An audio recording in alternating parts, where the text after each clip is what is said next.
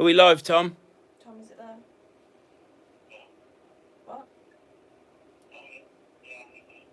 Yeah, you done it. I've done it. Do you know what? You have to do it all in landscape from the start. I've got nothing. Go hang on, live. I ain't got anybody there. Hello.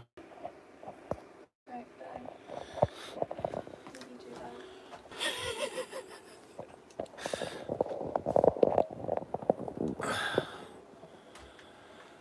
All right, Scott. I'm technology, mate. I can't do it. What I figured out now with this is that you have to. Maybe you have to go down one. It's okay. Brilliant. What I think you have to do now. Hi from Mablethorpe, Dominic Morgan. Hey, Dominic, are you? Didn't you talk to me a bit back on my video saying you was going to move to Mablethorpe? Are you the same chap? Yeah, I've got a memory like a sieve. Thank you, Alan. You're right, Mally. Thanks for joining. John Taylor, Fish on, Evelyn, Vern, family and all. Spot on, Vern. Hey, we got there in the end, didn't we, Gunneroy? Absolute nightmare. What I've done this time is I've set up the live in landscape from the start, because normally I do it in portrait and then turn it before I go live, and it normally says turn your phone, but it's not doing that anymore. Can you turn my phone off the Happy is it St Patrick's Day, is it? please? Evelyn Vern got there. Yeah, I got there in the end, Billy. Takes me a while. Mate, got to take you a while to do something, ain't it? Earl's fishing. All right, Earl. Yes, mate, that is okay now. I'm just catching up with everything because this is now okay. Right, now then. We ain't got the daughter with us tonight. She's having a night off because she gets... she wants a night off. I live in Trustthorpe. The beach is my back garden. Oh, that's nice, isn't it? I expect you can go out fishing all the time. All right, Stephen. Stephen Foster. All right, Vernon family. We're all okay. Mr. Silwood. All right, Stephen. Hi, Vern. Glad you got home in time with the traffic. I'll tell you what, mate. The traffic was terrible. There must have been every idiot out. And tractor. I had everything. Everything went wrong. At least we're not no, we're not, Mally. I don't know. Did you do that to my phone, Mally? Are you in my phone and messed about with all the settings? Because I didn't know what was going on.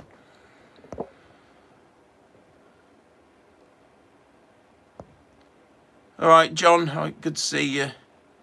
John and Tina. Are you all right, John and Tina? Thank you for joining. Rod looks great, Vern. Oh, yeah. I sanded the rod down and I messaged Steve Pudney, and asked him whether I can varnish it a second time, which obviously you can. And I rubbed it down again, but then I made a mistake. And I'll show you the mistake I did, but I'm going to live with it because it's only an old rod. Tom wants to know, what are you doing on tonight's live stream, because you haven't told him. Right, Tom. What I'm doing on tonight's live stream is I'm tying a rig because Lisa H has asked and John has asked if I'd tie a rig, so I'm going to tie a rig. I'm not going to lecture people on the do this, do that, do the other. I'm just going to tie a rig. I'm going to go in and show me rod. I'm going to have a fry up. We've got bacon, eggs and black pudding tonight. And then I'm going to stuff me squid with cart. So, all right, Lisa, thanks for joining. Oh God, this is so slow. Video's all sorted now, yippee. Yeah, thank you, Rob. Your extension feet on your box has certainly stopped that from tipping over. This is really slow. Hello, Vern. Brian Turner. Hello, Brian. I'm trying to say hello to some people. Daniel Jones. What's for food tonight, Vern? Bacon, eggs and black pudding. We're going to have bacon butties, rolls, and then we're going to have black pudding and fried egg. I've got no comments. I've literally, my last comment I've got is Lisa's. Right, hang on. I'm still here. It's just we're having troubles with the laptop now. Why is you have to get Tanisha out there, won't you? Oh, good. Find my channel again and go on it again. Just sign on it again. Right, I'm going to have to quickly read these comments here. Ian Elliott. Hi, Vern. You getting it wrong is all part of the entertainment. I tell you. Hey. Absolutely useless, isn't it? Of getting it right. When you're on the beach and I try and do it, I normally don't have a signal. No. But, yeah. Yeah, we're fine, thanks. Hope you're all well now. Yeah, I'm fine, Lisa. Thank you. Hopefully everything's working itself out. Went fishing on Monday, not Newton. Lots of... Where's this things? Not lots of bats, but couldn't get into them. All right. Scott, are you gonna now you've got your electric bike, Scott? Are you gonna go further? Well, I know you cycle to the Wivensea anyhow, but are you going to Kilnsey or places like that, Easington, on your new bike?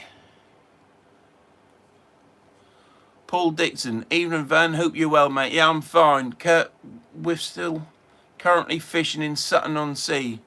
Love it. Well, I shall be there soon, because I've about had enough of this bloody lockdown now. I had 3 messages from various people asking if I could help with Tattlebox tipping over, so I thought I would make a video. Yeah, go along to Landlocked Sea Fishing and check out his latest video on his tackle box. He's put some feet underneath, which turn out, which I think is a good idea, because that'd be fantastic if you're on a concrete floor or something like that. And then he's got a bar that's a really good idea for on the beach. I would think that'd be perfect. Vern fished Easington yesterday, 12 hours, not a bite, loads of weed, heavy sea and wind. Steve had a £2 bass. Case to tackle. Is that right, Mike? Got it right that time, didn't I? I didn't say Mike. Stephen says it's your age, Vern. I'm crap at technology as well. Oh, Rob, how are you, mate? Evening, Vern. Pat O'Malley, thank you very much for tuning in, Pat. You joined me on Facebook, didn't you? A month, 2 months ago. I can't remember. Anyhow, you joined me on Pat. And, yeah, you keep coming in on my videos. So, thank you very much, Pat. Can you do a shout out for Webby for a job interview tomorrow and Muffs and Landlocked Sea Fishing? For who? For Webby. Webby? Can you shout out to Webby for a job interview tomorrow? Webby, let's hope your job interview goes well and knock them dead. And let's hope you get the job. Hardcore says yes, he will be when he gets his bait sorted out. Danny says evening all. In case I answer to anything, Vern. Yeah, I know you do, Mike. I know. You've said before. This is painfully slow, so I do apologise if I'm missing something. Evening, Pat. Hi, Danny. Hang on. I just need to ring the daughter. She should come in a minute. You're not missing much, Ben. She'll come out with you already. Now the daughter might come out in a bit of a ferocious manner because she don't think she's on camera now. Tom will be laughing now. Tom has to live with it, so he understands.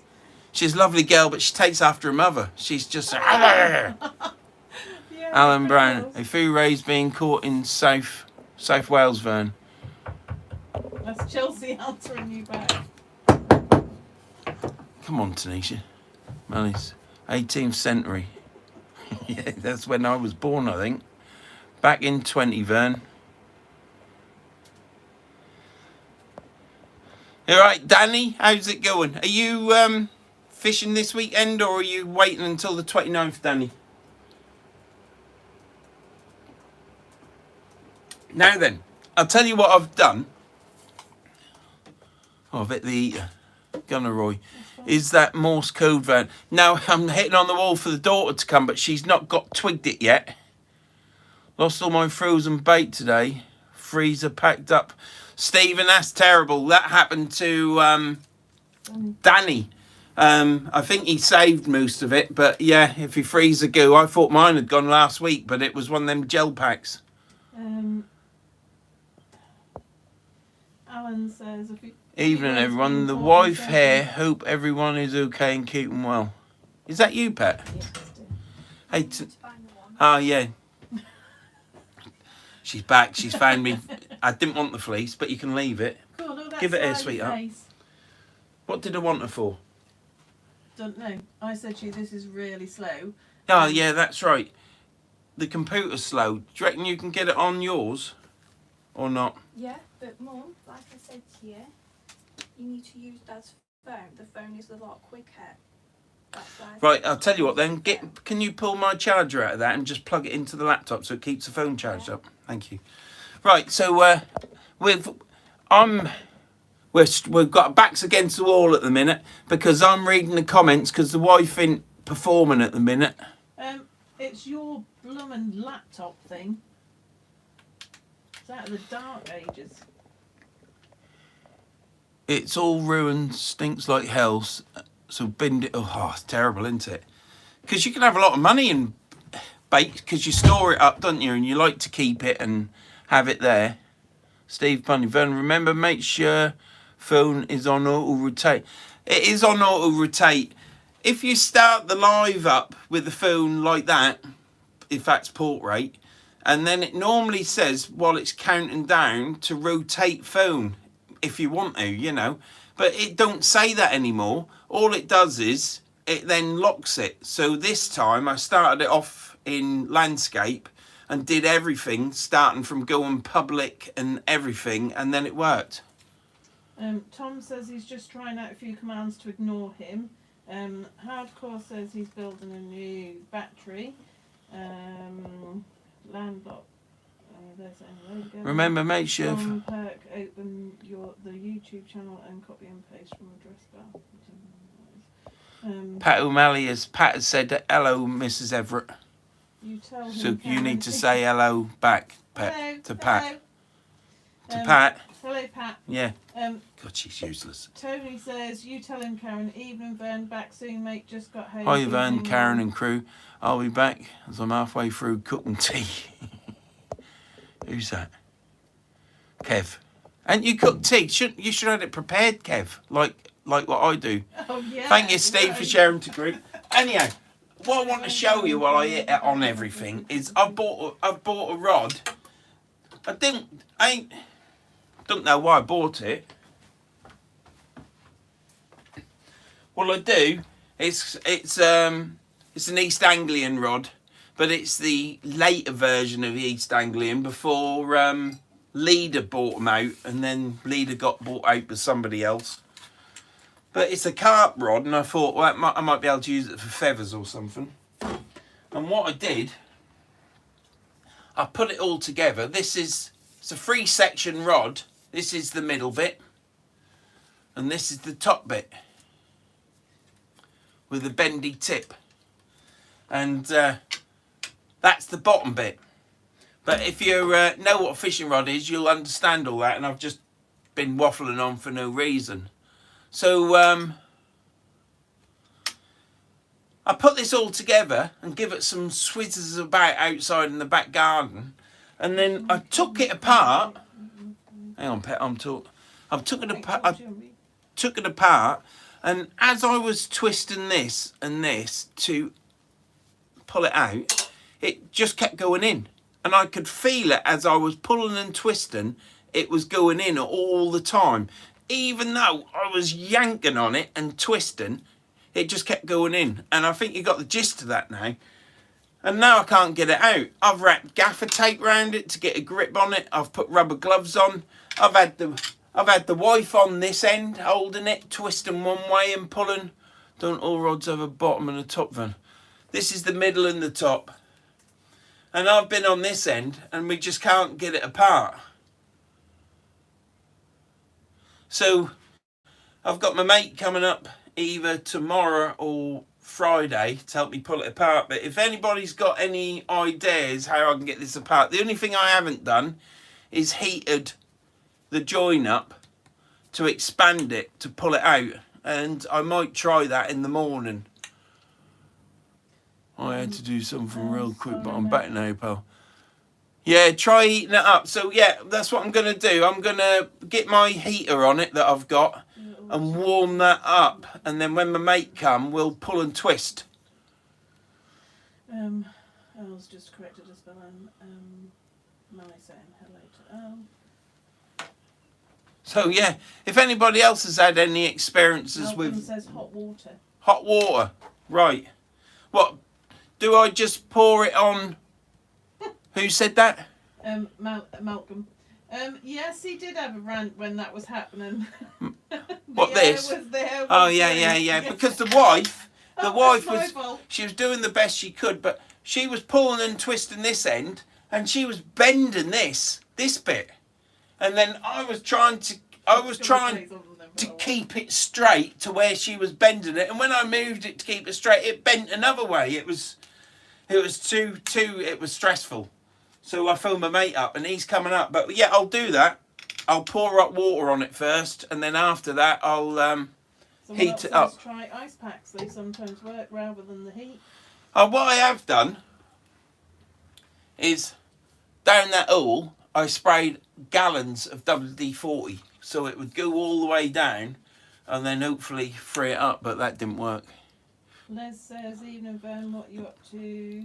Les, I'm gonna make a rig, which is my favourite rig. I've been asked if I'd make my favourite rig. Stephen says, "Family at war over a rod." No, I just hit him with it. Thank you for all turning up on this live. I know it isn't fishing or anything, and there's other people out there that are fishing. Matthew Skeet says, "Put it in your fly press, and that'll sort it out." Yeah, that would sort it out. That'll smash it. Who was it who said brought another rod and a laughy face? I think it was Mally. Yeah. You brought a rod, get away. Yeah. Oh, look at that. Tin's buggered.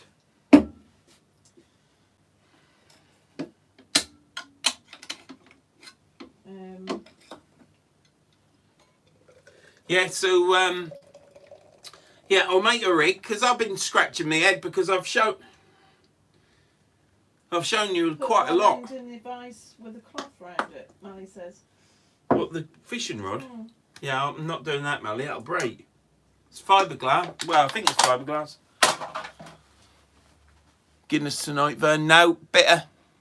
Ratfish 1000 says, "I'm going fishing in half an hour." Where are you going, Ratfish? Whereabouts are you fishing today?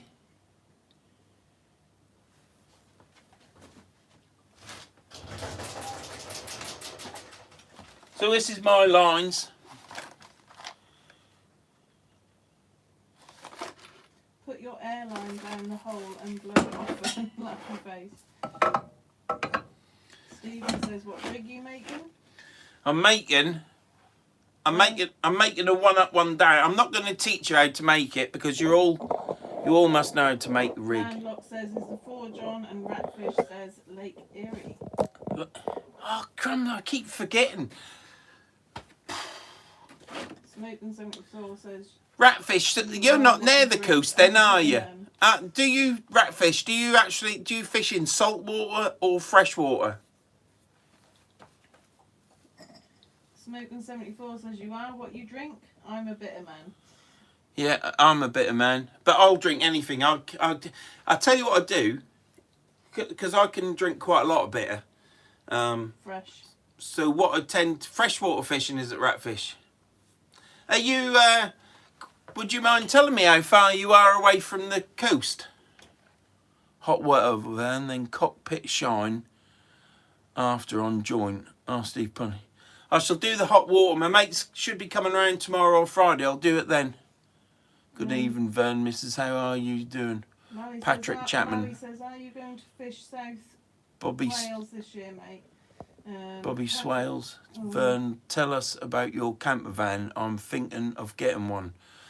Bobby, are you going to be in the live for a bit? Ratfish says 14 hours. David White says 10 hook flat with Vern. Alan Crawshaw says, I told Steve the same, mate, no problem. My camper van. I want to try and show you a picture of it. Have we got any pictures of my camper van? We have, but they're boxed up at the moment. They aren't the ones that I've thrown all over the bedroom today. Because no, I've tidied up. yeah, well, Because I came home and looked like we've been ransacked. Bobby, camper vans are fantastic. I've got a VW camper. It's not a split and it's not a bay window, high or low light.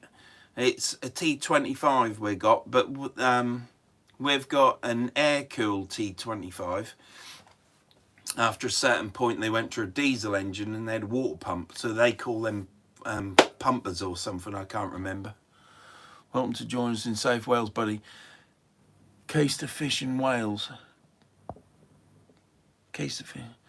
If I'm in Wales, I'll. Are you friends with me on Facebook? Because yeah. I don't know if they're talking to you or Bobby, but Oh right, okay. I don't know. I might be one.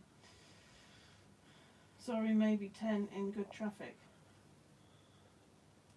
Oh, 14 hours, maybe 10 in good traffic. 10 hours. Yeah. Blimey. America's a big place, isn't it? It says, took me 20 minutes to get home today, and it was an absolute nightmare, and I just about had enough. By the time I come home, I was effing and cheffing out of the window at the neighbour. Because I was like, I can't believe this journey that I've just had, and was chuffing away.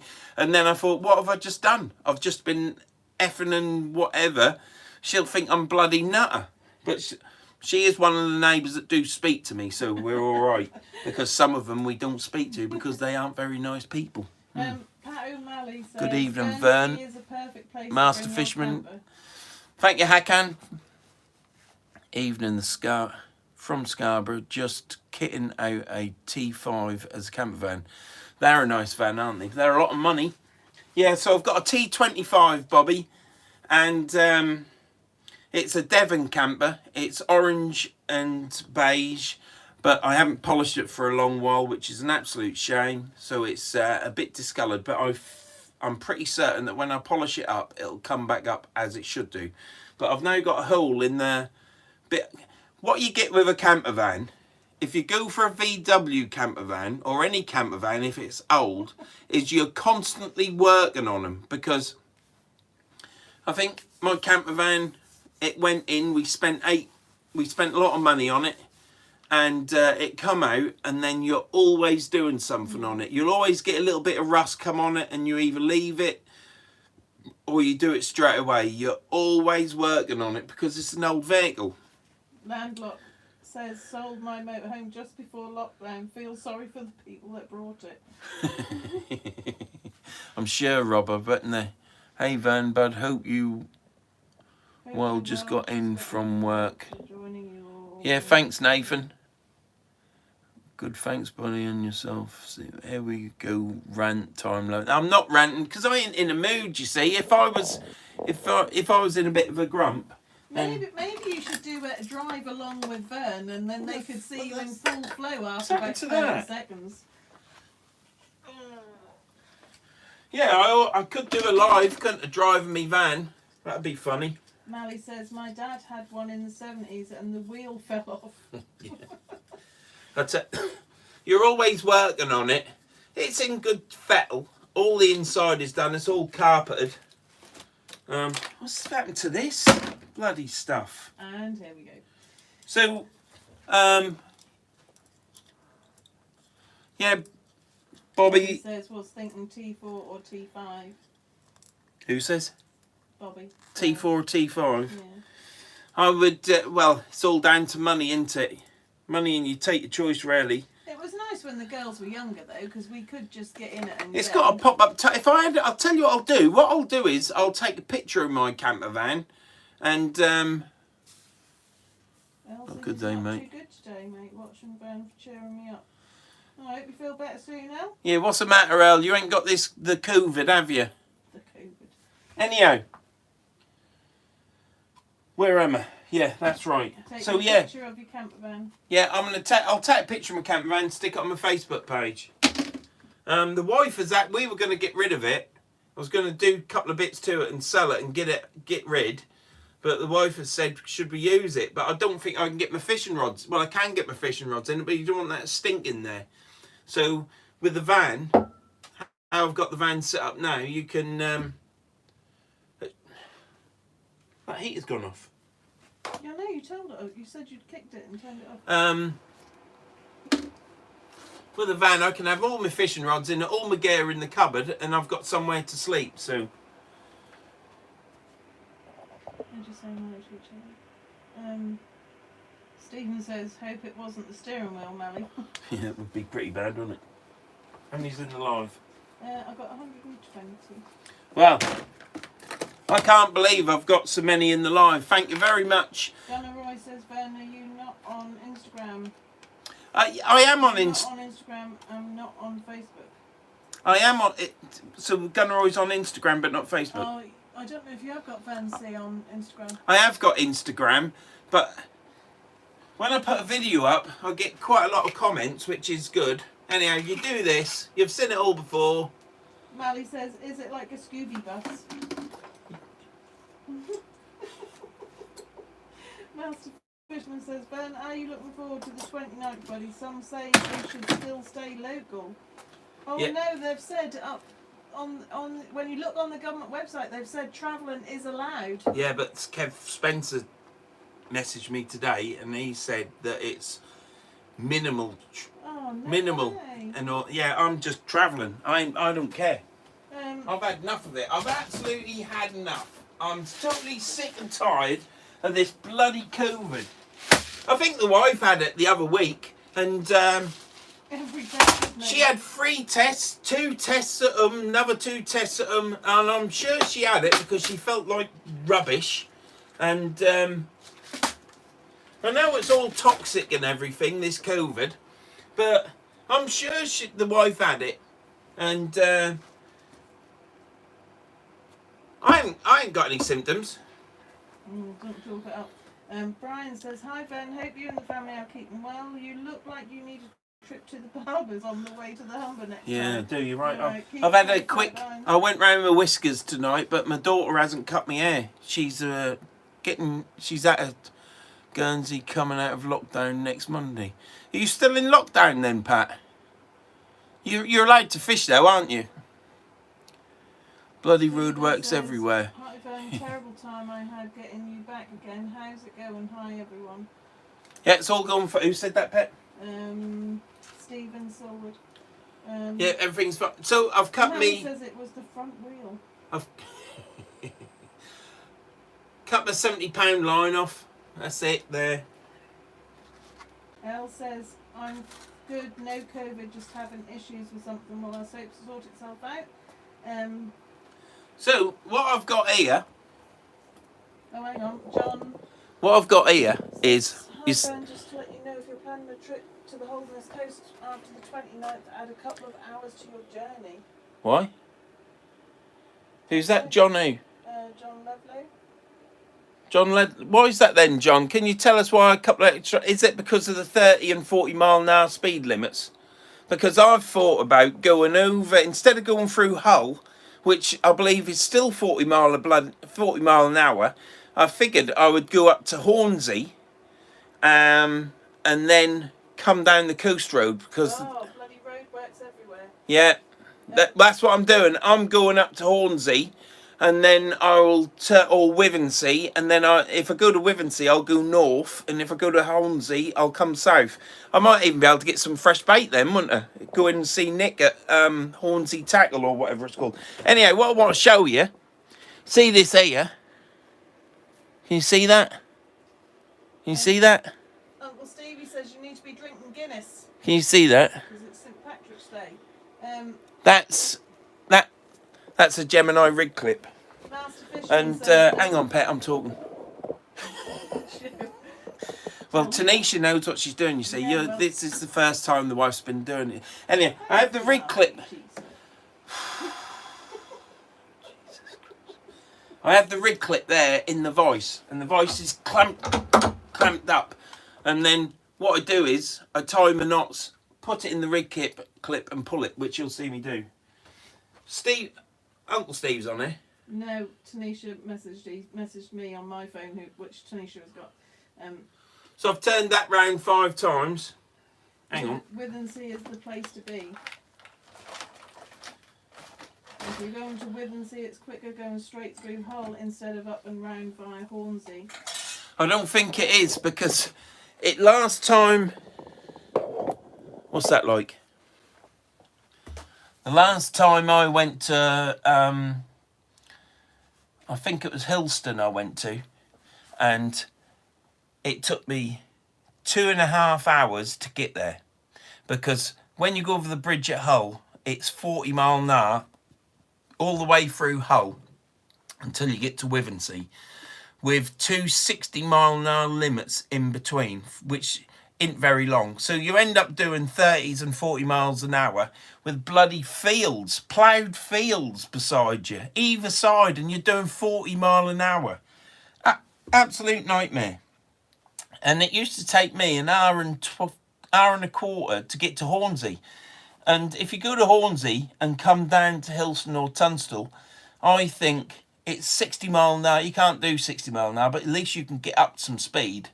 And I think, well, I'm going that way next time, and I will report how long it takes. But that's the way I think I'm going to go, because going through Hull is an absolute nightmare. You used to be able to do 60 through Hull, and then it went to 40, but absolute nightmare. Master Fisherman says, Vern, have you got any other trips planned other than Humber? Master Fisherman. Yeah. Pet, right. No, I haven't. No, I'm going to the lake. I'll be going to Cumbria this year. I'm also going to be fishing in the Mersey at some point. Hopefully, it'll be this year. I'm going to meet up with a chap up in Manchester, my mate Alan, and yeah, should be fishing in the Mersey. So yeah, that'll be an experience, and hopefully I'll come away being able to cast like a good one. But I'll still end up when I'm in the River Humber just flopping it out 20 yards, 30 yards, 40 yards, because that's where the fish are there. But at least on the beaches I might be able to. Vern, you got to meet me and Hakan on Chesil in May. Chesil Beach, how far do you walk along that? Because I've got a bad hip, I've got a bad knee. Cheers.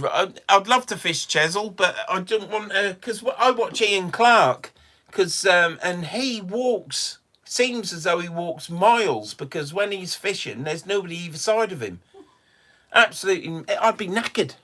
Holderness Coast says, evening, Vera. Yeah, that'd be all right, Rob. Holderness Coast.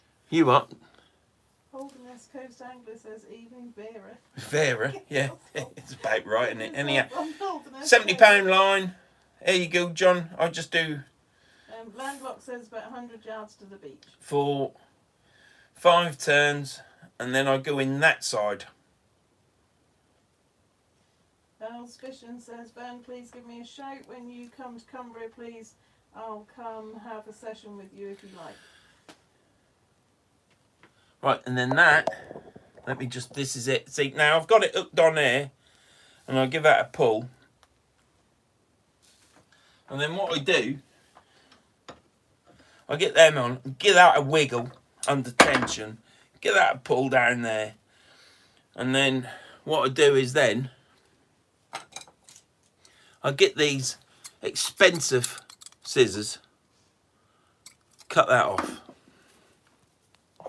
So, where are we? Where's the bloody camera? Here.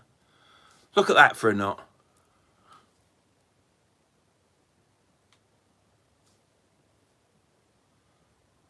Look at that. Can you see that? There's no gaps in that. And that's because I put it in that Gemini clip there, which is an extra long bait clip. And yeah, that's the knot. Anyhow, As Edward says, let me know if you come to the Mersey, mate. I will do, Les. Then I put a crimp. Take your wheelchair. You what? Custer's Fish and Wales says, take a wheelchair, Ben. Oh, right. Who says that? Pet. Custer's Fish and Wales. Well, I would take a wheelchair if someone would push it for me. Only into the sea. Robert Beacon says, hi, Vern. When you cross the bridge, go straight over the first round. About head to Beverley should only take about 40 minutes. Lisa H says, John says you have made a neat job of that knot. Yeah, I do like my knots. Anyhow, I then put a crimp on and a bead, you know the thing. Then another swivel.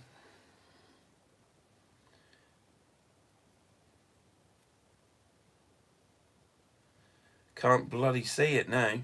So then I stick a swivel on, another bead.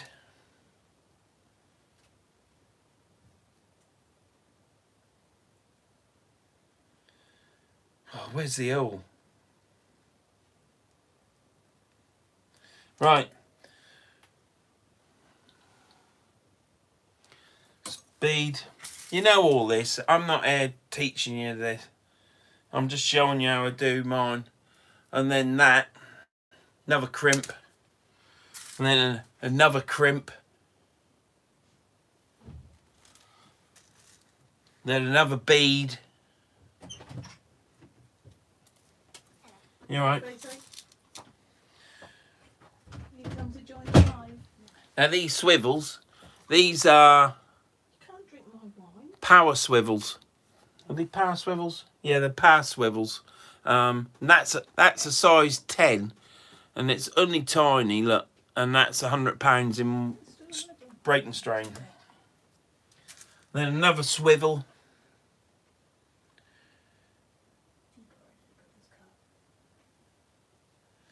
You're affectionate.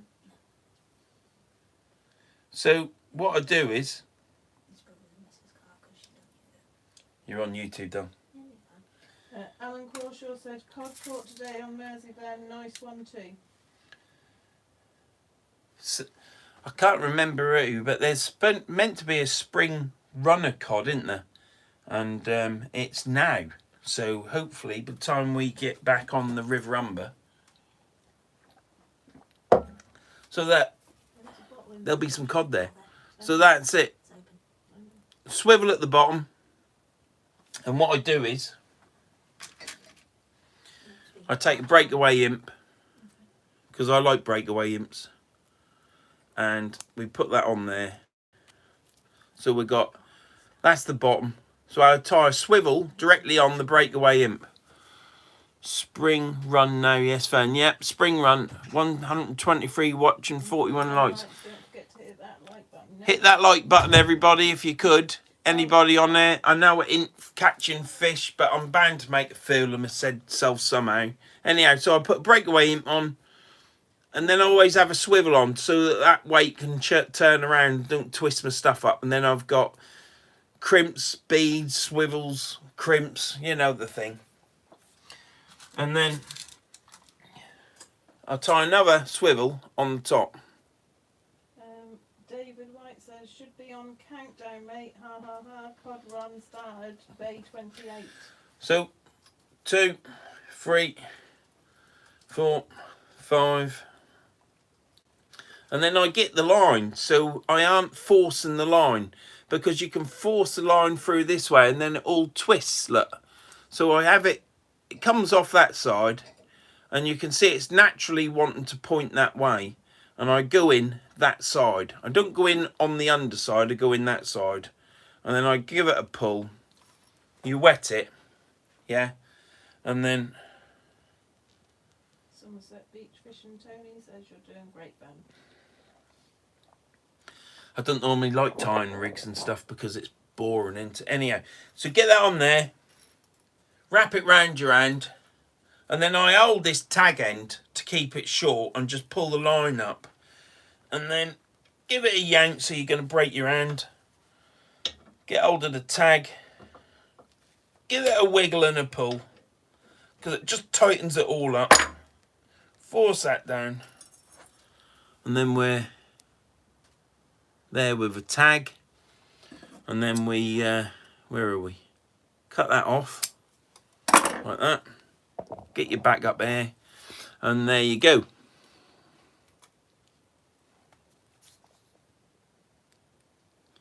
No gaps in that. They're all barreled down there. It's like hangman's noose. There ain't no swivel breaking off that. So that's the rig body. Swivel. Says Josh, aka Muffs, loves that knot. All the garbage with the bottom knot at the bottom. So, snoods.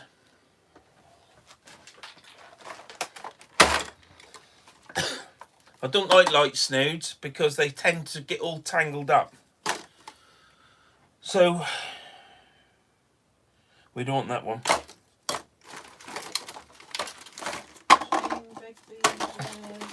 Hello Vern and family, hope you are all right. Hello Shane, thank you for joining us. Yeah, we're fine. We cocked up the beginning of the video of the live again, but there's nothing new there. It seems to be that's normal. Landlocked Sea Fishing has just donated you £5. Love your knowledge and attention to detail. Awesome. Thank you, Rob. Thank you very much. I would say, well, thank you very much. I'm not gonna say there's no need for that, because to get a donation you have to press the monetization button, which Tom tells me I've got to press. So I press that, and what I'm actually going to say is thank you very much, Rob. It's much appreciated for that, mate. That'll go in my diesel tank, because I filled my van up today and it cost me £100 to fill my van up, and it weren't even full because Asda would only let me put £99 in. So thank you very much, Rob. It's much appreciated. Anyhow, what I do now is I get this and I just half it. No, I don't, because I'm tying a one up, one down. So what I do is, you see, this is why I don't do rig time videos, because Tom would have so much stuff to edit out. Just make it, he don't enjoy it anyhow. He's got 3 videos at the minute to edit. And, I think right. he's just missing me. Yeah, he's probably just missing me, as the wife says. Alan's just said hi, Tom. Somerset Beach Fishing Tuning. Here, right, Tony. Thank you for joining us, mate. You've been at work tonight, Tony. Anyhow, this is £25 snood line at the top, and I'm going to make it about that because that's what I want to do. Stephen Silver says, tell me about it. I've got an 80-litre tank. Oh, for your diesel. £1.25, give or take, fraction of a penny. Absolute joke, isn't it? So anyhow, I don't crimp any of these on the rig body. What I do is I pick the top £100 swivel, and I drop the snood. As a matter of fact, I ain't even going to do that. Let's get the hooks.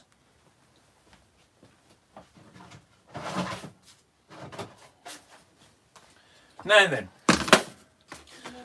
Last late one for the month only. You what, Dom? Edward says, do you prefer long or short snoods? Well, I don't know really. I just sort of like, that's the snood. It's just, I just make sure it don't hit the next swivel on the bottom, you know. So on a one up, one down, the top snood, what's that? 15 inch? About 15 inch, I would say. Has anybody got any hooks that they've got? I mean, I've got these hooks. I don't like using them. They're my favourite hooks. Yeah. But once these hooks are gone, as a company would say, once it's gone, it's gone. And you can't get these anymore, I don't think.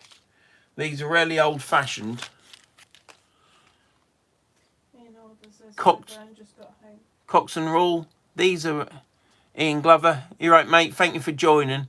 These hooks are absolutely excellent. They're really old and they're sharp as anything. Sue Bates, hi Vern, has got the He's cooker the fixed. yet, please. Yeah. I've fixed the cooker. I fixed that last week. And we had roast chicken. And the wife, I don't know if you've seen on my Facebook page, but I did put a picture of me wife's Yorkshire puddings. And when I come into the kitchen, I thought the wife had been making muffins. But she's done a good... I've got a recipe now from Alan. And we're going to try that next. And I'm just going to monitor it. We are going to try. He's going to do the cooking from now on. Yeah, apparently I'm doing the cooking from now on. Right, I'm going to use these. Because I've got... Stephen says, well, good night all. Hope the video goes well done. Thank you, Stephen, for joining.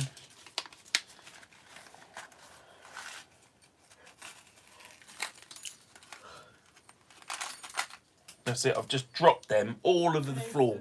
Fish and Wales. Rob will make you some. So, let's get these tied on. Shane's Berkeley says, can you show us how to sharpen the hooks, please, Ben? Sunset Tony says, I should give you another slap. Couldn't agree more.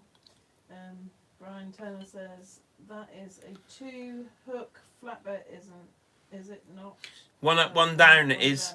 There's one snood below the weight and one snood above the weight. I shall finish it all off. You've seen me tie the knots. You get the top of that. Codnob says, wife, what flour are you using? Plain. Mally says, You need to speak up, Dan, I think, because I don't know if they'll hear you. Mally says, no wrong with those Yorkshire puddings, Karen. They were all right. They were a bit. Yeah, they were nice. Because I didn't have to cook them, did I? So. George Ray says, hi, Vern, mate. Right, George. Thank you for joining. So that's it. Pull that, wet it, and then I slot the swivel on there. Pull it.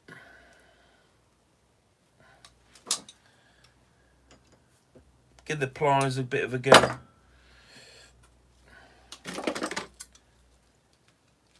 Cut the bit off there. Tony's telling you to be careful. So, I ain't going to cut my finger or prick it with a hook, Tony. And then what I'm going to do is I'll tie the next snood on. Now I do all this, do the rig and do the snoods. Now how long do I want to hang them below? He says you can get them on eBay. Yeah, I know, but it's nothing like tying them yourself. I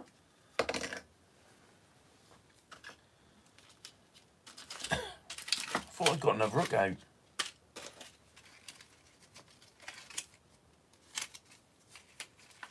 I thought I got 2 hooks out. Must have put one back. You had a beer mush.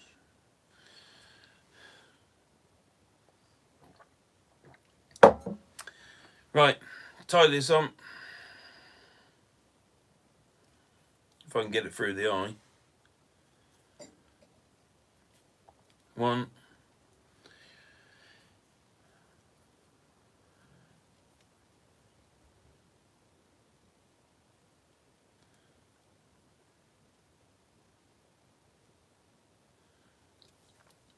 Right, that's that. Gunnar says there's no hooks on eBay. That's because everyone would have been buying ready. Yeah, there is a lot of tackles gone, ain't it? Because people have had nothing else to do. Nothing else to do, and they just buy it, don't they? Can you hear the wife talking in the background? That's what I'd like to know. Can someone say if they can hear the wife? Can you hit that like button, everyone, as well? Because helps me channel. So I've pulled that with the pliers, yanked that.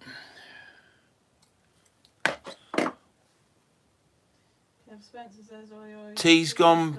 Batter pudding was a success. Catch you next time. Landlock says, yes, we can. Brilliant. So here, I've tied the next one. I've left the small little tag on. Look at that for a knot. Even I can see that one. Right, give me... Yes, we can hear her. It's loud and proud. So you definitely can hear it because I can hear it. Anyhow, give us 2 seconds and I'll be right back. Talk to him, pet. No, a bit louder. I think he's gone to make some Yorkshire puddings. be a bloody first.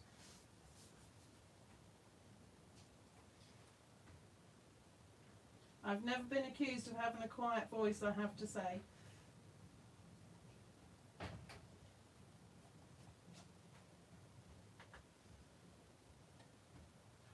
Laptop's frozen again. I'm back. They haven't missed you. They can all hear me.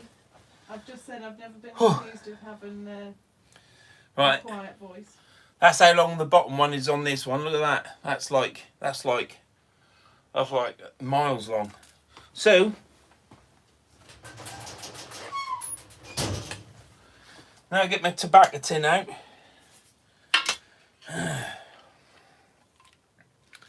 I'll take some of this silicon tubing. Smoking 74 says those hooks look like cocks and rolls. Yeah, these ones are. They are absolutely fantastic. I bought. Alan Crawshaw says I've got my lager now, Ben. You got your lager, Alan. Good. What's that say there? Christopher, give him Aunt Bessie Yorkshire puddings. Richie, I'm in a pickle. Don't know what live to watch. Too many great channels. Watch mine, Richie. Watch mine. Unless it's someone fishing. But hey, thank you for tuning in. That's the main thing. Wales, do you want to fish East Pier, Ben? Hell of a walk. East Pear? Where's that in Wales? Well, I'm guessing so. I don't mind walking. I've just got to take my time because my hip. I think I need a new hip. And while the COVID's about, I don't particularly want to go into hospital. So.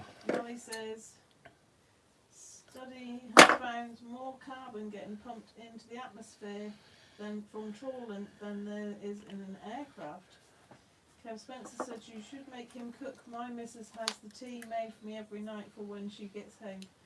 Oh, he cooks his wife tea every night. Well, you know. When was the last time you cooked? I'm not tea? retired. I'm working. I had a stressful journey back from a place. Not good. That must be really nice. What surprised me is the shortages of sea fishing gear, being after a Shakespeare salt tripod for ages. Have you? I don't know if you've seen. You've obviously seen my tripods, Shane, but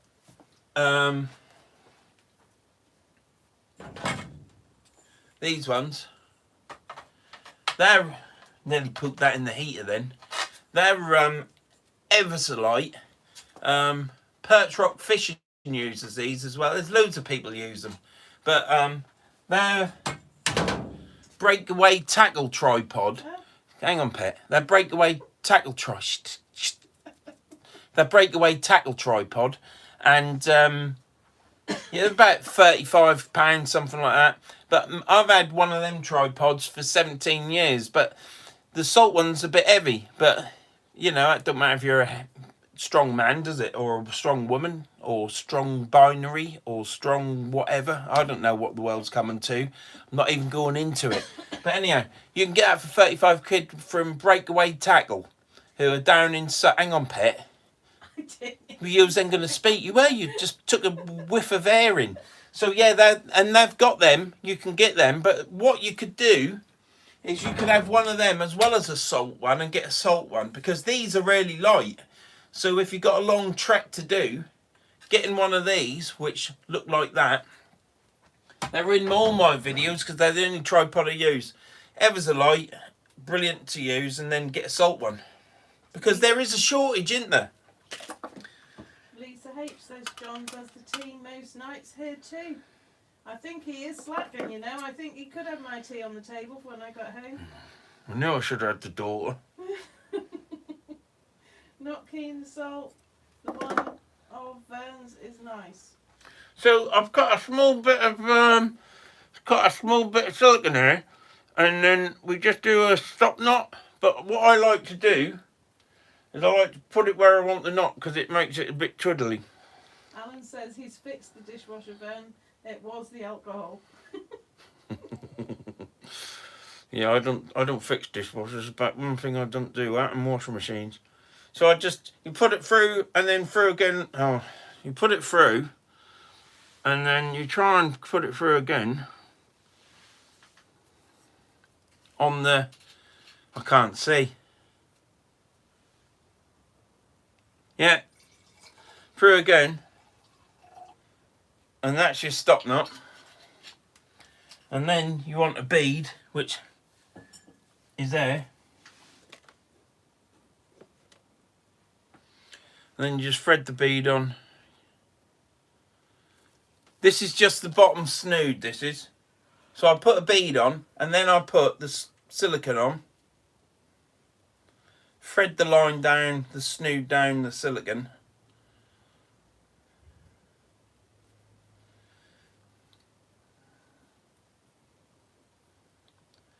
Right, and then I find, now I don't crimp any of mine,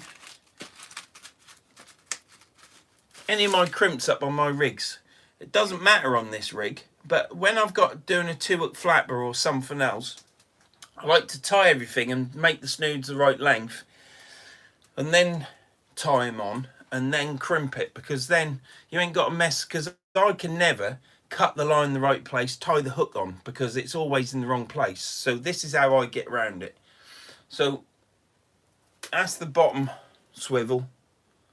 Put it on. This is the only knot I use. My leader knot is totally different. So it's round 5 times. It's a blood knot or a half, whatever, or no, how many times was that? 1, 2, 3, 4, 5. And then again, where that comes off, that line naturally, can you see that curve in that line naturally? I don't force it around the back and put a twist in it like that. Can you see us now doing a twist? So it's naturally going around, and then I go through the hole at the end, which I've just gone through. I grab hold of it with that, pull it, wet it.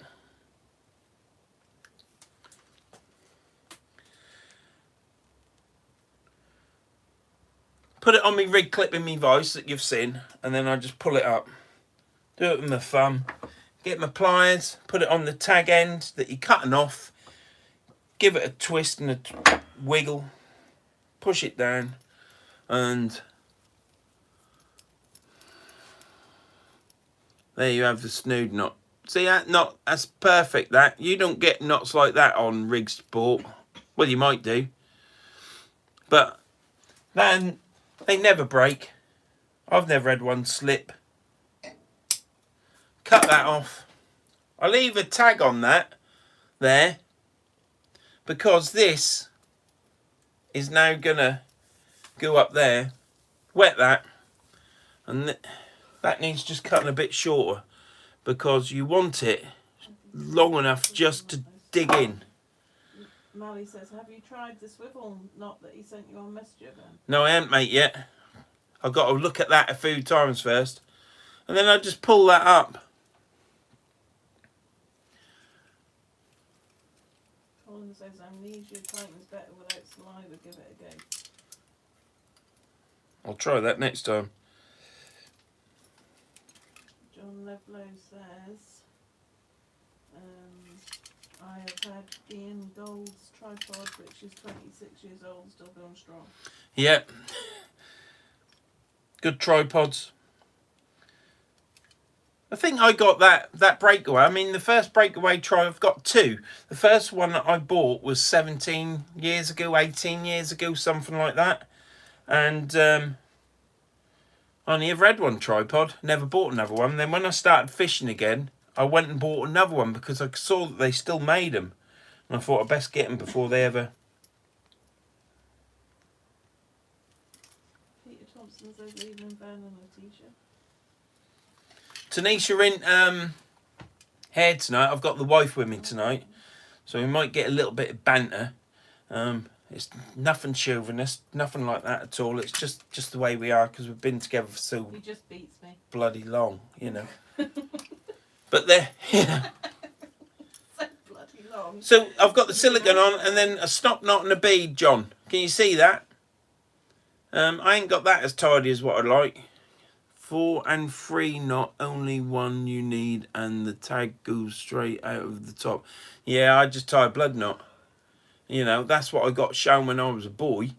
And that's what I'm going to keep tying, because I'm from Norfolk. I'm a bit stubborn. Anyhow, you put that on there. I don't know if you need this on there. It's just to make sure it's on. You don't want to scrunch it up so it goes like that, because that's not good. So you just have it so it just bites into it. And then what I do is, where are we? Can you see how long it takes to do a rig video? It takes a long time. So anyhow, I get the same pliers. Can't buy pliers like this anymore. These are proper pliers. So I get this. And what I do is, I just put the corner of the pliers where I want it. And I want it there. And then I just squeeze. And then I squeeze again. And then put that down there.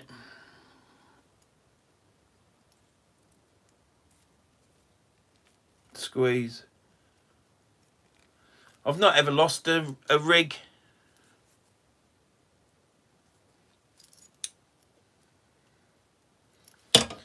And then the top one, you can see where that is there. Can you see the hook dangling about? So we'll just crimp that at the top there. Well, Jefferson said go car boot sales for pliers. Well, that's where I got these from. Car boot sale. Then we'll just crimp the top one. Exactly the same again. Look, on the. If they're blacksmith pliers, aren't They might be gas pliers or something, but they're that's what they are. They've got good long handles, so as you get older and you lose your strength, you can get some purchase on them. Oh, you've got your one dislike. Have I got a dislike? Only 2 more to go, and then you've got your full house. Crimp, crimp, and that's it. It's hard to show this, isn't it? Yeah, so there you go. Weight goes on there. That's the snood at the bottom. Made that quite long this time. I don't know if you can see that there. There's the hook. That's the top. That's the bottom with the imp. And that's the next snood. And you have to make sure that that hook is not near that swivel. And as you can see, I've probably got, I don't know, 6 inch, 7 inch. About 6 or 7 inch. And then I've got this one here. Down to that. And it is the span of my arms from the top swivel to the bottom hook. And that's it. So that's going to be fishing. That's got to be, well, it's the length of my arm to my chin. So it's Beach Fishing says they're old. Kester Fish and Whale says I bet Vern has 1,000 pliers. Rich and Leo England says hi. Right, Rich and Leo. Yeah, I've got lots of pliers. Somerset Beach Fishing says more hammers than pliers. I've got a lot of hammers. Have you seen me hammers? For those that haven't seen my hammers. Richie and Leo ask, is it a Trident rig? Question mark. No, it's not a Trident rig, Rich and Leo. It's a Gemini and power swivels. Yeah, they're all my hammers. So we've got mallets, copper hammers, brass, 4 hammers, going down to, well, these are cobbler's hammers. Another cobbler hammer.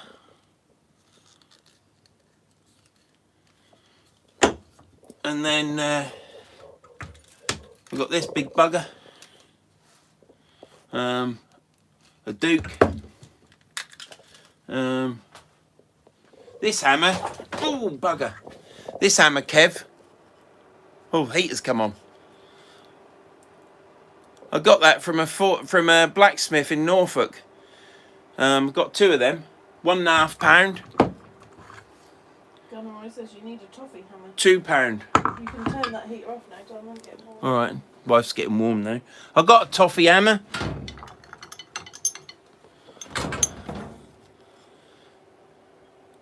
More little hammers. Lots of hammers. Spencer says you can roll whatever you need to grip. Jackhammer under counter. What is a copper hammer for? I Well, have one this- I found. This copper hammer here, well, they're just for, they're a soft-faced hammer, so you can, when you're fitting and you've got to tap something in or whatever, you don't damage the bearing. This brass hammer here was for knocking off the spindle on mag wheels, and not mag wheels, spoke wheels, like what you get on Jags and MGs and all, you know, the old spoke wheels on old cars. That's what this hammer was from. So, I've got this stuff, though. and this here, that's a soft-faced hammer. Conroy says MC hammer CD. I think you've got a fetish. I have got a fetish, Melly, yeah. I've got planes as well. I've got loads of planes. These sort of planes, I've got them as well, but I actually use them. And I was on a job to look, see, use them. Sawdust in there. And I was on a job today that I could have used a plane and I didn't have it in the van. I was a bit buggered. Somerset Tony says, I haven't seen one of those brass hammers for 30 years, Ben. I've got this one here as well. Got a great big brass hammer. And a little tiny 4. That's a 4 number A. And then obviously a small copper one. So yeah, I've got too many hammers, but I do use them. I can go and get, like this one there is a blacksmith's hammer. It's a rounding hammer, so you've got a round face on it. Can you see that? And what that does is when you hit the metal, it pushes the metal out, so it don't leave any hammer marks. You always dress your hammer around the edge, but it draws out the metal quicker, because that's like a fuller. So you've got it on the anvil, or you've got it on a fuller, and then you're hitting this and it just draws the metal out quicker. But that's a blacksmith's hammer. You don't want much bigger than that, because you end up getting sore arms. But yeah. 114 watching, 81 likes and 1. And then you've got a slightly domed face here with a ball peen. This one here, look at that. The bloke that I bought that from, that has seen some wear. This is concave, this face. It's been used that much, it's concave. This must have been used for hitting down onto dollies and stuff. But yeah. Alan Crawshaw says, plain on airfield, Vern, lol. Copper hammer for copper nails, Vern. Cased fish and whales. The one I got is like a lump hammer. Todd Milton says, not just fishing, but... Got a lump hammer. But foam. I like the cobbler's hammers, because they're curved so that you can actually use them, and they're landlocked. they're rounded faced. What's the landlocked said? Blacksmith's round hammer can also be used to create a divot in your ship hoods. We don't want to flatten them anymore, do we? Because they'll be even flatter. Not just fishing, But smithy skills, yeah. He might have one of them hammers wedged in his head next week. I've got, you must have seen it, but that's my, I'm down on the floor on my knees. Oh, I'm getting cramp. Oh. I'm just turn that off a sec. Here, can you see that? That's a 45 kilogram anvil on a base, mounted on plasticine to take the shock. The chain's wrapped round to quieten it down. I've got it on a stand as well, which I've blocked up the bottom holes because I was going to fill it with sand to make it a bit more deader. And then obviously I've got it mounted on a log. buckled on with the chains here, with a buckle, turnbuckle, and yeah, Right, done. one handle, and then I've got another one here, and exactly the same anvil. This is a 2-horn anvil, one's flat and one's round, chain, and then again, don't know if you're picking it up. Yeah, you are. Somerset Fishing says he's got a couple of those in my workshop. Mounted on a log. Who? Tony has. Yeah. Yes. And then chain and Says buckles. the pliers look like glass breaking pliers. They don't have any grip, so the glass splinters don't get stuck in them. Oh, right. Doc says And on this anvil, hang on, wife, hang on. This anvil here, I'll be quiet and you can catch up with the comments. This anvil here, I put this piece of wood on, and that's what I keep my fishing tackle box on at the minute. But I need to get my anvil outside in the workshop and then chain it to a big thing down in the floor, but I can't move it, and I don't want to take the anvil off and then have to bed it down on the plasticine again. So Doc says that's the biggest sinker weight I've seen. What do you fish for with that? And Codlocker says, can you lift it? no, I can't lift it. That's the problem. I've got to sort out a couple of wheels on there, and then I've got to concrete through my garden to the bloody bus stop to me workshop so that I can push it along. But so yeah, that's my rig. So you seen me rig. I hope that helps, John. But you'll know how to tie one of them, I know. But yeah, that's my favourite rig. I seem to have caught a lot of fish on that. Another rig that I caught a fair bit on, but can be an absolute pain, is a bomber rig. A bomber rig is... I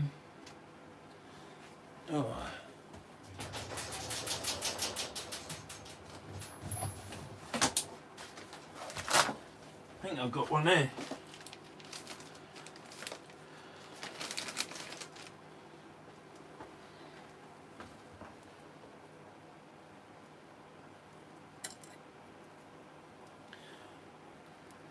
God's sake.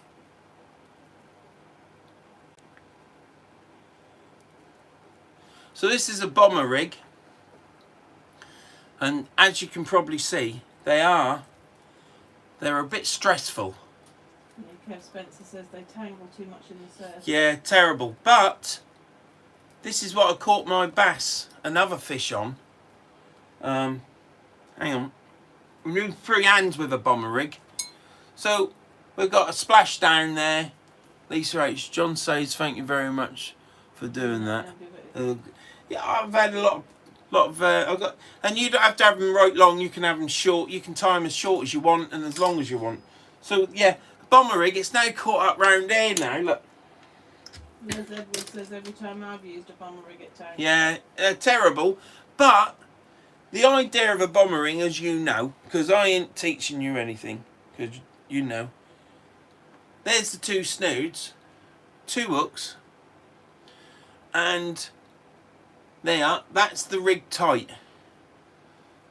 So, rig clip at the top. Yeah, that rig I've just tied, I've tied it wrong. I always tie a rig clip to the top because I have a rig clip at the top of my rigs. I don't know why I put a swivel on that. I'm going to have to cut that off and retie it. This is why I don't make rig videos, because some people do a rig video and I'm sure everyone's the same, but I'm not saying they are. It all looks really professional because it's all edited out, but you always forget to put the bead on or the silicone for the stop knot, and you then have to tie a stop knot on with power gum. So yeah, I always put a rig clip on at the top, which is a Gemini rig clip, and because I have a swivel on the end of my shock leader, because it'll go through all my eyes on any rod, the swivels, because I use the power swivels. And then the rig clip, just all my rigs start with rig clips, so I've got to do that. So anyhow, there's a rig clip there, that's pulled tight, you can see that, and the 2 hooks are in the same position, and there's the weight, so you can see that it's like 3 inch away from the hooks. And the problem you get is that because both the hooks are in the same place, they do get tangled up, especially if you've got a lot of bit of swell in the water. But when I've used them, I have caught fish on them, so they do catch, but they are a nightmare at times. So anyhow, that's that. I'll put that there. I need a mouthful of that. What the comments done? Still that every time I used a bomber I get tangled from Les. Right. That's that. That. I need to.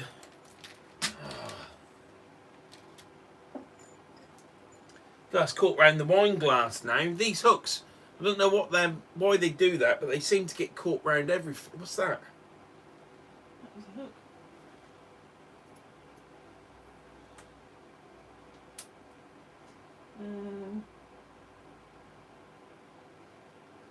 First to fish in Wales, I've just been to the fridge. What have I missed? Cod not I'm using drop down pulley for most of me fishing on Holdness and River. Gunner Roy says leave it burn, use a fast link with that rig. Right. That's that done. I need a bag. I'll put that on it. Right, let me get them away. Put that away. Lazarus, don't forget to change the swivel before you put it away, Ben. Shall I change it now? I'll change it now. Because, yeah, I'll forget. He forgets everything. I'll forget everything. I don't know why I've tied a swivel on there like that. I'll probably cut the wrong end. Look at that. It's now all tangled up. Master Fisherman says, have I missed the fry up? No, that's coming.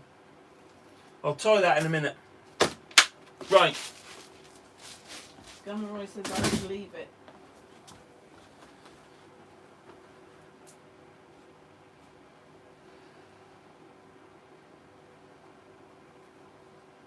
And this is not yet happened. Right. Can you eat, pet? Can I eat? Well, I expect Everett can, if I tell her that you're cooking bacon. Right. But I've got like a million devices. Have you been out fishing?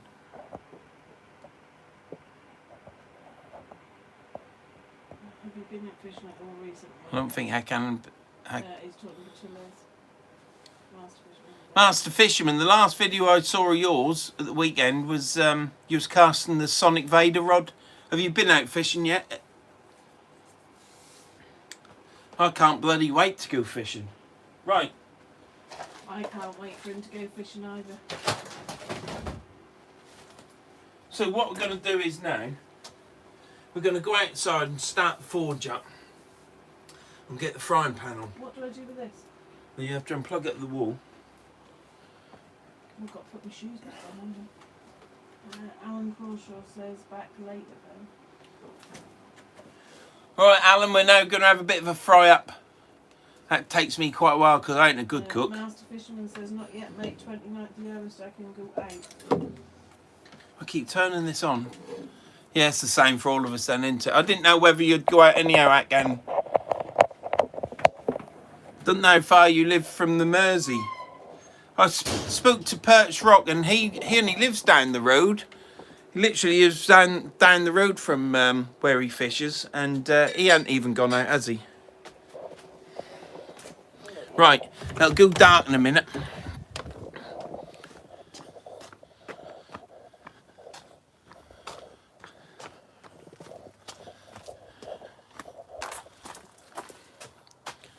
Right. Put you there. Right. Just talk to yourselves for a minute. I'm zooming back. I won't be 2 minutes. You go in that corner, Don. You've got sockets there, Don.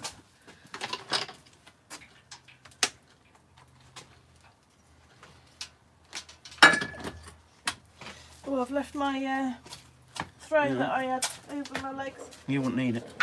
and my scarf. Let's light this up. And you'll have to ask over it if she wants bacon. Oh.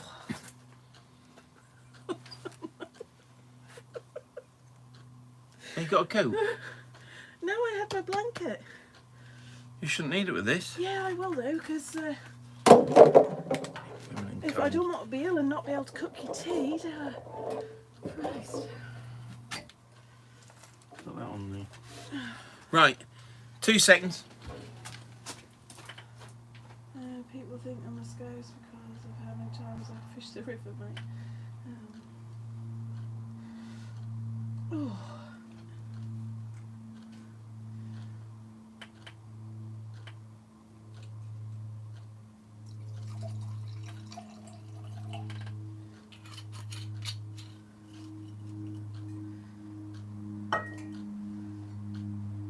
Oh. He's never changed in the 34 years we've been together. He's always been the same. I live in hope that he might change one blanket. What? Blanket? You won't need it. I do as you're told for once in your life. Right. I want to see what this is like. It's the same wine as before. It's a Australian Chardonnay. It's only about £3. 4. Push the boat out. £4. £4. But it's very nice.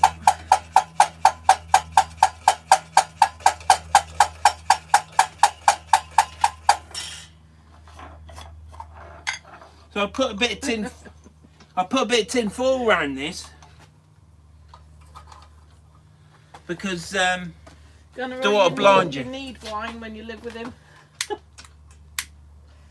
Get him to tidy the background up. No, there's no hope. Every time I come home, there's something new. I'm making a. That's a washing machine drum. I'm making a fire pit out of that. We've already got one fire pit. You'll see that. We'll do a live with our fire pit. Did I get the blanket? I'll go get it in a minute, Dom. You got a gas heater on. Can you feel it? Ben, hope you cut a spud in half and rubbed it all over the shovel you're going to cook on. Nothing will stick to it, bud. I shall do that. Here's the shovel. It's I cleaned it, oiled it, and then wrapped it in tin foil.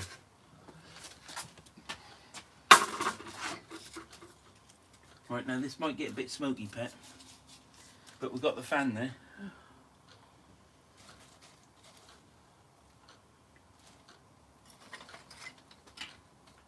Did you like the tilly? It's heating up in a minute. Oh yeah, I can see.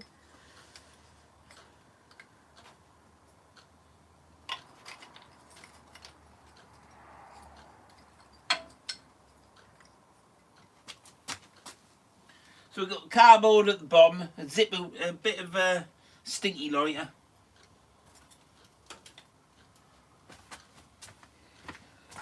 Why is it? Yeah.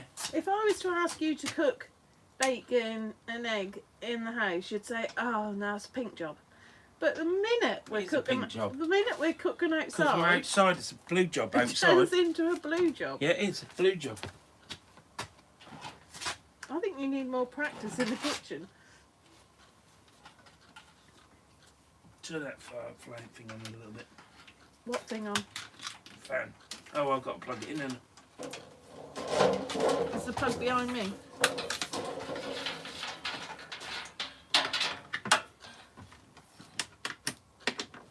No, I can't. You filled up the thing. Then.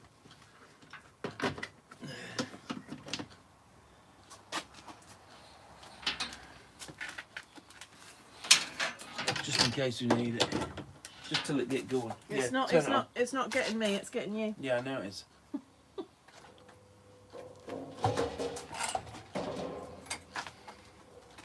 Turn it off, sir.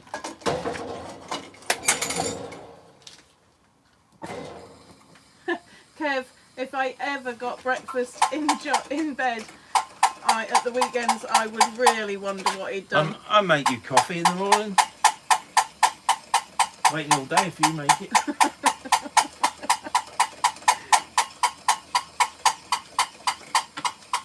job. Exclamation mark then. Yeah, we do have pink jobs and blue jobs. Pink and blue jobs in this house. And I'll tell you Mostly now, a blue, I'll tell you. I'll tell you something. The blue jobs we've been waiting years to get done, and there's lots of pink jobs.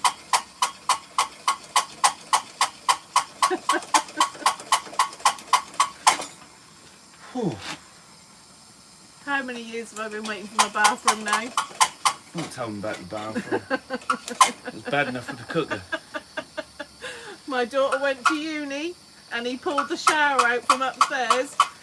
Because it needed fixing. She was at uni 4 years. She's been home nearly 2 years. She's now getting ready to move out and is still waiting for my shower. She's lying. I'm not lying. So, that's going to blow.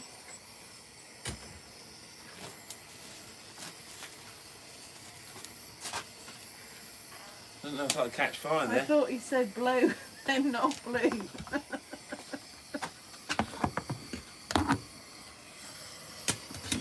That might catch fire there. Yeah, don't put it near me. We'll put it here. Oh, yeah, great. I can't escape. Can you see that there? Yeah, it's not too bright, is it? That's not dazzling you. Just gives a bit more warmth for us out here. So, I'll remove that because that'll warm it up. fan on.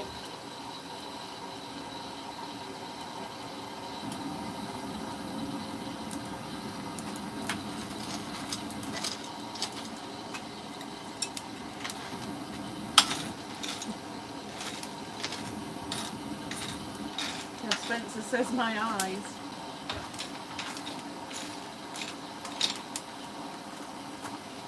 So do you just wait until it rains then, Karen?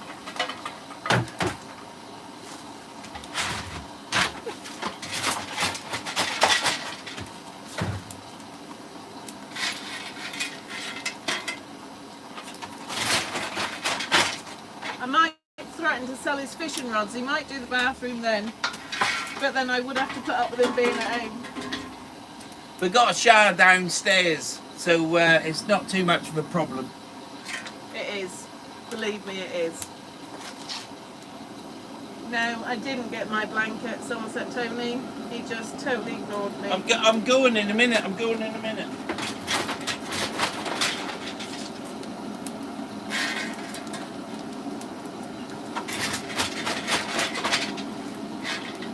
So this is Coke.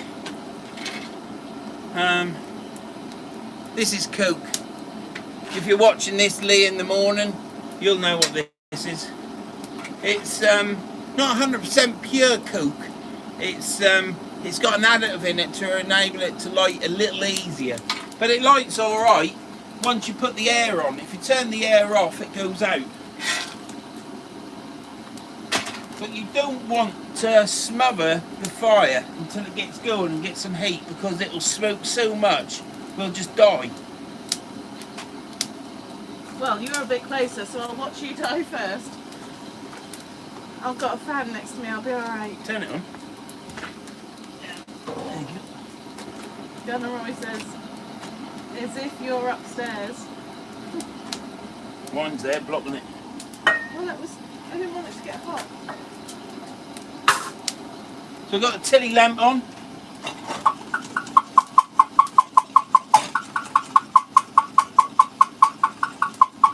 Cool. Master Fish and Wales says 114 watching, 87 likes. If you can keep hitting that like button, that's great. Even if you don't like it, it's free to hit it. We've got one of them already. What? A dislike. I've got my dislike. Thank you very much. It's as good as a like. But I do cry myself to sleep at night because I normally get 3 of them, and if I don't get all 3 dislikes, I do tend to if I don't get them by night time, I start crying. It's oh. Lisa H says, my old next door neighbour was a blacksmith. Mally says, how do you get that up your nose? What up your nose? I don't know. What are you talking about, Mally? What did I miss, Mally? Robert Mansfield says, I'm glad I'm not your next door neighbour. So I've got a chimney going up. We've got a cool fire anyhow, so we are allowed to have a cool fire. Coke. Oh, Coke, yeah. Oh, what, Mally? Yeah. No, well, Kev Spencer. Once Mally this gets says warm, this smoke will disappear. Oh, I'm putting my hand up my glass, I'm getting all bits.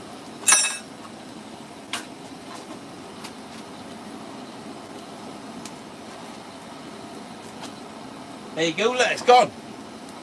As if by magic. Right, I'm going to go get the wife's blanket. I'll be back in a minute. You better tell Everett you're cooking bacon as well.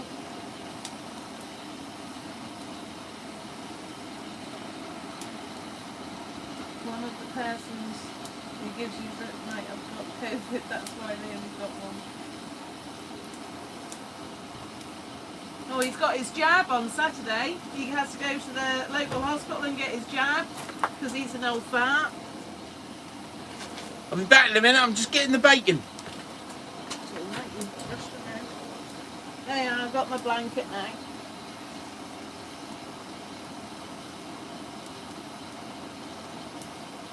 I am very happy now, thank you. It doesn't take a lot to make me happy.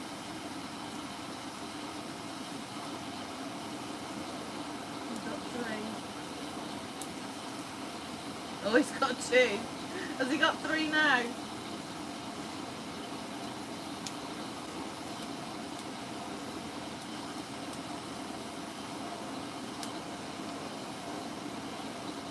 I am pretty laid back, Colin.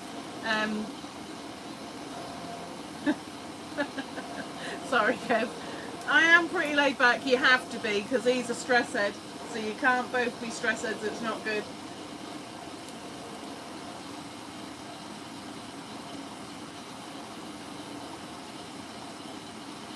Yeah. Robert, are you saying that I'm definitely Norfolk? I grew up in Galston, Great Yarmouth, and moved up here in 88. No, then 89, something like that. Long time ago.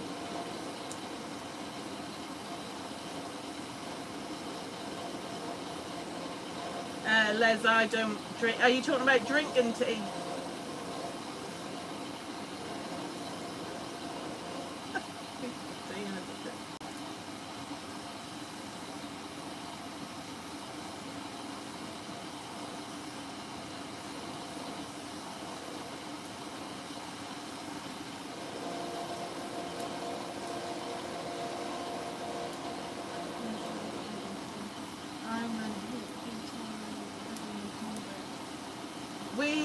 We go, love Cumbria, we go as many times as we can, and with this lockdown we've not been able to go very much, but the last time we went was August, and love it, just getting away from everything.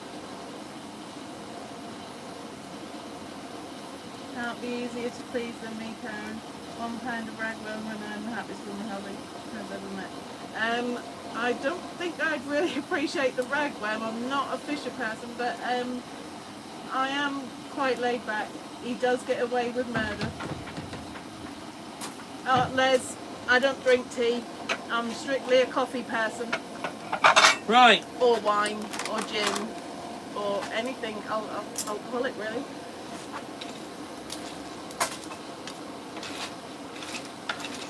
Did you tell Chelsea you were making? Yeah. Did she want it? Yeah. Did you get the rolls? No. They're in the bag.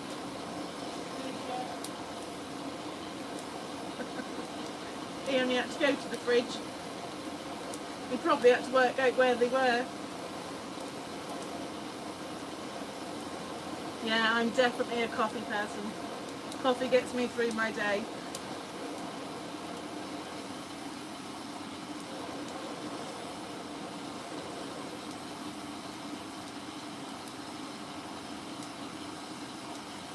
Lucky husband. Yeah, well, we've actually Friday. What day are we on today? Wednesday. Friday we'd have been together 34 years, and I doubt whether he'd remembered.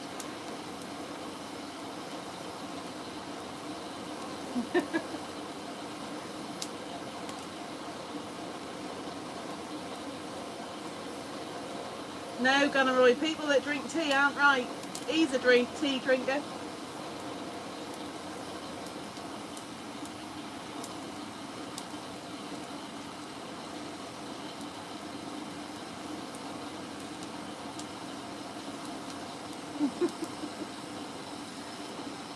He knows he can go fishing whenever he likes. I don't stop him doing anything he wants to do. You're only here once and you have to enjoy it. If he wants to go fishing, he goes.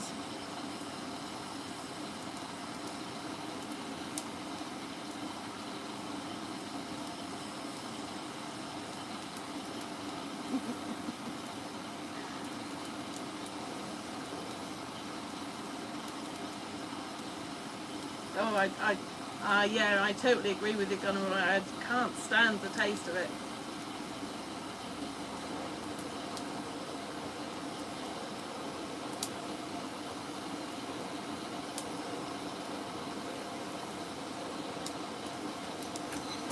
She's having a night off tonight. She's been feeling a bit knackered lately. Furlough has definitely caught up with her. She is ready to go back to work, and she's got to wait till the 12th, and then she can go back. She is definitely struggling with Furlough, so she's having a night off.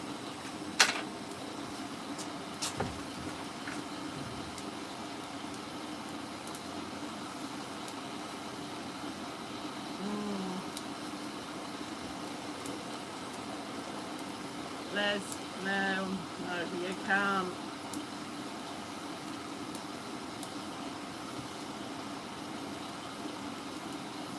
Mally, we didn't get married in 87, we did meet in 87. I was very young when we met. But we got married sometime later. That took him about 7 years for that to happen.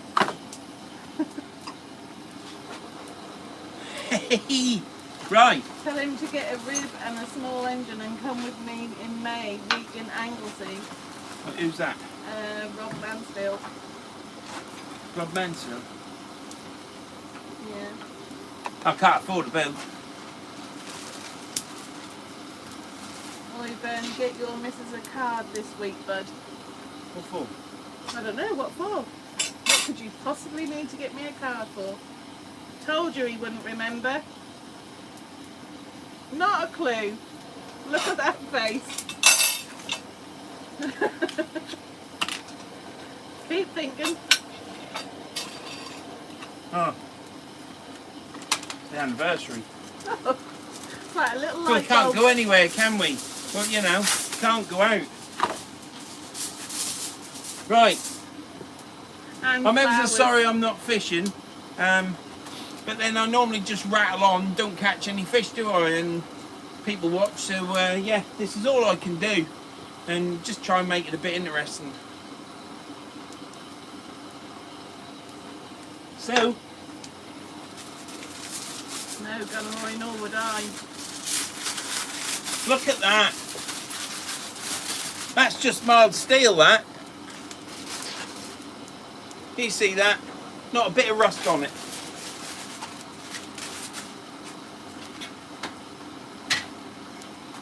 So, is Steve still in there?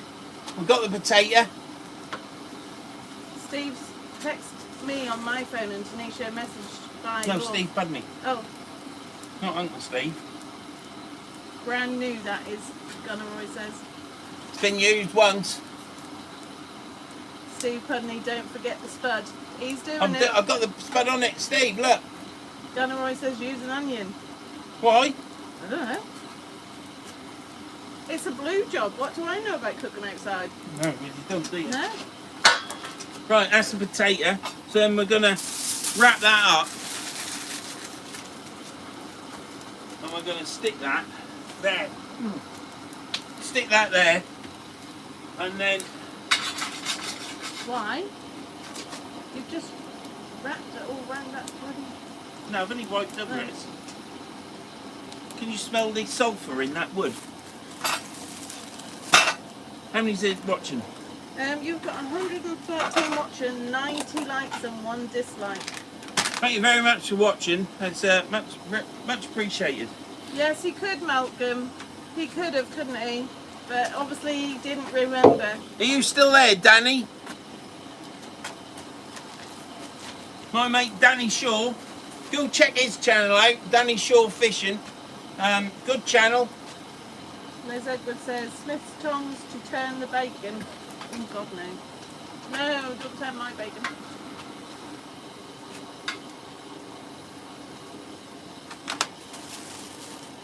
Maybe that's what we need to do. Maybe we need to move our kitchen outside so then you cook all the time.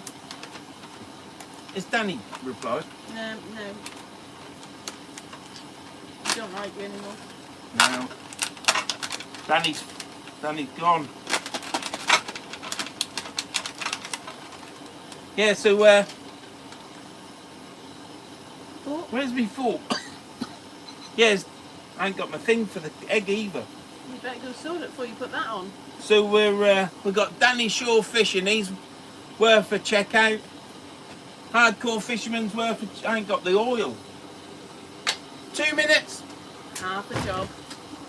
Oh, Danny's there. There you go, there. That's mate. He was just checking you were still here, Danny.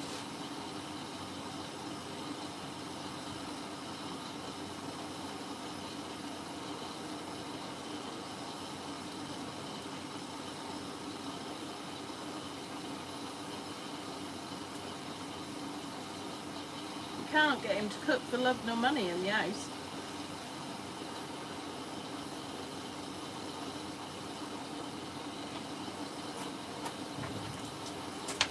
Danny's here. Danny's there. Yeah. Yeah, go check out Danny Shaw Fishing. Rob Landlock Sea Fishing. Another good channel. Lots of good channels. Put the oil on. I've cooled it. Look at that. You're not using olive oil? Olive oil. If you knew how to cook outside, olive Oh, oil has sorry. got a lower What do temperature. I know? A lower temperature for burning than what oil has. So you don't use olive oil. Right, okay. Ooh. Yeah, don't throw the bacon on. Get the chef. Oh, hang on, they're going too quick now. I can't read it. Yeah, so you use. Oh, what's happening now? What have you done? This bloody thing is useless. 4 rashers there. Right. Kitchen roll.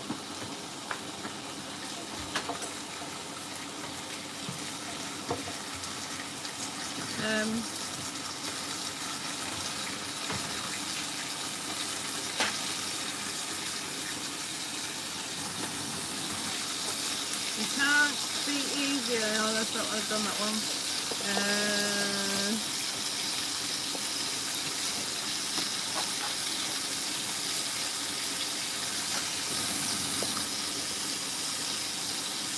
Melton Jefferson. Where the cat? He wants to put his baby. Well, they're all inside at the minute. The cats have had chicken tonight because we had chicken pesto salad. Landlock says, sorry Danny, thought I was already subbed to you, but wasn't subbed now. Yeah, if you can go across and sub to Landlock Sea Fishing and Danny Shaw Fishing. James Hardcore says, fisherman. a good lemon sea bass.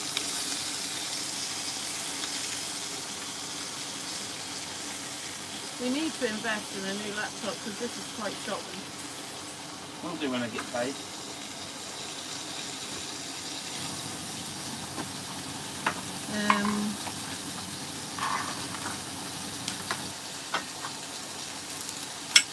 Danny said he's given it a rest to the end of the month because his local market he don't like going to.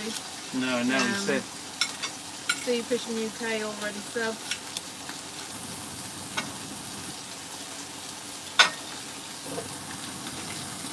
Quite like a bit of onion with our bacon. Could do with a stool here actually. Yeah, well you're all right there. Put your feet up on because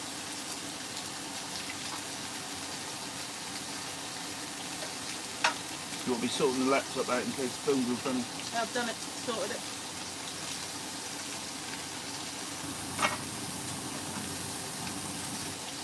You know the brown bit on the onion? We like eating that as well. That's blue cooking. Andrew Jones says, the wife is moaning about the oil. You never moan about our Yorkshire puddings. No, you're right, mate. I don't moan about our Yorkshire puddings. I've just come to learn to accept it.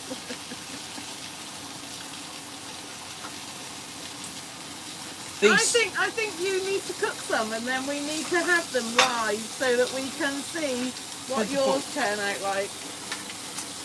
That's not cooked.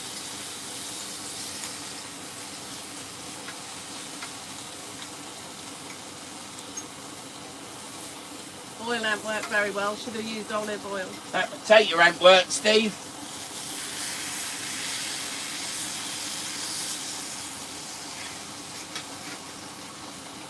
Comes off all right.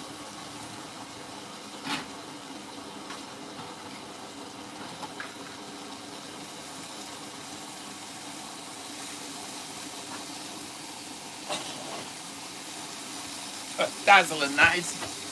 Yeah, so we've got some onions. Haven't really planned for this. Anyhow, thanks for everyone that's turned up and watching. Andrew Jones says he agrees with me. We're tied a rig.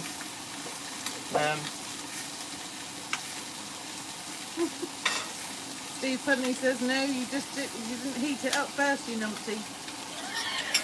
Mally says cook liver and onions on the shovel. We haven't had liver and onions for ages, have we?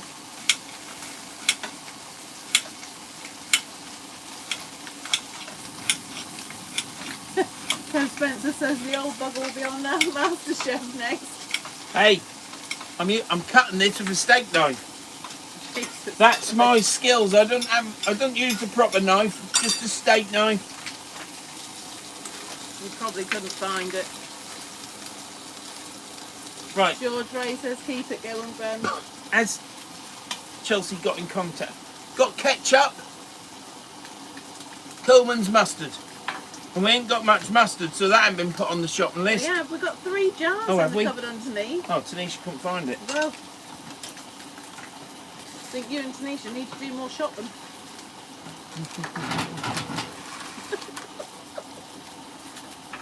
Right. Ramsay. So He swears like Gordon Ramsay. we get a bread loaf bun.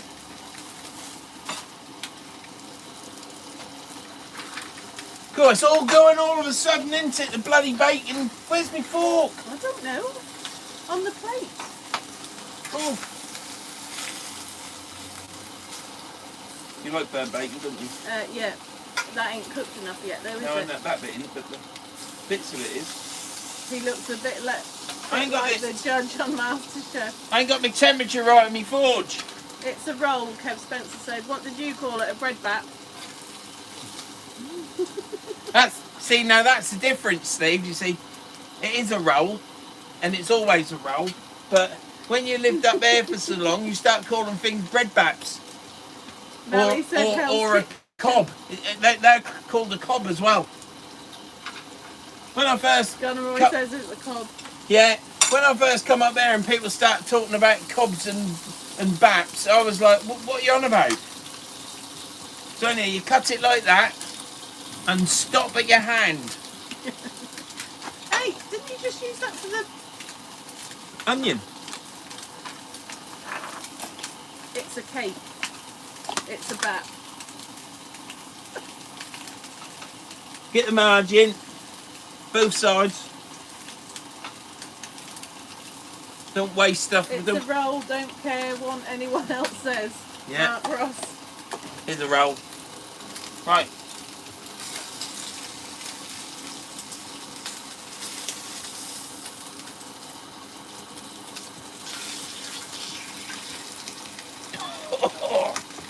I ain't got the temperature right yet. We'll sort it out. You're in charge of it. Well, it don't come with a gas-free and knob, does it? It's like...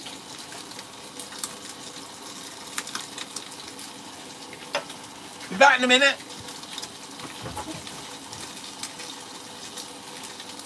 This is exactly why he doesn't cook in the kitchen, because this is exactly what he does.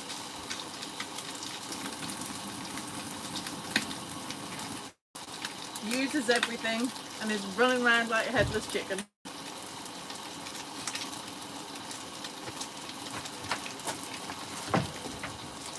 Oh, Oh, hang on, we're going too quick. Don't use the fat forge for anything else than cooking. I use a gas forge for my hobby of knife making, as I find it easy to work with control. Love your channel as I am a keen fisherman as well. That was John Wales. John Wales. John Wales. W-A-I-L-E-S. Thank you, John, for John Wales for being part of this. It's great. I'm going to be using the forge actually for what it's meant to be used for. I've got loads of blacksmith. I ain't got a bin on. Bin's upside down in the garage. Malcolm says, where's your pinny, Burn? You need to protect your clothes. No. Kev Spencer says, neither does your cooker unless you repaired it. Yeah. Just. I've fixed the cooker. Just. Over in Hull, it's called a bread cake. Put some onions down. Yes, please. Michael Simpson says, where's the black pudding? Do you want black pudding, Pat? No. I thought we'd have black pudding and egg. Gunneroy says, like a Swiss Army knife, that, Burn. What is? Well, your steak knife, I'm guessing. Yeah, it is, yeah. So we've got bacon on the go. Wife likes it cremated. Mally says it's a bun if you put chips in it. It's a chip butty. It is, yeah. Got some onions in there. Do you want an egg down? No. Have an egg with the... Landlord says, don't you hammer a spread to the butter? Yeah, so I've got a load of blacksmith rasps. I think someone commented a couple of weeks ago in live saying I've got loads of files. And when I got 2 50-gallon drums full of, and a black bin of horseshoes, because I'm going to do some sculptures with horseshoes, not just a rack, a sculpture. He also gave me a load of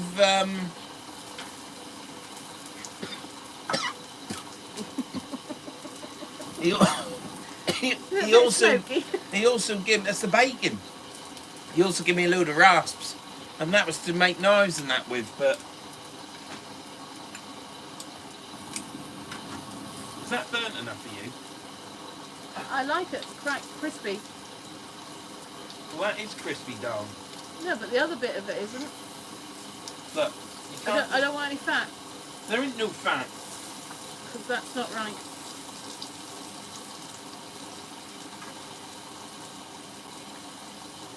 Stephen Forster says, I'm back, just had a Chinese, have I missed out? Oh, you got any of that Chinese for me, Stephen? Because that sounds better than bacon. Landlock, I doubt whether, I think we'll be dead and gone before that horseshoe sculpture come, or the shower. Now, I'm going to get round this. I'm busy in my day job, that's Will the the thing. horseshoe sculpture be before or after fixing the shower, is what Landlock says. Now, I'm going to fix the shower. I've got to get it done.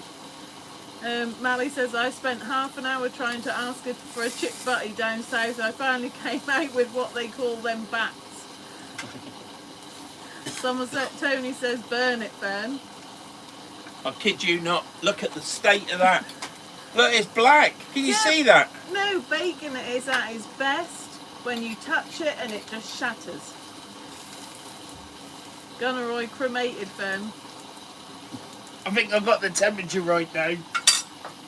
Lisa H says, I like burnt bacon and burnt onions. I used to like burnt bacon until you get to a certain age and your teeth don't like burnt bacon. Gunneroy says, Chip Stotty up north. You have to be able to touch your bacon and it just breaks. Then it's cooked perfect. Trouble is, I'll take this off it. And the bacon, look at that. Look at the state of that. And you want to read that? It looks nice. Are you happy with that? When it's brown, it's done. When it's black, it's buggered. No, see, I have to disagree there. That looks like a mushroom, that. That still doesn't look burnt quite enough, actually, but it'll do. Do you want this or not? Yeah, that'll do. Chelsea Look. likes hers the same as me. Hello, Mr. and Mrs. Byrne. Great video game. While you are cooking, I am eating apple pie and ice cream. God, apple pie. Do you want any ketchup? No, thank you, just as it is. Salt? No, there's enough salt in the bacon. Look at that. Have I got a plate? Can you see that? Ow.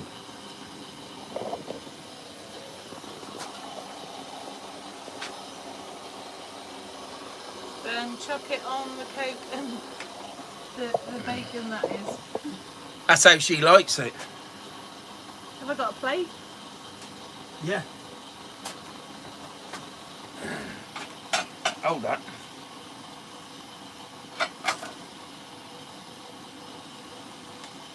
Thank you. Daughter now, yeah? Yeah, she likes hers like mine.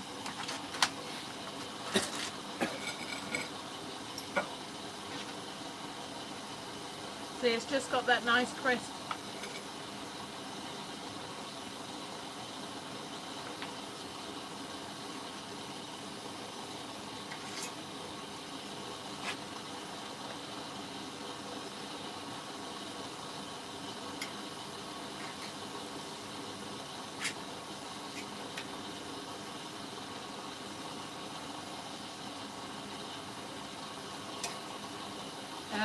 That one went across the coal, but daughter won't now.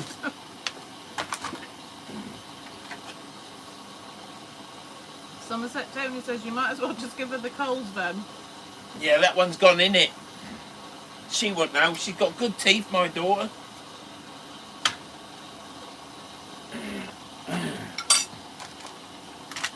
Hey, Addy says, hi Ben, just got in, can you start again? I'd love to, Addy, but Landlock says he likes black and white pudding. I never had white pudding, are you? No. What is white pudding? They ain't made with something else, is it? Well, black pudding's made with blood, isn't it? So, Yeah, so what's white pudding made of? I don't want to think. Yeah, I don't even want to think what white pudding is made of. I don't want to know. Because it's delicious, Stephen, is why you always want someone you see it cooking. It is the food of gods. Right. Bit for the chef. Made with white blood cells. Ugh. Andy says marrowbone. Oh. I remember one Sunday dinner when we lived at Dareham in Norfolk Many moons ago. back in 1976, possibly 75. I said to me mum, what's for because it was Sunday dinner. I said, what's for dinner, mum? Because the previous week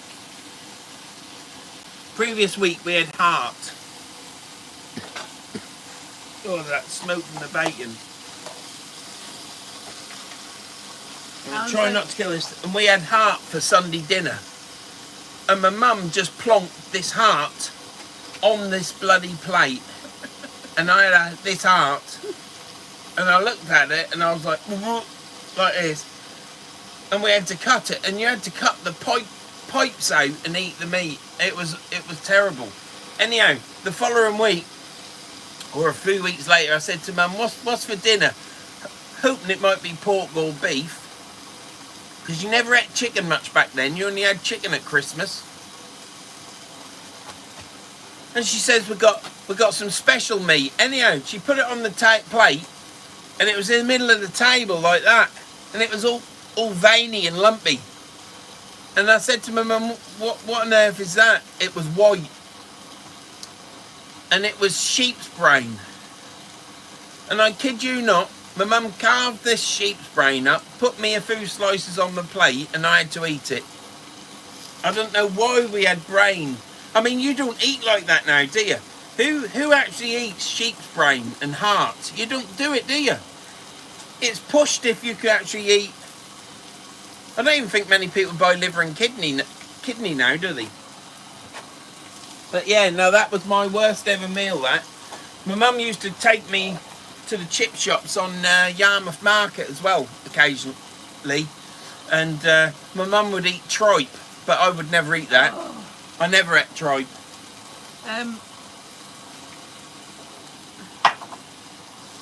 Yeah, so what's Alan, your worst meal you've ever eaten? Alan Crawshaw I've eaten says, heart, brain, but I didn't eat tripe. Alan Crawshaw says stick him an egg on. Yeah, that's coming. Mark Ross says turn the heat down a bit. Yeah, I've turned it down now. I've got it at cooking temperature.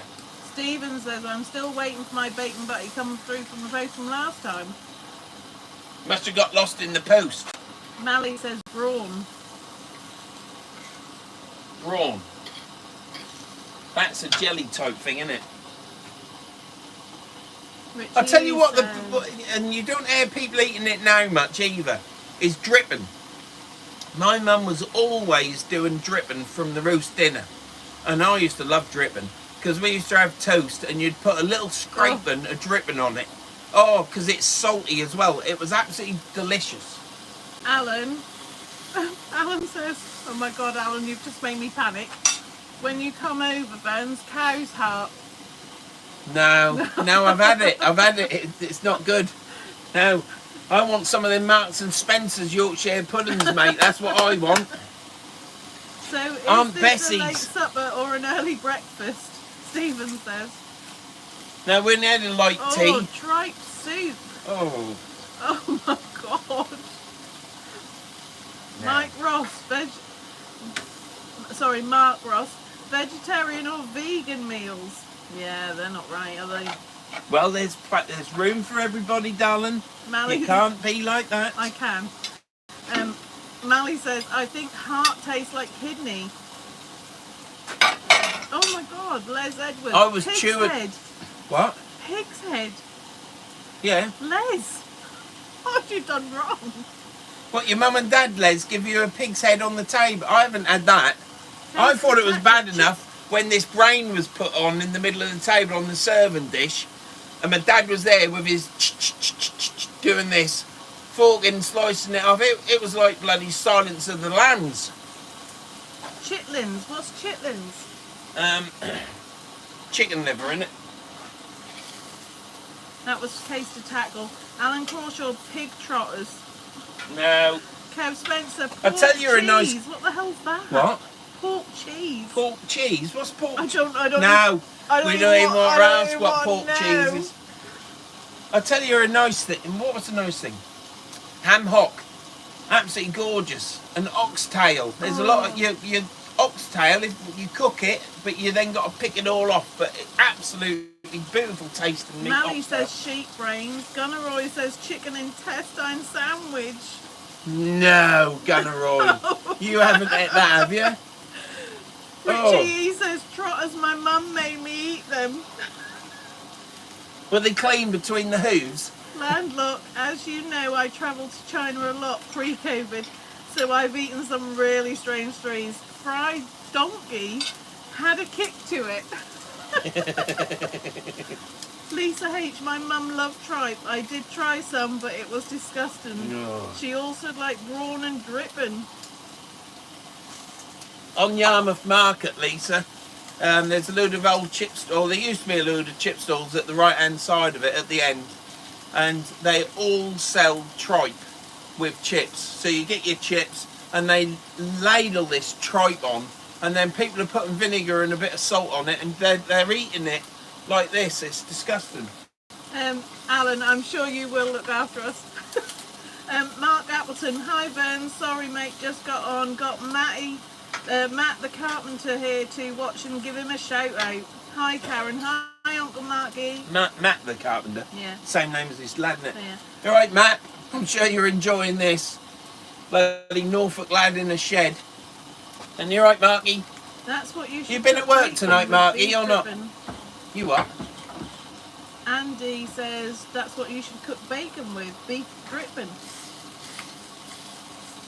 I'm cooking this bacon with vegetable oil and potato. Oh, the potato. Jesus. Kev Spencer says, are you sure you're not from Suffolk? Everyone in Norfolk has had pork cheese. Oh my God, I don't even want to know what that is. That sounds disgusting. Alan Crawshaw, bacon, ribs and cabbage. Bacon ribs. Bacon ribs? Yeah. What is it with pork belly? We can't eat pork belly. It looks nice, especially when it's cooked nice. Not burnt by me, but we can't eat that. We're not fat eaters. We're fat. We're fat. We're fat, but we're not fat eaters. We're not fat eaters. Andrew Jones, don't mind a bit of liver, Vern. Best gravy after that. I do like liver and onions in gravy, I must say. We don't get liver and onion. We don't get proper meals in our house, so oh my we God. get the violins out. turkey Twizzlers and oven chips. Oh my God. And last night we had a delicacy of burnt pizza.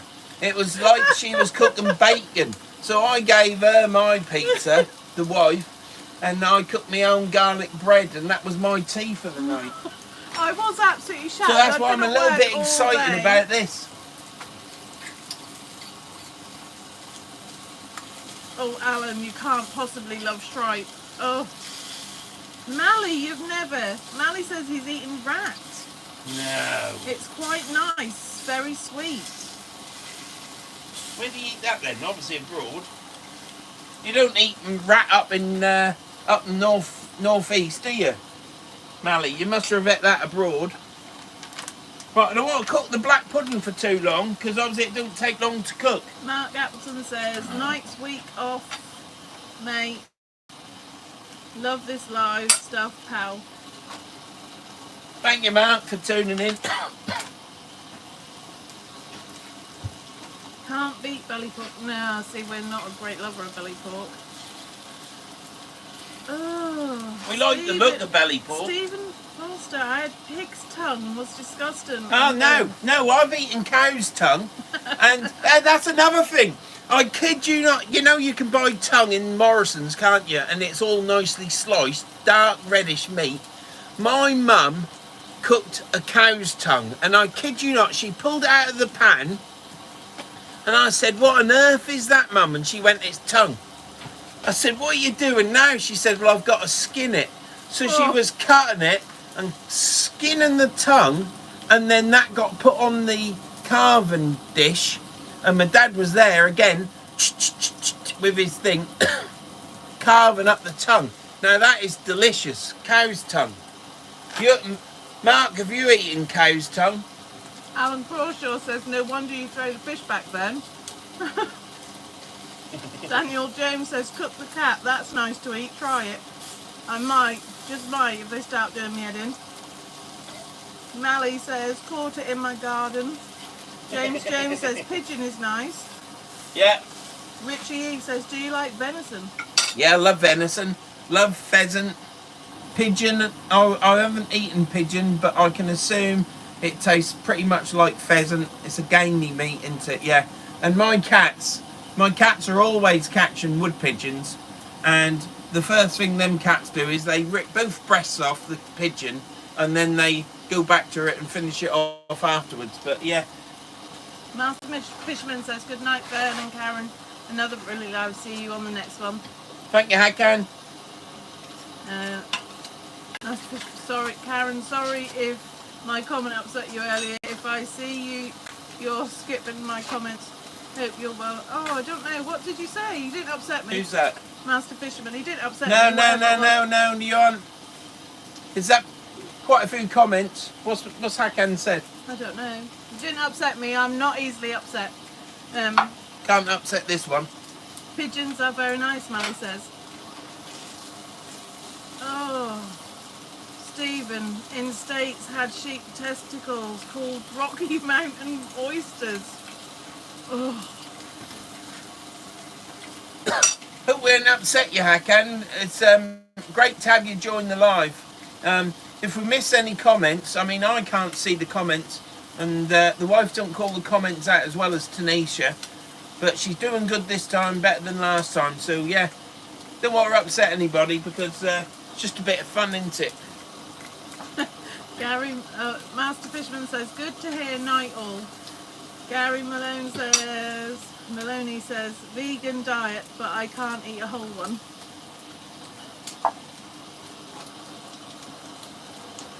Bobby Swale says, spam, the worst thing I've ever. Pigeon is good, reminds me of liver. We like spam, and my daughter, if my daughter had one meat to take on a desert island, I think it would be spam. It's all right. It's got its place. It's nice fried, but then so's corned beef.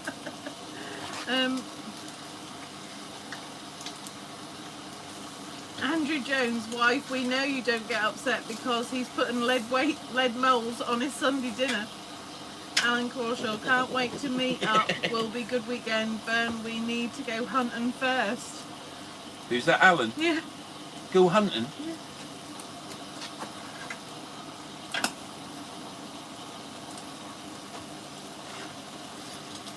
Andy, the grey menace of a nice grey squirrel, and feel like I'm taking revenge on the Reds.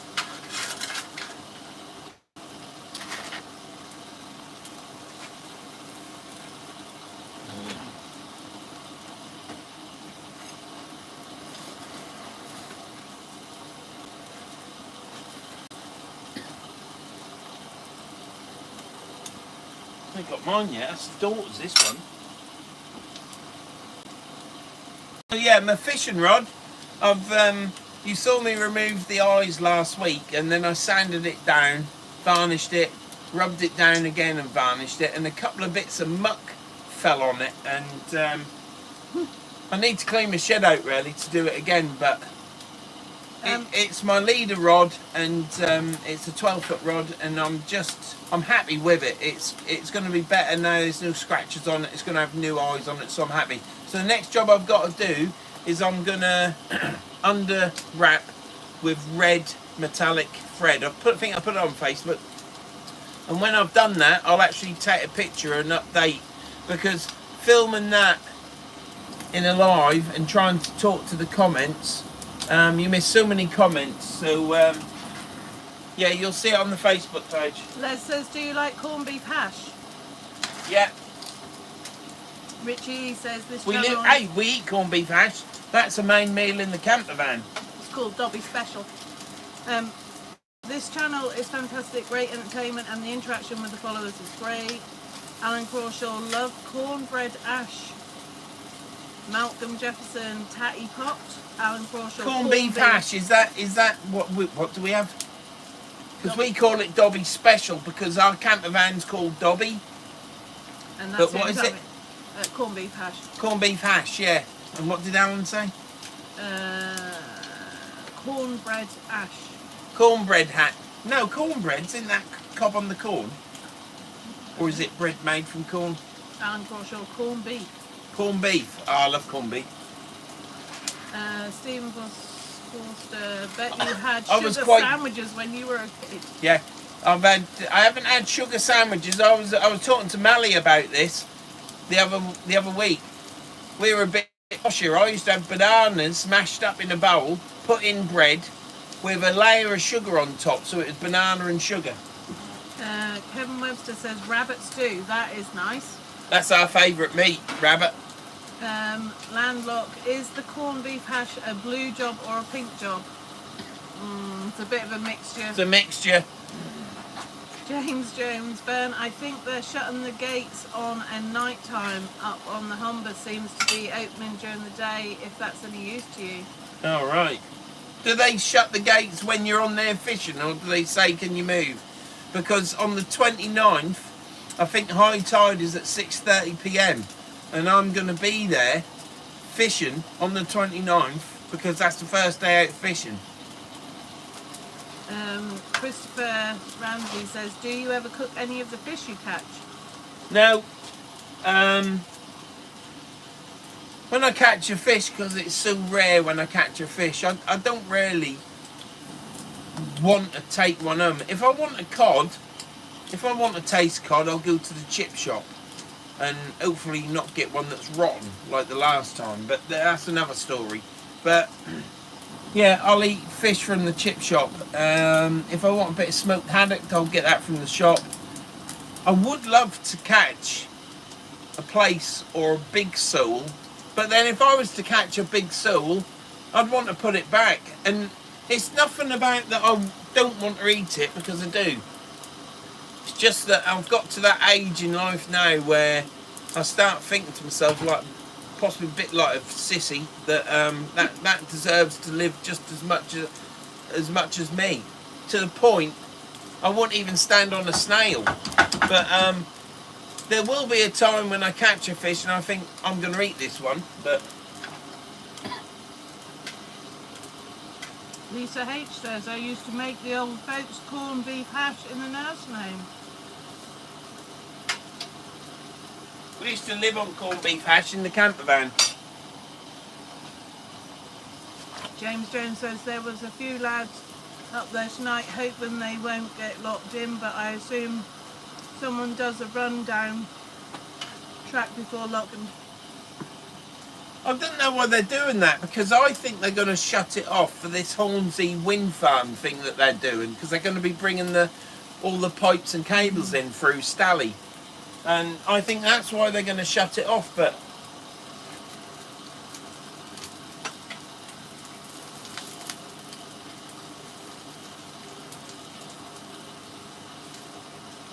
bacon keeps cooking, you know, doesn't it? David says, Hazel foreshore for sole over Summerburn.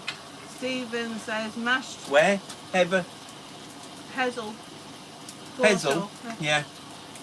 Who was that? David Medley. Yeah. Donna Roy says, Thank you, slugs Dave. and snails great for bake. Snails, good for bait. Graham Pullens used slugs or snails for bait on one of his videos. Oh, Stephen. Mashed bananas on toast with grilled cheese on top. Oh, now, I'll tell you what we eat, or what I've eaten, is bananas sliced up in a sandwich with peanut butter. And peanut butter on toast with bananas on top. Absolutely beautiful, because you get the stickiness of the peanut butter and the taste with the sweetness of the banana. Absolutely beautiful. Mally says, plaice is your target fish this year, mate. It is, yeah. tastes nice, but I think flounder and dab is better. Les Edwards says, my dad used to make bubble and squeak with the Sunday leftovers. Yeah, we've had that. As a matter of fact, over Christmas, I put my chef's hat on and I got the potatoes and everything, and I did bubble and squeak in one frying pan. It was a total disaster, but we ate it. We couldn't eat it all because I cooked all the mashed potato and we were just stuffed. So yeah, and you can't beat sprouts in bubble and sweet, can you? Tess Spencer says, peanut butter and Marmite on toast. What, together? I think I've heard of that before. They eat some funny things in Norfolk, don't they, darling? Eh?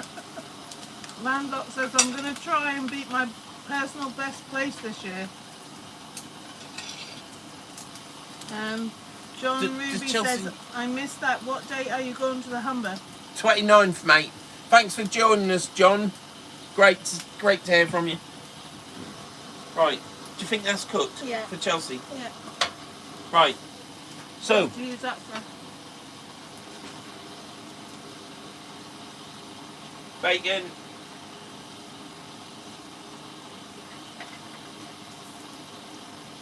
Christopher Ramsey says, beautiful. You sound like Bernard Matthews. Laughy face.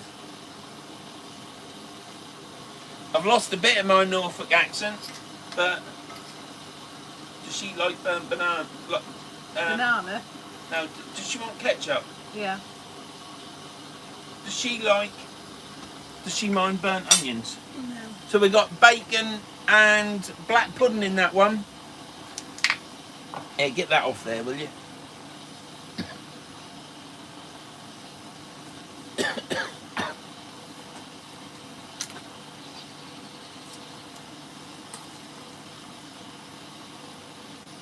Is there any wine left for me? Yeah, there's another bottle in the fridge. I'm really looking forward to going fishing. I hope they aren't shutting the barrier at the river because it's a beautiful place to fish. But if I've got to go down to Hut Off, as long as there's a high tide, I'll go to Hut Off and fish there. Oh, this is a bit of a disaster. It's all stuck. Have you got a bit of kitchen? No, if there's a hole, that's all right. As long as there's an hole in it, that's all I need, an hole.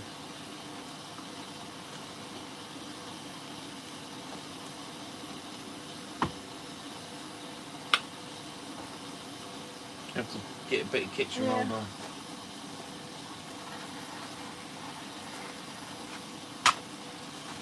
Right.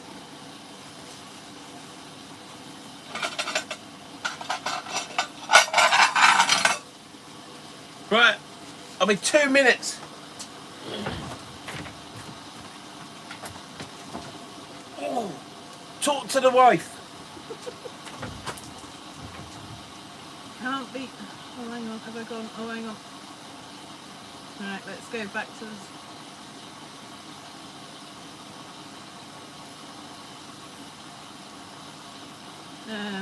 29th of May. No, 29th of March. It says on there you can travel. So hopefully you'll be able to travel and go fishing. Kev Spencer is very masterful, isn't he? He tries.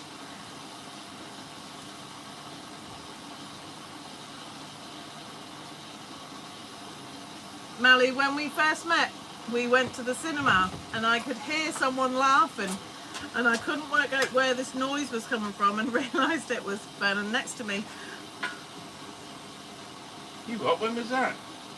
Can you not remember when we first got together? We went to the cinema.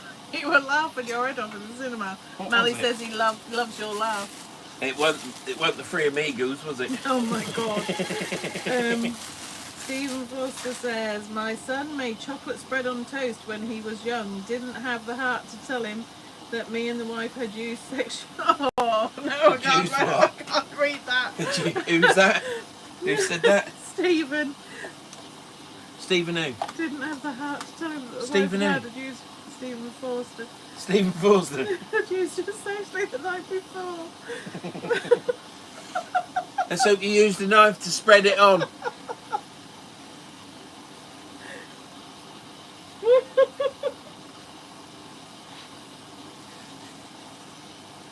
I don't know what to say without being... Oh, he says that's a class film, that. Oh my god. So what? Class film. Three Amigos. Do you know, we went to see the Three Amigos and we were in the cinema and we were on the back row. Because that's what you did back then, innit? When you had a bit of life in you. And we were on the back row and I looked down the row and I thought, that's my mate there. And he had his mate with him. And I started saying to Karen, I was going, I'm a bit worried here. My mate's down there on the back row with his mate. It was all innocent. Yes, Kev, I totally agree with you. Stephen, we have all got images in our head that we don't need. Mally, why is there hair in the chocolate?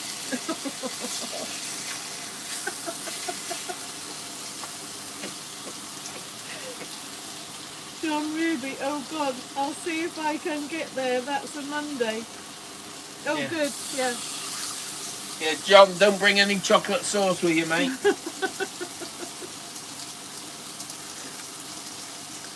If you ever meet up with Stephen and he says he's got chocolate spread sandwiches, maybe pass. Is that Stephen Forster? Yeah, he's in Lake District. He's in Cumbria. Yeah. Don't you bring any chocolate sauce, mate, when you come on Parton Beach or wherever we are. Steve Sharpman says, good evening, Chef Vern. Have I missed my supper? No, I'm still cooking, mate. Shall I have 4 bits of bacon? It's up to you what you have. No, I'm not going to have 4 bits of bacon. Do you want another one, Dom? No, I'm alright, thank you. It's good cooking. Yeah, Do you want an egg? you want a fried egg? No, I'm alright. Why not? I've got eggs. I had like a million rounds of bacon. Why don't you have an egg and black pudding? We've got black pudding yet.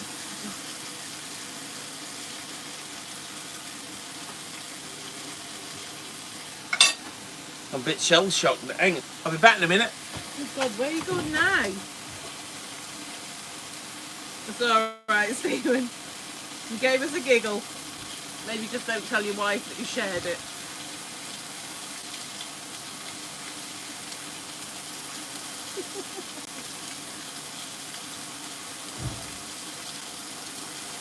Oh, we've gone to get a drink. Would you want a glass of wine? Well, I could do, yeah. I don't mind sharing. Anyhow, Stephen Rushton, hope you do get out on the 29th. They want to extend lockdown another 6 months due to another strain. No way. does that happen tonight? I'm having my jab Saturday, that's it then, I'm going. I don't care. If they can all go down Clapham Common for whatever they're mourning for, which is nothing to do with them, because the family said they didn't want any, anyhow, they said they didn't want anything to happen like that.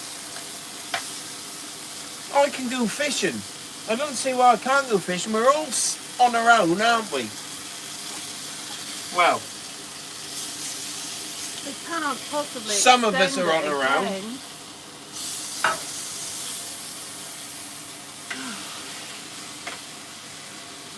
no, we don't want that.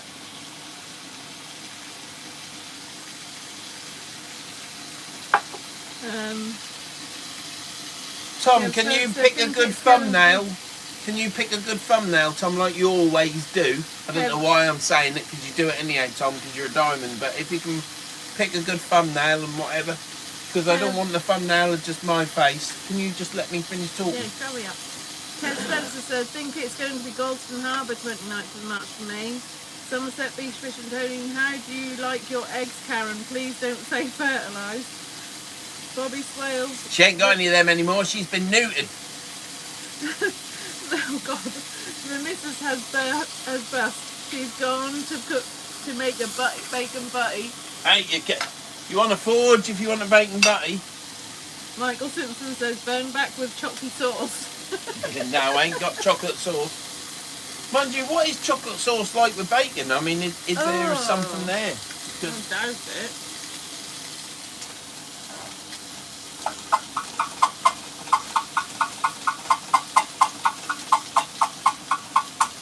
it's not cold in there. I'm in a t-shirt and it's March and it's It was lovely today. yeah, it's all right. It's not good. Bad. David Kay says, don't forget the potato. Oh, the potato. Thomas Powell says, how are you doing, Vern? Those sausages sound nice frying in the pan. Who's that? Thomas Powell. Thomas Powell. Powell. I've got bacon on, mate, and black pudding. Sausages spit too much, so I didn't want the forge covered in fat. Oh my God, What? Stephen's just said, I just told the wife I told you or she's gone mad. I couldn't think of anything better to use as chocolate sauce, to be honest. Ian, Mind you, it's a young thing, isn't it? Let's face it. By the time you get to my age, you ain't got the energy to go down to the kitchen. you ain't got the energy to go to the kitchen. Ian Elliott says, think you need another shovel with the orders you're getting. Will take a week. I've got them cooing up down the road. They're all smelling it. They all want bacon butties. Seam Harris, is that right? S-I-M-E? You up? S-I-M-E. Sime Harris, is that right? Sime Harris. S-I-M-E. Yeah. Sorry if I'm pronouncing your name wrong there, Sime. I'm at Hot Off 29th, 30th, 31st March. Might see you there. I'm not there. Do you know what? That's the one place I don't really fish is Hut Off, because they're doing work there at the minute, and you also still get people sleeping there overnight, and it's always busy. But yeah, I need to go to Hut Off because it's a good beach for hounds. Really good beach for hounds. Mally says at your age you want to dip it in your coffee. Andrew Jones says 110 still watching Vernon, 105 likes. Oh, thank you very much. Thank you for everybody that's liked and everyone that's watching. I mean, I don't really, I just rattle on really, don't I? I mean, even when I'm fishing, I can only film. I mean, is everybody that's watching now happy with how I film my fishing videos? I don't know why I'm asking that, because there's no other way I can really film. It's either you watch it and like it, or you don't, because I always film exactly how I am, and I'll rattle on and repeat myself and moan and groan and have a rant and not catch any fish, and that's just me. But that's the only way. I think the best way to film is to just be yourself, and that's it. Oh, sugar.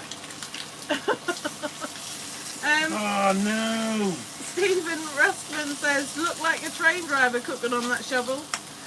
Lisa, I'm not sure you're going to want me to read that one out. What? Sherry trifle in Oh. certain areas is nice. Oh. We've done yogurt. No, we're not. We've done talking. yogurt. Anyway, Andrew Jones says That's quite 100% nice, because when you dip it in, it's all cold. No. Malcolm Jefferson says, carry on as you do, Ben. Very entertainment. Yeah. Try Try yogurt. It's nice. No, don't listen to I'll tell him. you something else I once it. did. No, it's not. No, it's clean. This is clean. Oh my God! You gotta get plenty in now. Your mouth. I was cooking chilies and cutting chilies, and I washed my hands and everything. But these were really hot chilies, not your million scoof. They were hot chilies. They weren't your jalapenos. And yeah, I went to the toilet. I'd washed my hands, went to the toilet, and had a wee, as you do. Got to watch these black puddings. And oh, sugar. Went and had a wee, come out and washed my hands as you do, and things started going wrong, and things started getting hot, and we had some people coming round for a meal, because obviously I was cooking curry, and just done a vegetable curry and mushroom curry, and we'd done a pork boona curry, which is a dry curry, so you have to cook it right down so it's dry, so it just sticks to the meat. Anyhow, I was getting in a lot of pain because I'd obviously been for a wee, and I don't know if I should say this, but I'm not bothered. I ended up having to put my old chap in the old pot of yoghurt because it was burning that much. I thought I was going to have to go to the hospital, and that's my. Nobody ever does a challenge like that, do they? They do a challenge, don't they? Eating a chili, which, you know, good luck to them. Yeah, but they never do the other challenge, do they? Getting it on your old chap and having to sit there with it in a pot of yoghurt to cool it down. That was excruciating pain, and I kid you not, the people coming round for a meal were coming round the corner of the back of our house as I was running up the stairs with a pot of yoghurt, running up the stairs saying, where's the bloody kids? Because I couldn't take it out. I was in pain. So always be careful. Make sure you cut chilies up with gloves. I don't know if I should have told you that. John Taylor says, any particular flavour yoghurt, Ben? No. Hey, it's got to be natural yoghurt, because that's the natural yoghurt. I would just like to say that the pot did go in the bin afterwards. Yeah, no, we didn't then eat the yoghurt, obviously. No, me bacon, look at me bacon. I did, John Burnham, I did that with my chili too, but I scraped my ass and rubbed my eyes.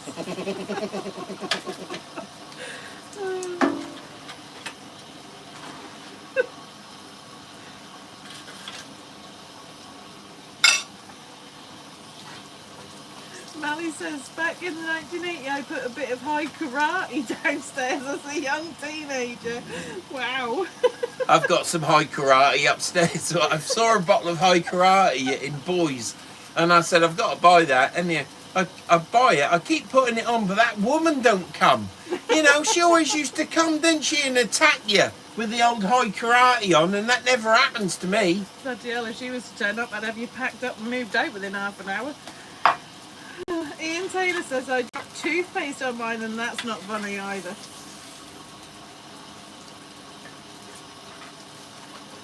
Everyone else, sorry I didn't read them all out, but they've all said they like your videos just the way you're doing them. They like, so you like the videos I would do? You know, however big a channel gets, doesn't it? I can only do what I can do. I can't run round being excitable. What are we laughing at now? Goes to tackle whilst contracted away and living in a caravan. I once used fiery jack instead of Vaseline on my chafed thighs. On his what? Chafed thighs. Oh, I bet that bloody stung. What's fiery jack? It's a sauce, a chilli sauce. Is it? Why is this bit of bacon burnt? That bit's cremated and that bit is...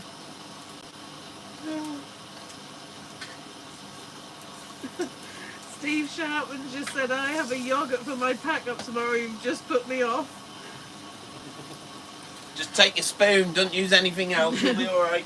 Christopher Ramsey says, Brute 33 always worked for me.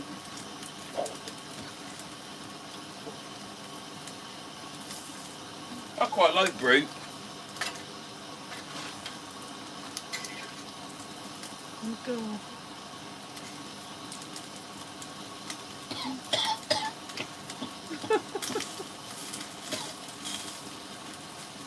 Mally says, putting your old man in a tub of yogurt and show him where the kids doesn't. Don't what? He says what? The kids weren't about, the kids didn't see me. It was putting your old man in a tub of yogurt and show him where's the kids. Where's the what? Oh, don't go in one of them. Don't start laughing.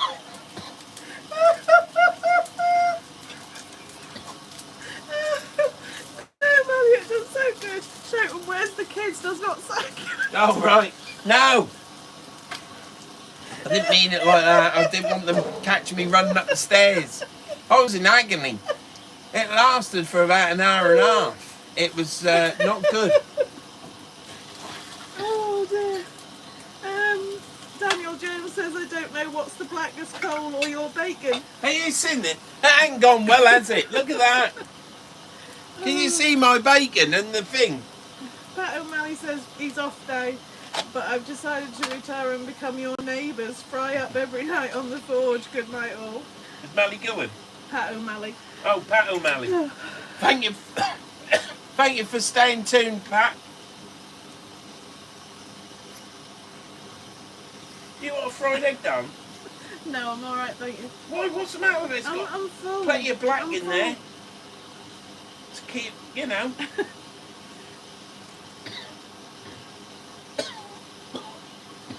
Oh, that's like Coke. Look at that. No, that's perfection.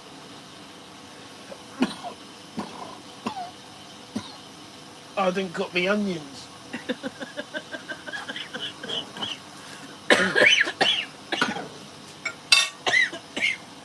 Oh, cough started. Maybe I got COVID now. I like a bit of mustard in my food. Oh my God, you can't taste the food.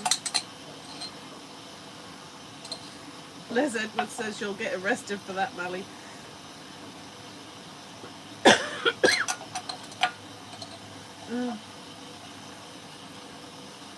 So I'm... Stephen Russman says you've gotten a note to put that in a roll. Right. Well.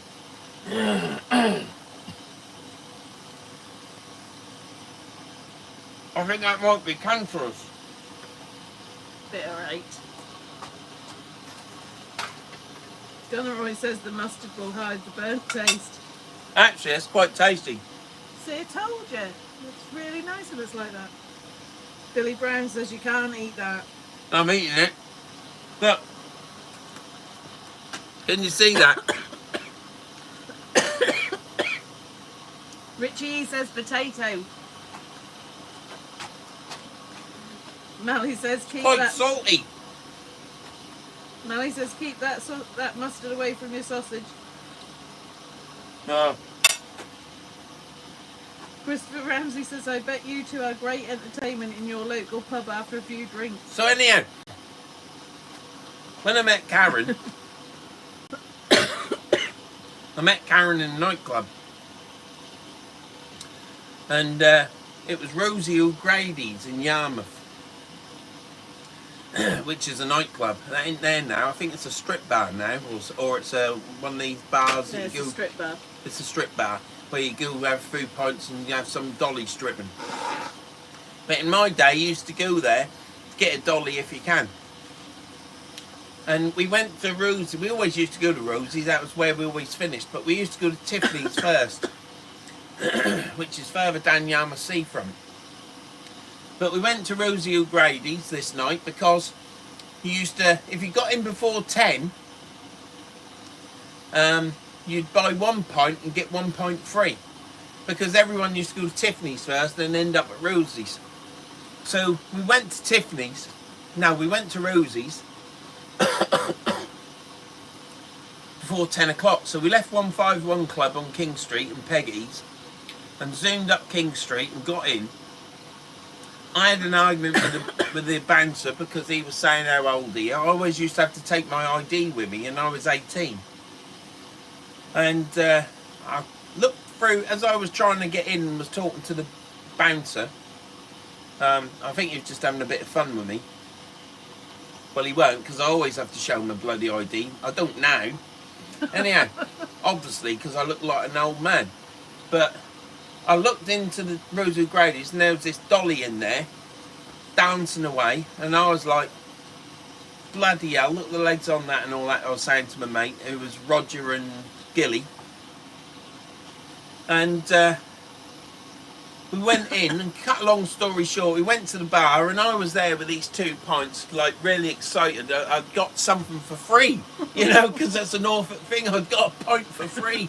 Anyhow, I had this tap on my shoulder and I turned, because I had hair back then, you see, I had curly hair. And I turned round and the wife was there, weren't she? And she said, do you fancy a dance later on? Anyhow, I said yeah. And I was all excited, like buzzing, and my mates were saying calm down, because I was like going round like this, all excited and stuff. And I went to go buy her a drink, thinking, because they said you ought to go buy her a drink then. And she was on tablets because she had some sort of pleurisy or something, you know, or her shoulder was growing out of alignment or something, and she had to have tablets. Or we could call it a chest infection, or whatever it was at the time. And so I bought her an orange juice because she couldn't drink alcohol. But I got a right one there. Well, I was only 14. Didn't want you to say that. So anyhow, that's how I met the wife, in Rosie O'Grady's. And then I said to her, am I seeing you tomorrow? Because we're doing the slow dance. So the slow dance come on and I was like, well, she's buggered off. I didn't have this belly then either. And I had this tap on my shoulder again, and she says to me, are we having a dance? So I had a slow dance with her, which was quite nice. And I said to her, I'll pick you up tomorrow. And she started laughing at me. I said, what are you laughing at? She says, you just said to me, I'll pick you up tomorrow. What, are you coming on your bike? I said, no, I'll pick you up in the car. She says, you got a card? Because this is how young I look. So, anyhow, I picked her up. I went down to Strides, which is opposite the library in Galston High Street. And I was there in my Sierra. I had a red Sierra then. And I was waving at her like this all the time. And she was just stood outside Strides, looking around. She didn't recognise me. I had to get out of the car in the end for her to see me. So she got in the car. She said, I thought you was joking. I said, well, why would I joke? I tell you, I tell the truth. Anyhow, we drove up and I said, hang on a minute. Because I picked her up after EastEnders because I said to her, what time shall we meet? And she said, I don't know, what time do you want to meet? And I said, well, I'll tell you what, I'll pick you up after EastEnders omnibus. Because I always watched it with my mum. Even though we'd seen it during the week. So we watched the omnibus and then I'd come down and pick Karen up. And I said, well, I'm just going to stop there at KFC because KFC is in the high street. Anyhow, I said, oh, just be a minute. I ran in. I got a 2-piece chicken dinner with barbecue beans. I got back in the car and I threw it on her lap and said, here, hold that so it don't spill over. And she held it and I drove down the high street. I got to the top of the high street where Big Fry is, or was Big Fry. And she says, I didn't want any. And I looked at her and I went, oh, bloody hell. Did you want me to go back and get you some? And she went, no, you're all right. And she was laughing away, couldn't believe it. And that's how our relationship has been since. That's how we've been. I just don't think. I just go and do it and then think, oh, Christ, did you want to do? And she's like, yeah, we're fine. So, yeah, that's how I met the wife. And we've not been any different ever since. So don't think that I'm being funny with her because that's how we've always been. I still to this day think, why? Why did you do it? Okay, so Tackle says, good night, Vern, Karen and all. Excellent as norm, Vern. We'll call you next week to see if you know anything about using the lathe. Mark Appleton said the red Sierra with the black lube on the rear window. Oh, he remembers the black lube. Thank you, Mike. Kev Spencer says, grab a granny night, remember it well. Mark Appleton, I remember going to college in that thing. Do you remember when I put the bigger tyres on, Mark, 175s, and you said you won't be able to, it won't make any difference to grip? And we went round that roundabout at over 30 miles an hour, and we didn't move. And we were going around in Harfreys Industrial Roundabout during college dinner, because we were at college, weren't we? And we were hammering round because you were saying it won't work, because I went up from 165s to 175s, and we were going around this roundabout at 30 odd mile an hour, and you was like, all right. Do you remember that, Matt? Richie E, round my way, it's pull a pig. Mark Appleton, yes, I shit my pants. They were the days.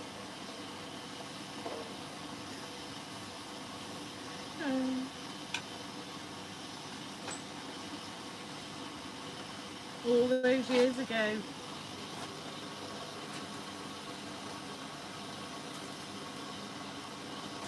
Are you going to eat that potato? I think it'll be alright.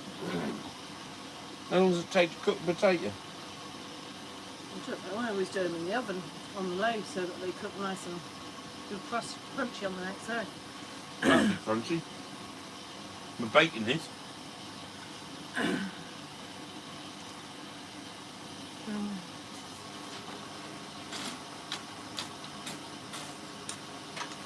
Christopher Ramsey says, great story.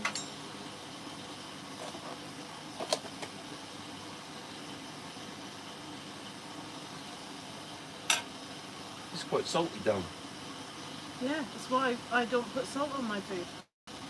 You always put salt on your food. You eat too much. Mark Appleton still got that picture of us when on the Weldon course together with the flower hats on. Do want to burn your scalp and lose your hair follicles, but it hasn't helped.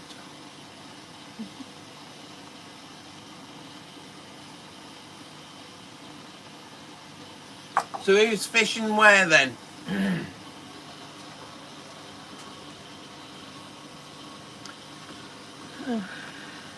You, Tara, are some real people, real life.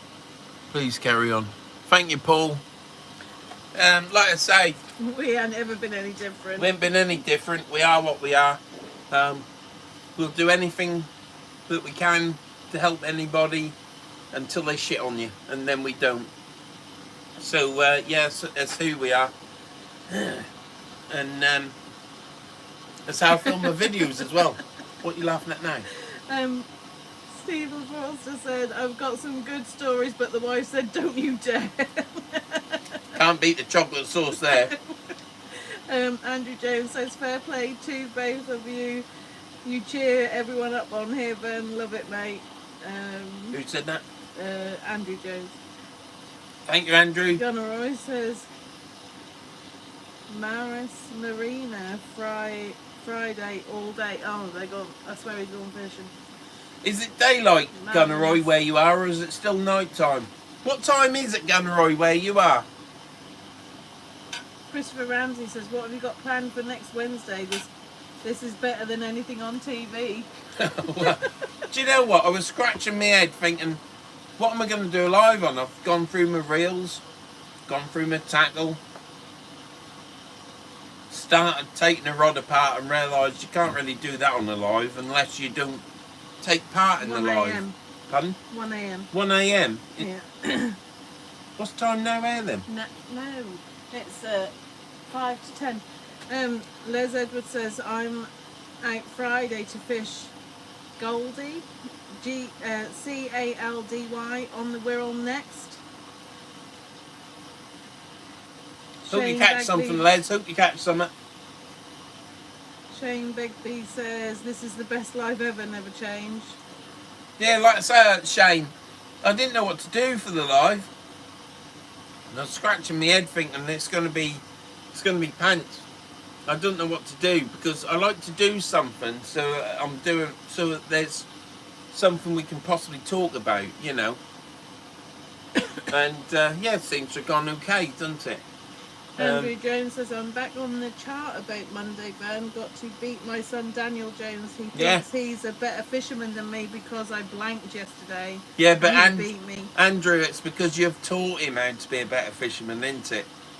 So you'll beat him on Monday, I'm sure you will. Shane Begbie, fishing Hornsey on Sunday, Ben. Had 6 dabs and had a white in last weekend. Steve Sharpney, Wayborn night fishing April. Shane, do you ever get washed off the beach at Hornsey? We've had it come up quite close, but never been washed off at Hornsey. We go down, we're on North, I always fish North Beach and go down the wooden stairs, and then I walk as far left as I got to. I've got a video on my channel where I fished, and I fished to the left of the stairs that you come down from the free car park at the top. So have you ever known people to get washed off that beach? Because that'd be handy to know. Yes. Stephen Forster says, what are we doing next week then? I don't know. Paul Melling says, Vern, I'd rather not see you going through your tackle. Laughy face. David Medley, not been fishing since the 24th of January, have no motivation at the moment. Who's that? David Medley.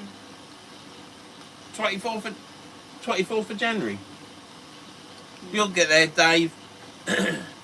To be honest, I'd like to go fishing,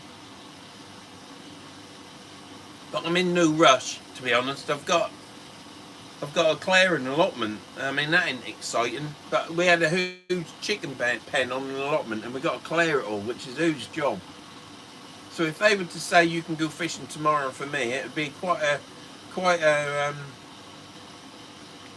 pull, because I'd be wanting to go fishing, but knowing that I've got to do this chicken thing. So I'm going to look forward to going fishing when we can.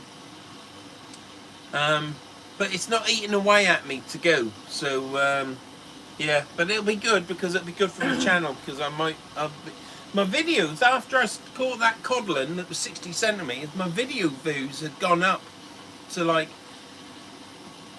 before that they were like 1,500 views, but after the codlin video, which is now at 11,000 views, my videos after that went up to around about 3,500, 4,500 views, and I'd seem to have jumped the next level. But obviously then I ran out of videos. I didn't run out of videos in the first lockdown. I was quite lucky. But this lockdown's gone on longer than the first one. I think, And I I've think run out of this videos. lockdown has been harder on people. Really has been hard on a lot of people. There'll be a lot of people that are struggling with work and stuff as well because they can't open up. It's a shame. It's not been good. Colin Cook says going to try Hompton on Saturday, I think. Hot shot fishing. Cheers, Vern. Fishing Fleetwood soon. Drive an ambulance all year, all around Greater Manchester, and still have to wait till the 29th as well. It's quite bad as well. And I'm not mooning and groaning. There's quite a few people out there that are fishing, and they're allowed to go fishing, and because they live there and whatever, but they aren't exactly following the rules, are they? Some of them, and it's up to them, isn't it? It's not an issue. It's not an issue, but it does get up my back sometimes because we're landlocked. Because you really want to go fishing. Because we're landlocked. We can't go. We can go and risk it, but is it worth going for a £200 fine? And it would be sodball, wouldn't it? That you've done all this time. A lot of the people have gone fishing, and they're entitled to go fishing. I'm really being diplomatic here, isn't I? But they're entitled to go fishing, but then they don't seem to fish as the regulations say, that it's daytime into nighttime, but it's not nighttime. And nighttime isn't after bloody midnight. Nighttime is now, at whatever time it is now. This is nighttime. After midnight, it's the early hours of the morning in my book. That's what it was from Norfolk when I was a boy. Early hours of the morning is after midnight. Billy Brown says he's getting his jab on Friday and he's off fishing on Saturday. Bollocks to it. I don't blame you. I'm at the point now where if they do another lockdown, I think I'm just going to carry on going fishing because I've just about had enough, to be honest. Well, when you think it's been over a year. Yeah, it has, yeah. Yeah, it's been just over a year of our lives that have been in lockdown in one form or another. It's a long time. Stephen Foster says best thing to get through lockdown, get plenty of chocolate sauce in. Yeah, Melling says being honest, I think is that these Lidl's bids are chocolate better sauce than or fishing is bids. what's that posh chocolate sauce? What's that posh one with the hazelnuts in? Do you mean Nutella? Yeah, Nutella. Posh chocolate sauce. Stephen, did you use posh chocolate sauce, i.e. Nutella? Or did you use just basic chocolate sauce from Lidl's or Aldi's? I would be interested to know that. Colin Cook says, luckily I'm only 10 minutes away from the coast. Shane Begley says, anyone know if you can get down the cliffs at Alborough? Gunneroy says, go I don't know if you can get down the cliffs at Alborough. Go, say you're Where from is the Alborough? coast. Is Alborough on the Hogness coast or is Alborough in Suffolk? What's the place in Suffolk called? If you can let us know, Shane, I'd be grateful. See, on the Hogness coast, I've only fished Pompton, Tunstall, and Hillston. You can go to Mappleton and fish there. If you go down the slope, which is a driveway. Just cheap stuff, don't really taste the chocolate. I hope your missus in there, and Steve. You're going to get in so much trouble. So, Attleborough just south of Mappleton. right, Mappleton, that's what I'm now talking about, where you go down the slope, and if you fish to the right on the beach, you get washed off. But if you fish to the left, you don't get washed off. But Mappleton gets very busy. And, yeah. Billy Brown says, I stay 9 miles from the sea, and Sturgeon says I can only travel 5 miles. It's pathetic. Yeah, no, it ain't good, is it? Stephen said he's quite safe. She's fell asleep. I'm glad for that, Stephen. Alborough, I've been to Alborough. You drive down a single track tarmac road into like a small little tiny village, and I need some of that heat. Yes, fine. And if you park on the road outside this chap's house, it goes a bit mad. There's 3 car parking spaces you can park in. If you don't park in them or get a space in one of them, you have to park further down the track, down the road, tarmac road, in a proper car park. But don't park in the pub car park if that's the right place I'm thinking of. And I was talking to a chap there. You can climb down the cliff there, but I was talking to a chap and he was fishing at the top of the cliff, and the tide was obviously in. So, but I can't see how you can return the fish. So, Mark Ross says, do you fish for mackerel in the summer, Vern?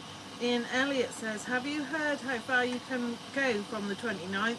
I have to go 80 miles to fish. And David Meadley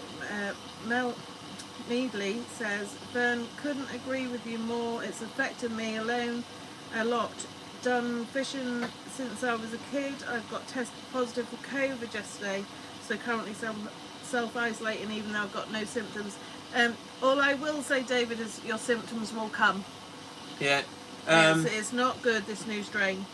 I think Karen had COVID a few weeks back and she isolated and everything, but we had 3 tests at the proper place, but you test yourself. And if you don't get it right, it ain't going to come back positive. But Well, Karen was all achy, and it weren't just, oh, I feel achy. She was like out of it, and the daughter was cooking because the wife couldn't cook. So I knew she was ill by the fact that she weren't cooking tea. And yeah, so I think she was extremely ill and possibly COVID. And I think we had COVID beforehand as well because Karen was like, she had flu. oh, before all this came Yeah, out, before wasn't the it? first lockdown in the January, no, at the Christmas January, she was knocked up with flu, and we thought it was flu, and we stuck her up in the bedroom, and we wouldn't go up there apart from put the food on the end of the bed. And in the January, February time, I lost my sense of taste, and couldn't taste anything, and all my meals were rubbish, and cups of tea were rubbish. So I think we had it back before we went into the in December, wasn't yeah, it? before we they went into announced it. yeah, before we went into the first lockdown. So, and I think she's had it again a few weeks back because she was really ill. But yeah, it's not good. But I think there's a 99% recovery from it. So hopefully everything will be all right for you, mate. I really do. So yeah, and fishing, being landlocked and not being able to fish is quite hard because I don't know anything about freshwater fishing. I would like to have a little dabble in it. I ain't going to flood my channel with freshwater fishing, I'll tell you that. But it said that the stay-at-home rule was finished on the 29th. Well, Kev, are you still in, Kev? Because you said to me that it's limited travel and only if you have to, and not that far, and it's as though the bloody restrictions are stopping. But I'm going fishing because I don't think 35 miles is that far. I travel 20 miles just to go to a city, and 30 miles is nothing. Mark and Sarah are going to bed. See you later, Mark. Thanks for watching, tuning in. Hope Matty's alright. And we'll see you soon. Your other Matty, the carpenter, hope he's alright. And I will see you soon because I'm coming fishing down there. Christopher Ramsey said he thought you had it in some of your videos when you kept coughing. No, you see, I haven't had it. I have not had COVID because I've been tested and everything, but no, I haven't had COVID. I cough just for the sake of coughing. And throughout the winter, I'll cough. Even into the summer, I'll still cough. And there's been times when I've had a bad cold, and I'll call it a cold, and I'll get a cough, and that cough will last for over a month, to the point where you're getting to the point where you could bloody cut your head off because you're coughing all the time, and it just becomes repetitive. And what I do now is I gargle orange juice all the time when I get a cough, and it tends to get rid of it. I don't know whether it's the acidity or what, but that's what I do. Kev Spencer says the statutory stay-at-home restriction will be lifted, but the guidance will encourage you to minimise travel outside your local area. Yeah, that's what I read from you, Kev. And Ali says, that Christmas 2019, I was very ill, couldn't taste anything, had breathing problems and a fever, everything really, and still no energy. So I think COVID-19 was good for them. Well, Mally, I took part in an antibody test, and they asked me if I'd had symptoms back into the November of 2019. So, but they say in that year, Mally, that the COVID was about in September and October. yeah. It didn't just appear, did it? And Let's we be had honest. loads of people off, didn't we, at work? Yeah. There was loads of people off. That's gone out now. James Jones says, in the same way with sea fishing, but the sparks there. Kev Spencer says people should avoid travelling further than is reasonable and necessary to take part in or during their activity. Well, I've got to travel. 30, 40 Stephen miles says, ain't far. I've got my first jab. I got my first jab last Friday. Was rough as out in the Saturday, then okay on the Sunday. I've got my first jab on Saturday at 10:30. I'm looking right for. I might even put a suit on if I can still fit in it, and go get my jab. So I have to take my jacket off. But yeah, no, I don't think they want you to be able to strip. They just want you to lift your arm I'm up really and looking shove forward to it, and I hope I get a lollipop and a badge, because when I go out, I'm gonna take a lollipop in with me, and when I come out, I'm gonna suck it, and everybody I see on the way out, I'm gonna say to them, "Oh, you get a lollipop." So that everybody that comes in now going to say to the person giving them the jab, "Where's me lollipop?" Landlocked sea fishing. What do you keep in your side pockets, Ben? Laughing face. What, these side pockets? What's he on about? I've got me wallet in this one, and I keep my house keys in the right hand pocket, and in my left hand pocket I keep me van keys. You know when he goes in his wallet pocket because he cries. I do like wearing these combat cargo trousers, because you can put your house keys in that one, van key in that one. I put my inhaler in that pocket, and in this pocket, what do I put in this pocket? I've got my phone goes in this pocket. So yeah. David Medley says, at least I've got no excuse for not sorting my fishing box out. You'll be alright, mate. Gunnar said, did you see the moss cave come out, Karen? They do. Trust me, they do. I had to take all my receipts out of the wallet yesterday, because I was working out some invoices. So I had to find all my receipts to work my invoices out. Food flies and moths come out. David, everyone I've spoken to about this last lockdown has said how much they've struggled with it. It's just not been good. And our youngest daughter is a hairdresser, and she's been furloughed more than she's been at work this past year, Yeah, and she has really struggled. Tanisha. And can't wait to go back. Yeah, Tanisha's a hairdresser, and we keep saying wish we were furloughed, but she struggled. Yeah, really struggled. Really struggled. We're working at a school in the morning, 2 hours, me and the wife's a TA. We ain't been furloughed at all. The schools have never been shut. They keep talking about the schools being shut, but the schools have never been shut. The first lockdown, there was only a few people actually in at the school. There might have been 4 teachers, and there might have been 20 kids, 15 kids, whatever. But that was it. In the third lockdown and the second lockdown, well, not the second lockdown, but in the third lockdown, the whole school had all the teachers in, all the TAs, cleaners, me, and everyone. Half the kids. So if there was a class of 30 kids, there was 15 kids in every class. So there ain't really been a lockdown. All the children have been there for at least half the kids. So when you hear the media talking about teachers and stuff, they've all been at work, especially in this last lockdown. That's why this last lockdown's been the worst. But it's a means to an end, isn't it? I'm getting my jab, and if I get a blood clot, well, I've never had a blood clot before. That'll be something to experience, I presume. But Christopher Ramsey says, I know how Tanisha feels. I'm a barber, and it's been hard this time. It really has. The first lockdown, She thought it was only going to be a few weeks, was okay. Missed work because she does love her job.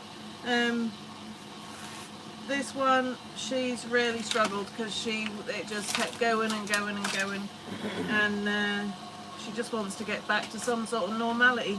I mean, our girls are only 24 and 22 and 21. well, she'll be 22 in a matter of days. Well, yeah, 22. Tanisha's birthday's coming up soon, March the 27th. So yeah, they're just got their freedom and their life and enjoying themselves, and then all this happens, so you can understand they're struggling. But it's been hard on everyone, and businesses, I don't know how they're going to get back from it. I really don't. There's a lot of money been lost. certainly looking forward to the pubs opening up so we can go for a pint. In the first lockdown, when the pubs opened up, we didn't go for a pint, which I'm amazed at, but we didn't go. But we're certainly looking forward to this one. Melly, I think you're right. I think people are going to suffer mentally for a very long time, and there's going to be no help. Like I say, we work at a school and we have lots of the children that are really, really struggling and trying to make head and tail of it. And Are you warm? yeah, I'm alright. And a lot of the staff are struggling as well, which is, and I know it's the same everywhere. But hopefully, come the 12th of April, Is that when she's back at work? that's when she's back at work, things will hopefully keep going and move. There's the wife. Look, can you see the wife? That'll be good. Get back to some sort of normality would be nice.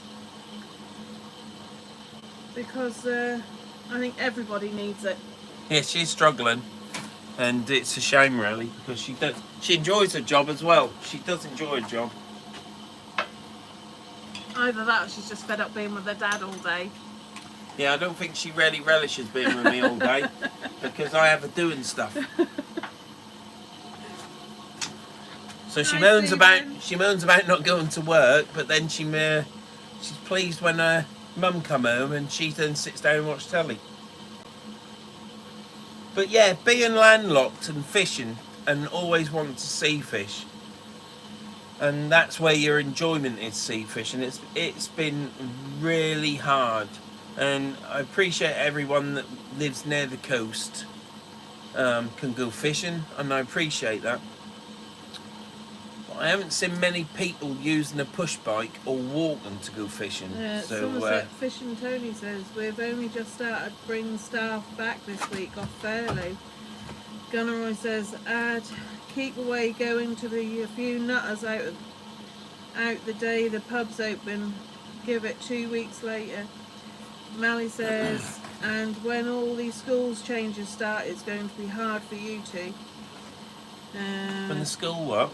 Well, they're talking about keeping schools open longer and over the holidays. I'll tell you They now. won't keep them. They won't keep them. They won't. We don't. Staff, teachers, and people who work in school don't actually get paid the holidays. Well, you do. We don't. We get our money is spread over the year, but it's where the holidays and the Yeah. we So have, basically, we if don't get paid If them. you get paid X amount of money per year, it's spread over all the weeks. So your salary is It's split. spread over 52. Let me explain. The salary is split into 52 weeks, and so that when the wife is on holiday, because she's on a different contract to me, I have to work the holidays and get my hours done, which I can get done at the beginning of the holiday, and then I can have the rest of the time off, which is good, and that's why I keep working there.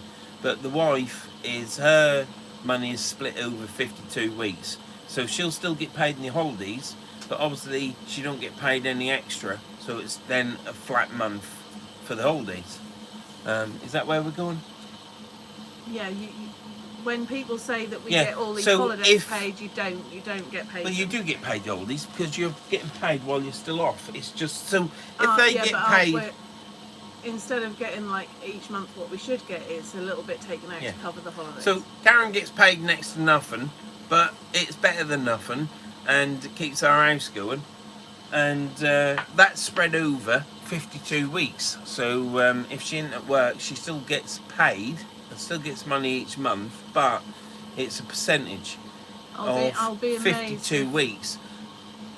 Yeah. I'll be amazed if the government says. But that if the schools got government open. was to say, what we're saying is, if the government was to say that schools are going to be open over the holidays, then Karen would get, just Well- taking Karen for instance, she'll then get paid extra money. And I don't see the government paying all teachers and TAs No. extra money for going in because they're getting paid anyhow. Well, it's not just So- teachers and TAs, it's cleaners, it's Yeah, caterers, cleaners, yeah, it's yeah. everything. Me, So they're just not going to pay. It's going to cost a fortune. yeah, it'll cost too much money, so they won't do that. Christopher Ramsey says, I will never moan about work again. John Ruby says, it's May the 17th when the bar I go to opens. I You will think." moan about work again, Christopher, because I do. I had to fix a fence today, and it's my own job, my own money, and I'll get paid for that myself. I didn't want to go do that, but when I turned up there, I quite enjoyed it until I drove home amongst all these bloody morons on the road. It was unbelievable. I had everything from a tractor to a bloody, I don't know, someone crossing a bloody... I had everything. Everything went wrong in 15 miles. It was unbelievable. David Meldy says, I can see lots of businesses not reopening. Fishing is one passion as well as gyms and going horse racing. Inglorious says, oi oi. All right, Dano. Paul Who said that about the businesses and Dave? David Mel- Dave, Mel- yeah, I agree with you, David. Yeah, you're right. Paul M says politics. No, we don't talk politics. No, we don't talk about. If we were to talk about politics, there's one thing I won't talk about much is politics. And what else? Religion. No.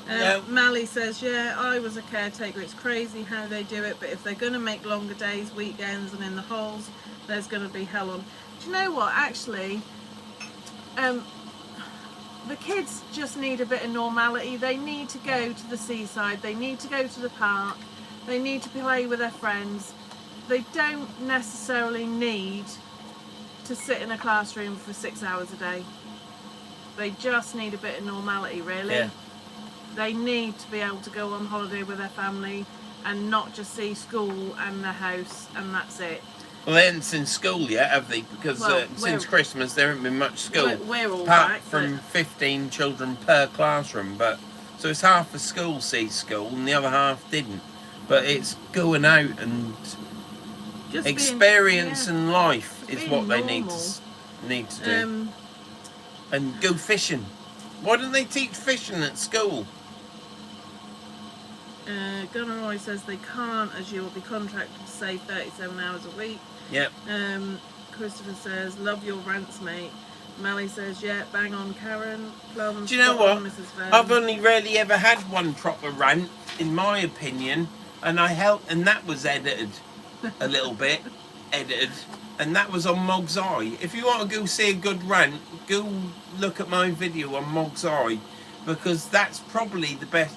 Well, I had a good rant with that excrement on the River Humber, but then that was edited as well. So you know, yeah, I do have a good rant, but Tom had lots of bleeping to do there. yeah, in the Mog's Eye one, there's quite a bit of bleeping in that. I was furious then, but you know, it's just the way it is, isn't it? Yeah, we all like a good rant. I think when I started my channel up, I was getting a lot of comments saying I love you moaning and stuff, so I presume people like a bit of moaning. Tom said, I censored that pretty hard. Yeah, I mean, I said the Mog's Eye one, but then I said to Tom about the moaning about the business in on the River Humber in that video. That got a bit edited as well. Christopher Ramsey says, I've watched them all, mate. Gunneroy says the chocolate spread to the Humber was a good one. Chocolate spread to the Humber? Yeah, that I've was not had chocolate. No, that was Oh yeah, no, yeah.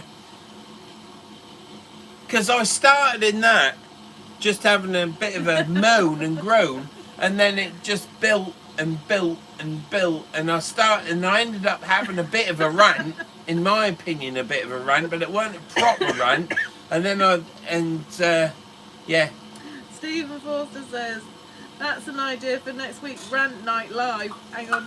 Landlock said, Mog's Eye was the video when you had a bad finger, a bad back, a sore throat when you planked. Did he mention he had a sore finger? That was at Tunstall, the bad sore. Do you know what? What did I do? Oh my God, he's going to go on about it again. I'm a bit of a Fora Herd. If anybody knows who Fora Herd is, Tom on last says, isn't that every video? on last of summer wine, I'm a bit of a door rattler. I can't leave a vehicle or a door unless I've rattled it a bit, because make sure it's locked. And I went to my van, and I just phoned the wife and said it's bloody raining. It's not meant to be raining. And Karen had gone to Sheffield shopping with Tanisha. Anyhow, I yanked on the door handle and pulled me joint. You're right, Stephen. Here we go. Pulled me joint in my finger out of my socket. Well, I can't get my ring. I can't get my ring off my finger now. And might be because I'm fat, but I can't get it off. But it has stopped hurting, and I can move it now. So yeah, it's good. But yeah, I dislocated my finger. And the other time I dislocated my thumb once. I was fishing in the Humber with my daughter, Tanisha, and she went to me, what on earth was that noise? And I said, that was my thumb. She said, what happened? I said, I think it come out of the joint and flew back in. But it went like that, my thumb did. I was in agony. But I had to look brave because my daughter was like shocked and she was about ready to cry because she heard this like that. And she went, what's that? And I went, I think it's my thumb down, but it's all right now. Yeah, Dad is her favourite. Landlock says that's my favourite video of yours. Stephen Foster says, here we go. Colin Cook says, Landlock sea fishing. I was just saying something. Hot shot fishing. I think the poo rant was the best. Yeah. Liz Edwards says he's disgusting, isn't it? I chucked one bucket of water on that and it disappeared. Why would you do that and leave it just there? Anyway, before he starts, Gunneroy says, Ben, I trapped my finger in the van back door last summer and it still hurts now. I know, it's agony, isn't it?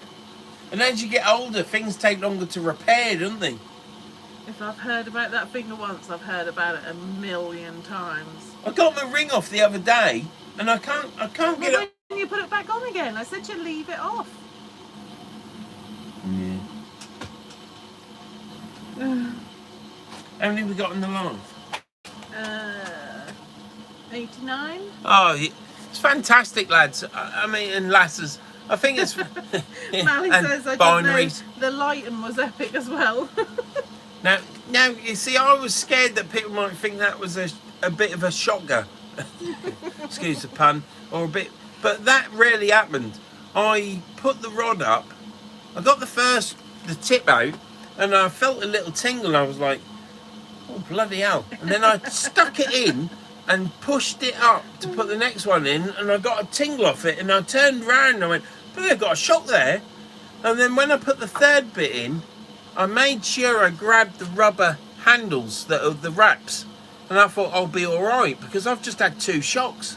And I shoved it up, and that's when I then got a bang down it, and it went right through my ribs at the back.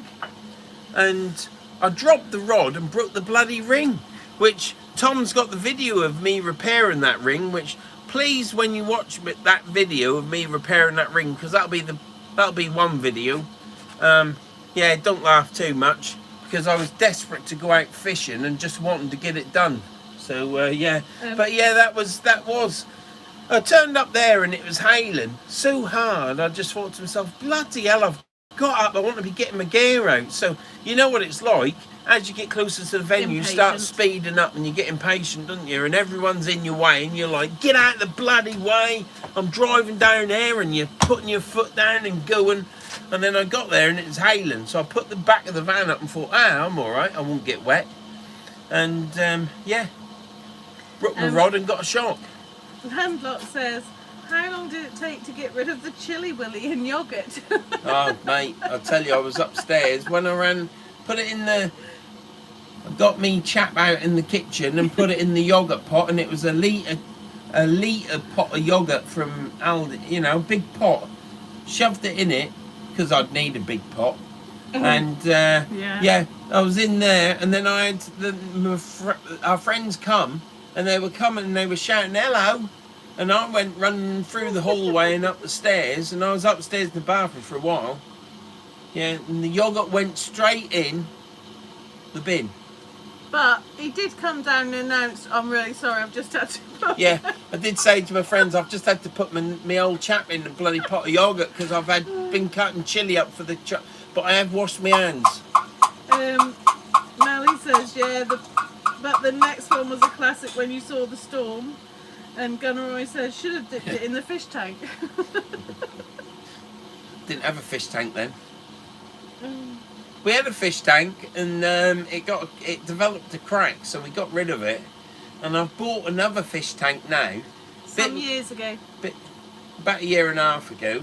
It's a 450 litre tank that fits in the corner of a room. It's quite big, and it's still sat there because we've got to decorate the front room and re-carpet the front room. I've got to fit the carpet before I fill this tank with water, because obviously the carpet we don't want to keep, and I don't particularly want to cut round the fish tank and fit the carpet to it, which isn't a problem.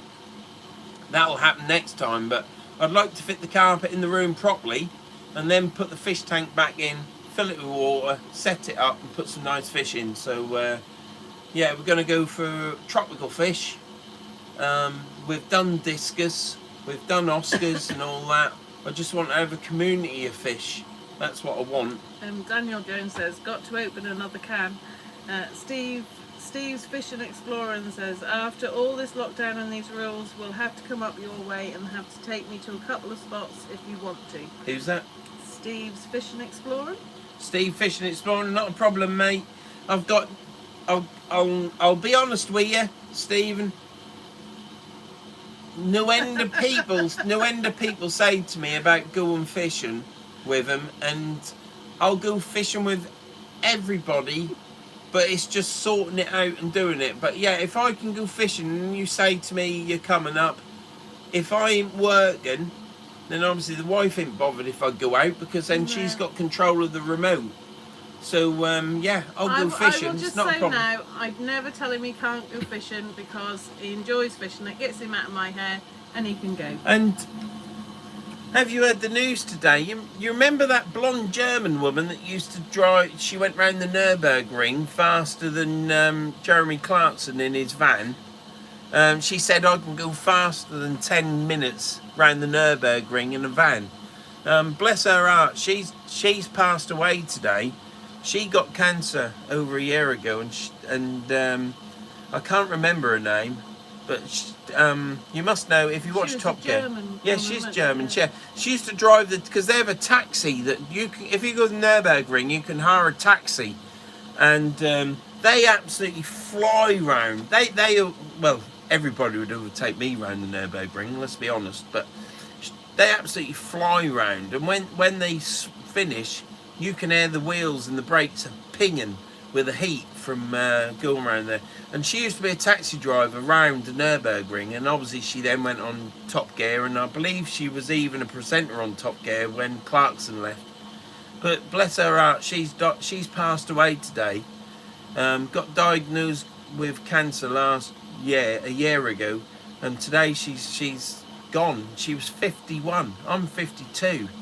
And I was sat there today fixing that fence for my gaffer, and it just makes you think that you're 52 and somebody else has passed away and they're 51, and there's people pass away a lot younger.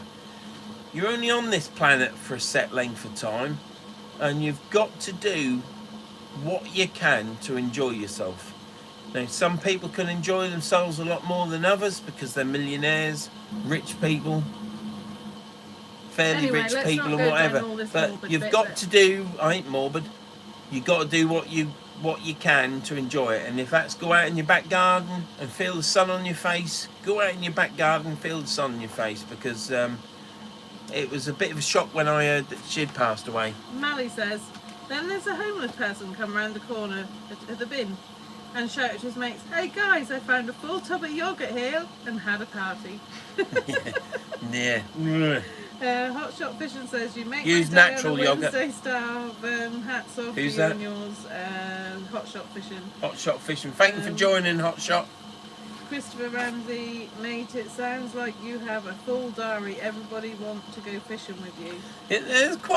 I'm quite chuffed really, because I've had people say to me, "Come fishing out on the boat." Andrew Jones and other people have said, "Come fishing on the boat." Other people have said, "Let's meet up."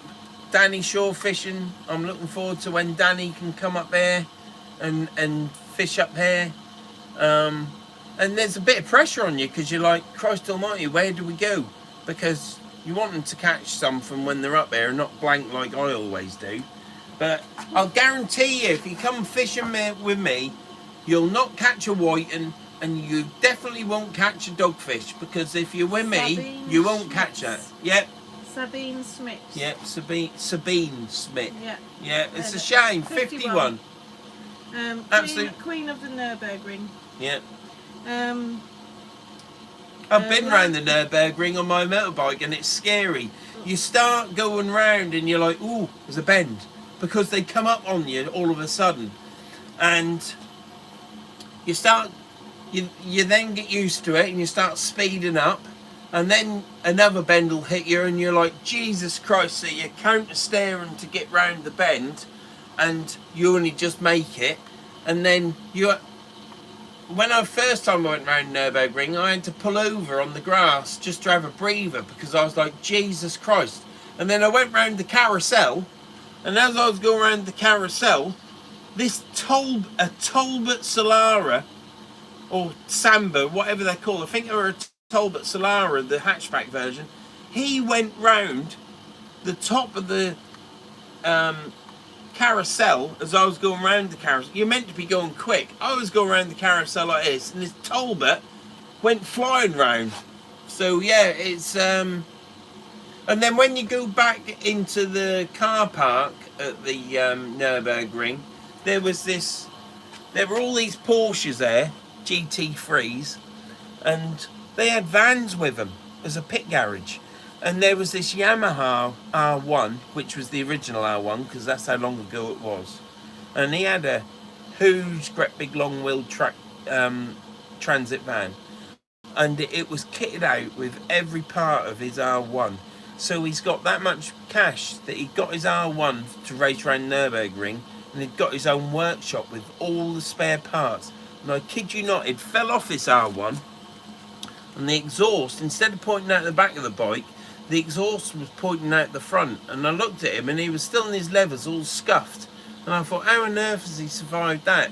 But his mechanic was then fixing the bike for him to go out again. So yeah, it's an exciting place to go to Nürburgring, and anybody can go to Nürburgring. You just pay your money, which at the time I think it was €14, and you get one lap, or you can buy a package of so many laps at X amount of money. So yeah. Steve's Fishing Explorer says, "No worries, mate. Sounds good. We'll have to send you a message." Landlocked Sea Fishing Thanks, says, Steve. "Vern, you've got to leave this video up and include the chat screens. Hilarious tonight. 3K subs on the way." I hope I do get to free. Just quickly, obviously when we stopped fishing, subscribers have been a little bit slow. So anybody that can share this on any platform, I should have said this at the beginning, because I'd be most grateful if you can share this video, because subscribers have slowed down a little bit, and yeah, it would be great to get to 3,000. I started this channel out just because when my mum passed away, I didn't have any footage really off her apart from pictures, and it was a bit upsetting. So when I realised I could afford to go fishing again, I then said I'm going to go fishing to have a record of me on film, and I'll go into depth about that in a bit, but a record of me on film, so that if my kids are ever interested as they get older, which I know they will do, but they aren't interested now, they'll be able to look back at and see their dad and mum, because that's why I like to have mum in it as well occasionally when she comes with me. Have us in it so the kids can watch us on YouTube, because there's always a record of you there. That's why I like YouTube. That's why I started up YouTube. But the subscriber thing and the chats and the comments, they've all become a bit of a drug, and then it takes off. So then you want to get a bigger channel so you talk to more people, because it's nice and good. And what else was I going to say about the YouTube? See, I've lost now. See, this is why I rattle on all the time, because I start talking, go off on a tangent and forget about it. And he does that constantly. Yeah, I do, yeah. Mally says you can make it a fish off challenge. It would be awesome, mate. Hot shot fishing says I'm not for that. Danny Shore Fishing says if we don't catch anything, I'll settle for a bacon roll, mate. No, Danny, you're cooking the bacon, because you must be a better cook than me. David Meldy. Look at that pan. Mally, the fish off sounds good. Gunneroy. Fern Karen, it's been entertaining, but sleep time for me. Catch you next It must be week, nearly night 2 o'clock in the morning where you are, Gunneroy. Thanks for tuning in, mate. It's always good to talk to you and always good to hear from you, as it is everybody that talks and comments, and the dislikers. I dislikers. don't think so, Christopher Ramsey. What? Mate, Don't you think what? and your wife will soon be on the BBC. Great entertainment. Oh yeah, that'd be good. That'd be good. Now, I'm quite happy with YouTube. I'm not too chuffed with BBC at the minute. Mally says, mate, my wife died age 50. It destroys you. I can tell you. I know, Mally. I couldn't even think what it feels like, mate. You've told me before. I spoke to you before. Welsh Rugby. Van, it's nice to see you growing in confidence live streaming. Well done. Keep it going. Hot shot fishing. That Thank you, would Welsh be Rugby. good to watch. So, Who says that? Hot shot fishing said that would be good to watch. I'm guessing a fish off. Yeah, fish off. I just don't even need to be a fish off, really, does it? It just needs to be fishing together, and because we like to be together. Oh God, that's scary. No, no. Anyway, I can't remember. it is free to any home. It I doesn't can't- even have to be a good one, as long as you've got a shed or an outbuilding to stick I them in. can't remember what I was starting to talk about when I was going on about YouTube. 3K subscribers. Yeah, that would be good. Yeah, no, that would be good. Well, that's what the comment was when you Perhaps started talking. perhaps I need to put up that if I don't get to 3,000 subscribers within a month, I'm gonna stop putting on YouTube. But that ain't me. So What about if you don't get to 3,000 subscribers, you'll leave home? yeah, 3,000. If I don't Don't get to subscribe. 3,000 subscribers within a month, I'm gonna leave the wife, Please don't subscribe. and I'm gonna take my pot of yogurt with me, Jesus. because the wife likes having a spoonful out of that. Oh no, I don't. No, don't do that. No, I need to. Um, I'll be back in a minute. Paul M says, Verns, saw your saw blades back to front. Well, what? Your saw blades back to front. He doesn't use it. It's just for I display. put it up for an ornament. Yeah, you're right. It is back to front, but it depends what side you're looking at it. If you're this side of the saw, it's all right. But yeah, the other side. No, the other side's all right. This side's wrong. But yeah, now I understand what you're saying. I'm off for another can of beer. Well, you've drunk all my wine. There is another bottle in the fridge.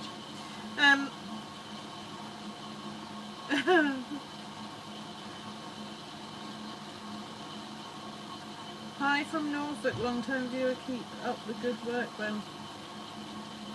I don't know if any of you have seen the app that brings photos to life. Amazing, absolutely amazing. Like Ben said, he lost his mum 9 years ago. With the last photo he had with her, I put onto this app, and it actually brought her to life. Oh my God, it was just amazing, amazing. It made her move, and it was, yeah. And I think it's called My Heritage. Really good, really good. So if you've got any photos you want to bring back to life, give it a go.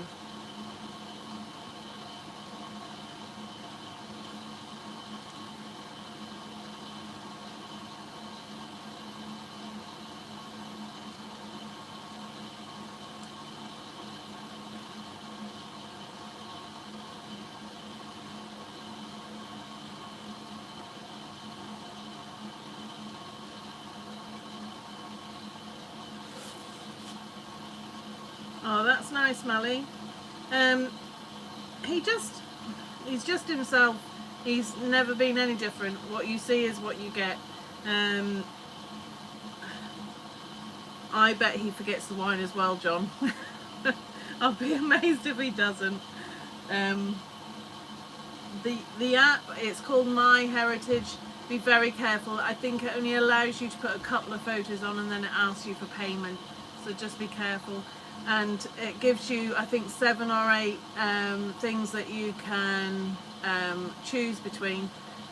Some of them change the face slightly, not so good. Others are that's just amazing. Amazing. I can't put it in any other words.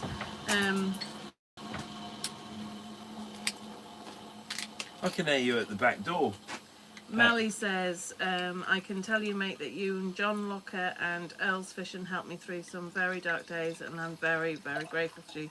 John, we were wrong. He remembered the wine. Was that Mally? It was. I was just telling them John. about that. Who's John? Johnny. John Willis. Have I said that right? W-A-I-L-E-S. John Wales. Wales, sorry. Oh, yes, John Wales. I was just telling them about My Heritage, that site where I put that photo of your mum and it brought her to life. It's just, I've got some videos of when we used to, because everybody back in the day used to get the old video camera out and film Christmas Day, open the presents. And you never like looking back at yourself, especially when I was younger, because you was like, and whatever. But I think I might have some pictures of mum there. When my mum come round, and I'm hoping that I videoed that and didn't just turn the video off. So we're going to go through our videos to see if I've got my mum on film, because it'd be really going back again to why I started up YouTube, and I'm hoping that I've got a video of my mum on there. And I've also got some videos of a friend that was good friends with my mum and dad, and I'm hoping they might have some footage. But I went to put my video on the other day and the bloody thing won't work, so I might have to take that in to get it fixed. But I have got another one up in the loft, because I've always got a double. So yeah. not a double of me though. Apparently you can never buy just one. Michael, he did forget his beer and he remembered the wine. I was quite impressed. Now I went in the garage to get the beer and I drunk it all. Oh, but there is some more in the house. I saw a can of lager in there. Oh, have we not put the rest in the... I'll be back in a minute. It's on the shelf. He's remembered the beer.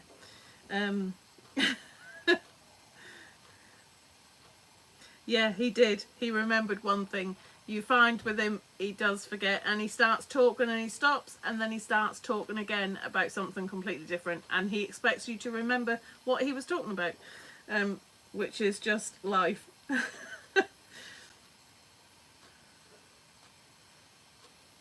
Tom, I do take it you are here on the 29th, because as far as Tanisha and we are concerned, you are here.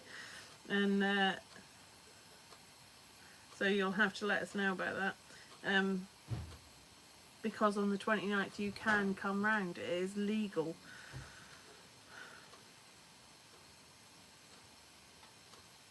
I lost my mum and dad last year. They was into his 80s. Had a great life. Yeah, but you just want them to be here forever. They're not allowed to leave.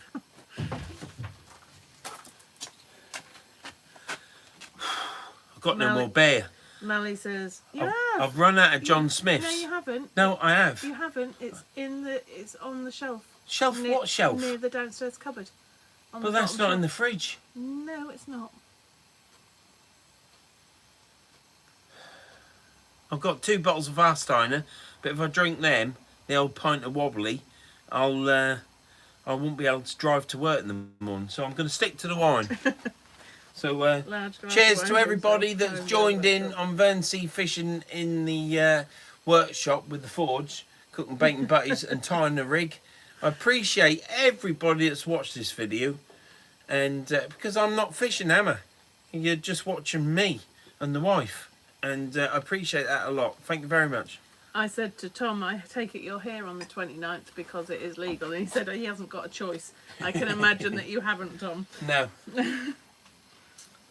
We'll cook you a curry, Tom. Oh yeah, because he loves curry. Maybe a steak, Tom. So that potato's hot. Kev Spencer says, good night everyone, been another emotional night. This old Norfolk boy is off to the land of Nod. Catch you all soon. Thank you, Kev, for joining in, mate. It's much appreciated. Off you go up that wooden hill. I never realised, Kev, just quickly, mate, I never realised that I'd be talking to you through Facebook and through YouTube after watching your 3 videos that you did sea fishing and the one you driving around in your Is that speaker. who that is? Yeah, in the Oh, speaker. You remember in the car Yeah. when we watched it and he was with his missus? Yeah. I guess it was your missus, mate. But yeah, no, Maybe say that a fantastic little bit, talking to you, mate, and I appreciate you coming in on the lives and watching my videos. I appreciate it a lot, mate. Thanks a lot. Lisa, superb watch tonight. A real laugh from Lisa and David. Lisa and David. 7975. Hello to Lisa and David. Thank you very much for tuning in. It's been great. Les Edwards says, go and get them for him, Karen, because Cute. you can't find your beers. No, I can't find my beers. Where are they? I'll tell you something now. He puts keys down, cannot find them. Puts glasses down, cannot find them. That is my life. Constantly looking after him. Night, Vern and Karen, another friend. Night, Justin. Stay safe. Oh, David, been on the rum since 8. My God, it's a wonder you can still see us. Check his side pockets. Honestly, if you knew my life of trying to remember where he's put everything, it's just ridiculous. No wonder Tanisha can't wait to get to Berk.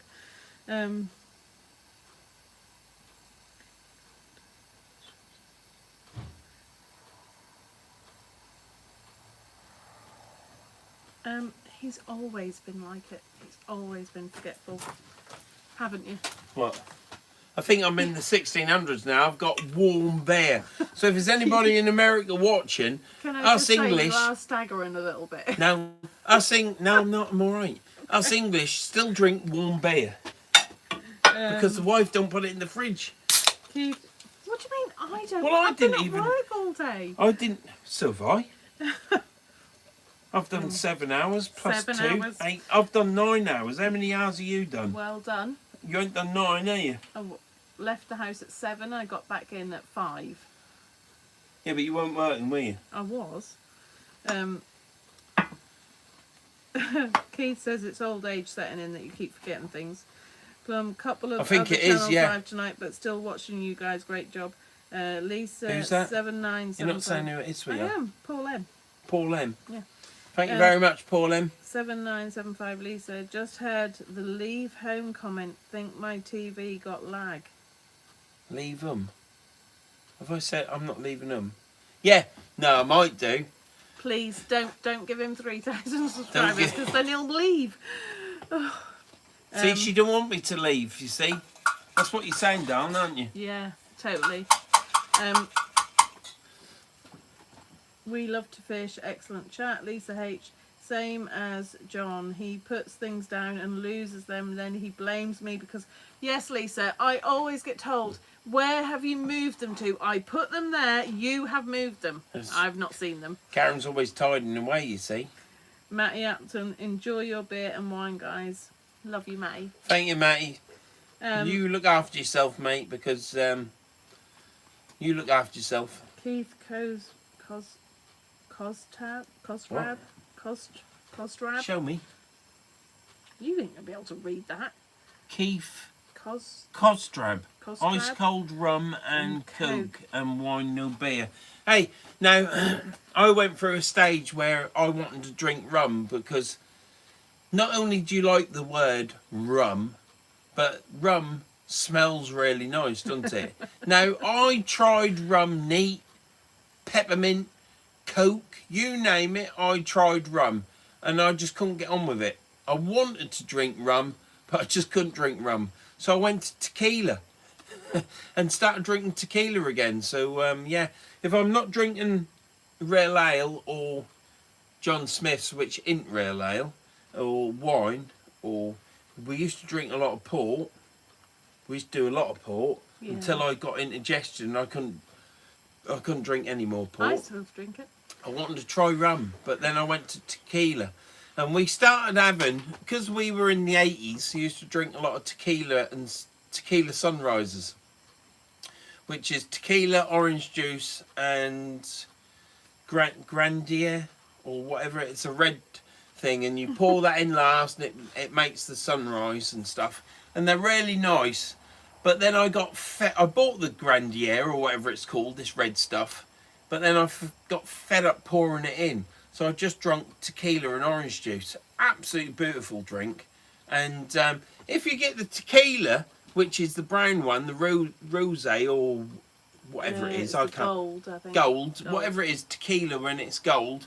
I forget the name of the brand, but it's in Morrison's or Tesco's, whatever, or any other good supermarket.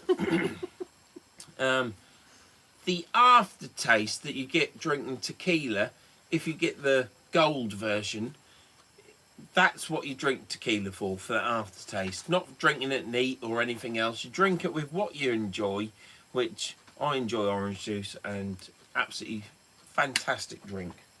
But yeah, no. Welsh Rugby, Vern, I recommend a good drink. Double Jack Daniels, Jameson's Coke and ice. Yep. Try it, it's fab. Yep, no, Andrew you're spot on Jones. there. I didn't used to drink Jack Daniels. I used to drink whatever version you got from whatever. But I've got a bottle of Jack Daniels, and drinking it with Coke is a few ice cubes, really nice. Andrew Jones says, wife, see, he can multitask. He's got a can and wine. Yeah, no, yeah. Matty Appleton says, love you guys always. Alan Crawshaw says, night all. Take care. Stay safe journey over there when you come over. Then great stream again. We will look after you. Karen, stop hiding his beer, lol. Yeah. Night. God Thank bless. you, Alan, I for- will walk the belt off then. Thank you, Alan, for tuning in. Much appreciated, and it was a fantastic conversation the other night. We were on the phone for over 2 hours talking. Brilliant. Absolutely. And that's what this YouTube and Facebook is all about, is actually having proper conversations with people. And Matty, thank you very much for tuning in, mate. It's much appreciated. And make sure your dad looks after you. And Andy. And Jackson. And Jackson. Les Edwards says, Karen, you're like my missus. She says she's only with me to stop some other poor girl suffering. Yeah. Absolutely. Yeah, she hadn't thought of that one. Who was that? Les Edwards. Yeah, Les. She hadn't thought of that I one, always mate. say some poor bugger had to have him. I need to get a chair. I've got one here. Christopher I know you're saying for a stool. I had one there. Christopher Ramsey says, you two make a great team. Lovely to see. Somerset Beatfish. Who was that? Christopher Ramsey. Thank you, Christopher. Same Les. Danny Shawfish and says, night Alan. Night Alan. Matty on. Oh, Matty. What's that green drink? Grenadine. Yeah, grenadine. Yeah, that's a red. That's a red. Ooh, Because you can put. that's a bit evil though, What? isn't it? No, it's what you put into a tequila sunrise. Grenadine. Oh, is it not Yeah, that no, green no. drink that people You used can to put drink? that. You can put grenadine on ice cream and stuff like that. You can use that. But yeah, no, that's what you put into tequila and orange juice to make the sunrise. Not Seafish and premium rum is awesome. Daniel Jones could watch you every single night. Fair play, mate. Who's Alan that? Forshaw, Night Colin. Daniel Jones. Thank you, Daniel. That's much appreciated. I don't know what you see in me, to be honest. But no, Alan, yeah. Alan I'd have Crawshaw, to, mate. wait till you come here, lol. Drink, just wait. Yeah, I don't like getting hammered because I end up falling on the floor and falling asleep. Alan and I tend to have to stay up all night looking after him when he does that. And I've never known. I have known Karen been ill once through drink, and she said she had her drink spiked, but they weren't. She was just drunk because she'd been. No. No, you weren't. You was drunk. She'd been drinking all sorts of drinks, and she went out in the air, and it hit her because she's never ever. I've never known Karen get drunk. Whereas me, I've been laying on the floor in the toilet, and my mate's been naturally urinating in the toilet and saying, "Are you all right, Vern? You don't look too well." You know, so I've been absolutely hammered. Can And I just say, you did comatose on the bed, and he was like a starfish on the bed, and Yeah. I just rolled him over and he ended up on the floor, and I thought, he'll wake up when he's ready. Yeah, And I yeah. went to sleep. yeah. So Karen don't get drunk. So when she does get drunk, she don't realise, she thinks she's been spiked. Stephen Foster, Morgan Spice and Coke, or Kraken and Coke No, for me. No, I've got a bottle of Kraken. When I went through my rum stage, I've got Navy rum, Kraken rum, which is spiced rum. I've got Morgan's rum. You name it, I've got rum, and I've tried it, and I just can't drink it. My mate Marky, who comes on air and in the lives, especially in talks, he drinks rum like it's tap water, but I can't drink rum. I can drink brandy, tequila. I have to drink. I only drink drinks that I actually like, and I like gin. I do like gin. I don't like whiskey. We have lots of drink in the house, and we've never made a big thing Yeah, out of having drink in the house, never. Yeah. And the girls, touch wood, Yeah, no, they're not alcoholics. have never made a big thing about drinking No. either, have they? And we've got 2 cupboards full of drink, Yeah. and I've got probably 10 bottles of gin. I've probably got 8 bottles of vodka. Probably got 5 bottles of brandy, because the wife made a Christmas cake once. Now this is the thing. The wife was made a nice. Christmas cake. It was nice. Well, I can't remember it being nice because I never got over the fact that she poured a full bottle of brandy in this Christmas cake. God, you could And I was smell like, it throughout the house. was It like- was lovely. "Where's the brandy gone?"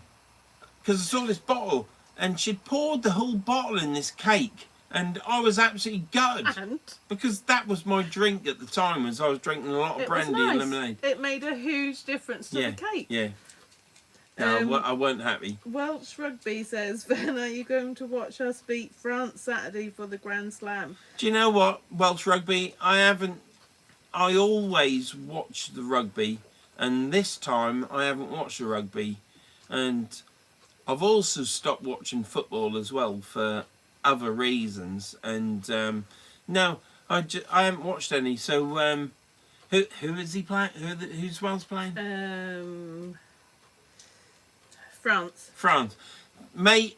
If Are you I going to am watch us beat if I'm France? about on Saturday and I aren't in the garage, or I'm back from the allotment, because we've got to clear this allotment out. If I'm back in time, I will watch Wales and France, because I would love to see France get beaten, because anybody beating France is a good thing. Daniel Hibbert says, hi Vern and wifey.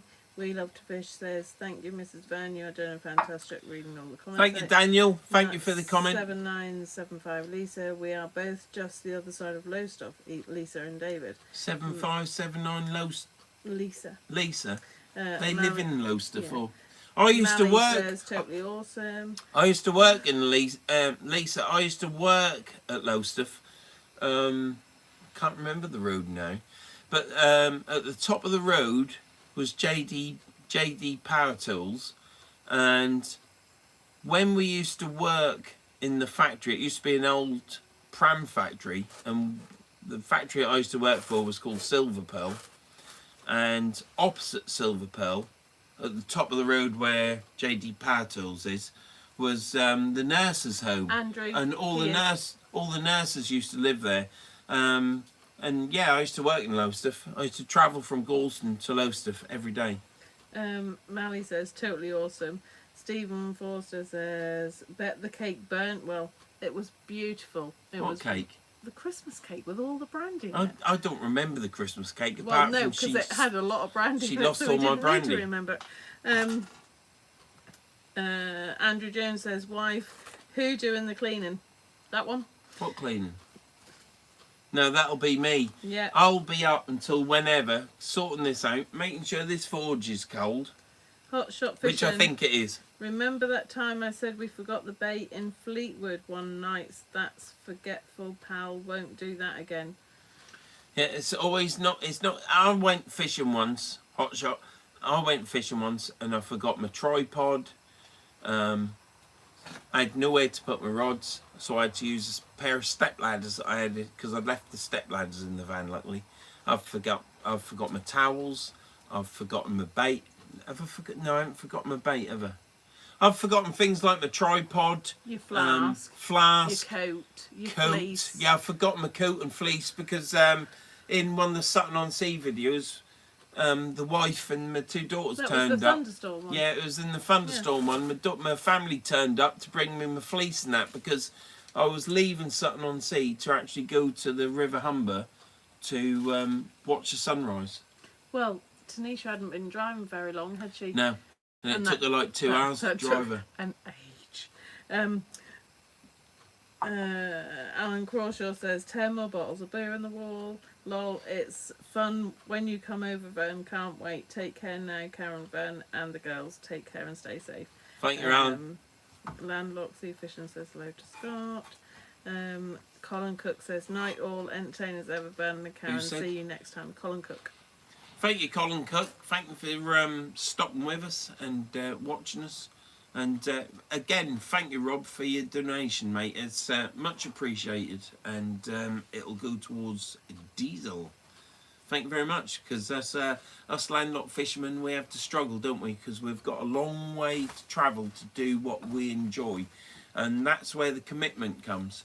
Because sometimes it can take 2 hours of stress and torture travelling on England's roads to get where you want to be on your own. That's the thing. You've got to travel on these roads at stupid miles an hour with plonkers in front of you to get where you want to be on your own. And it makes me chuckle sometimes, but not at the time. Scott Harris, West Wales Fishing says, how we all keeping?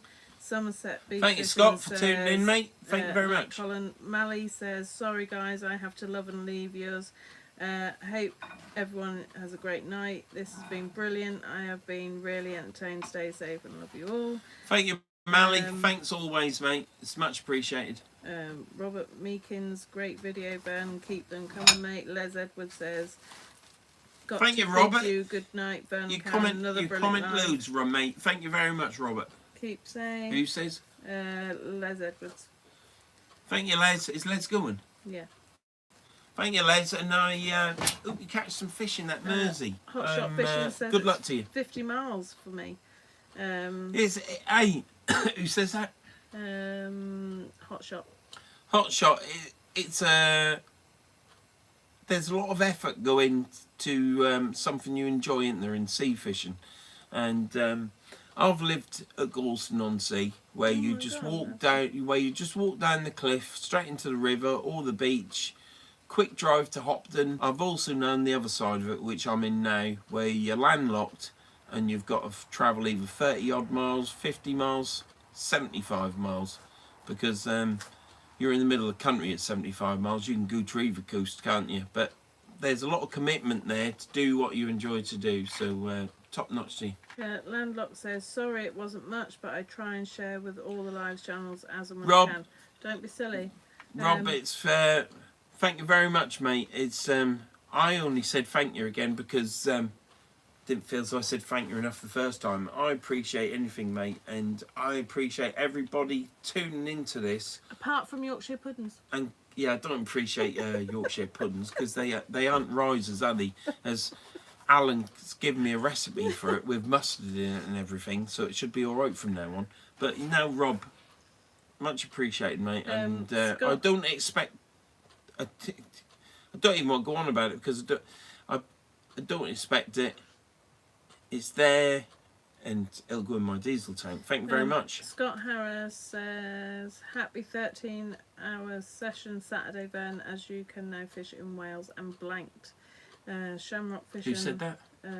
Scott Harris, West Scott, Wales. I watched your live on, I think it was Saturday. I'm not sure, but I'm sure it was Saturday because I was in the shed. I was watching it in the shed as I was titivating around my rod. You caught 2 crabs, mate. I think you caught 2 crabs after I'd left, so I had it on playing in the background, and I kept commenting.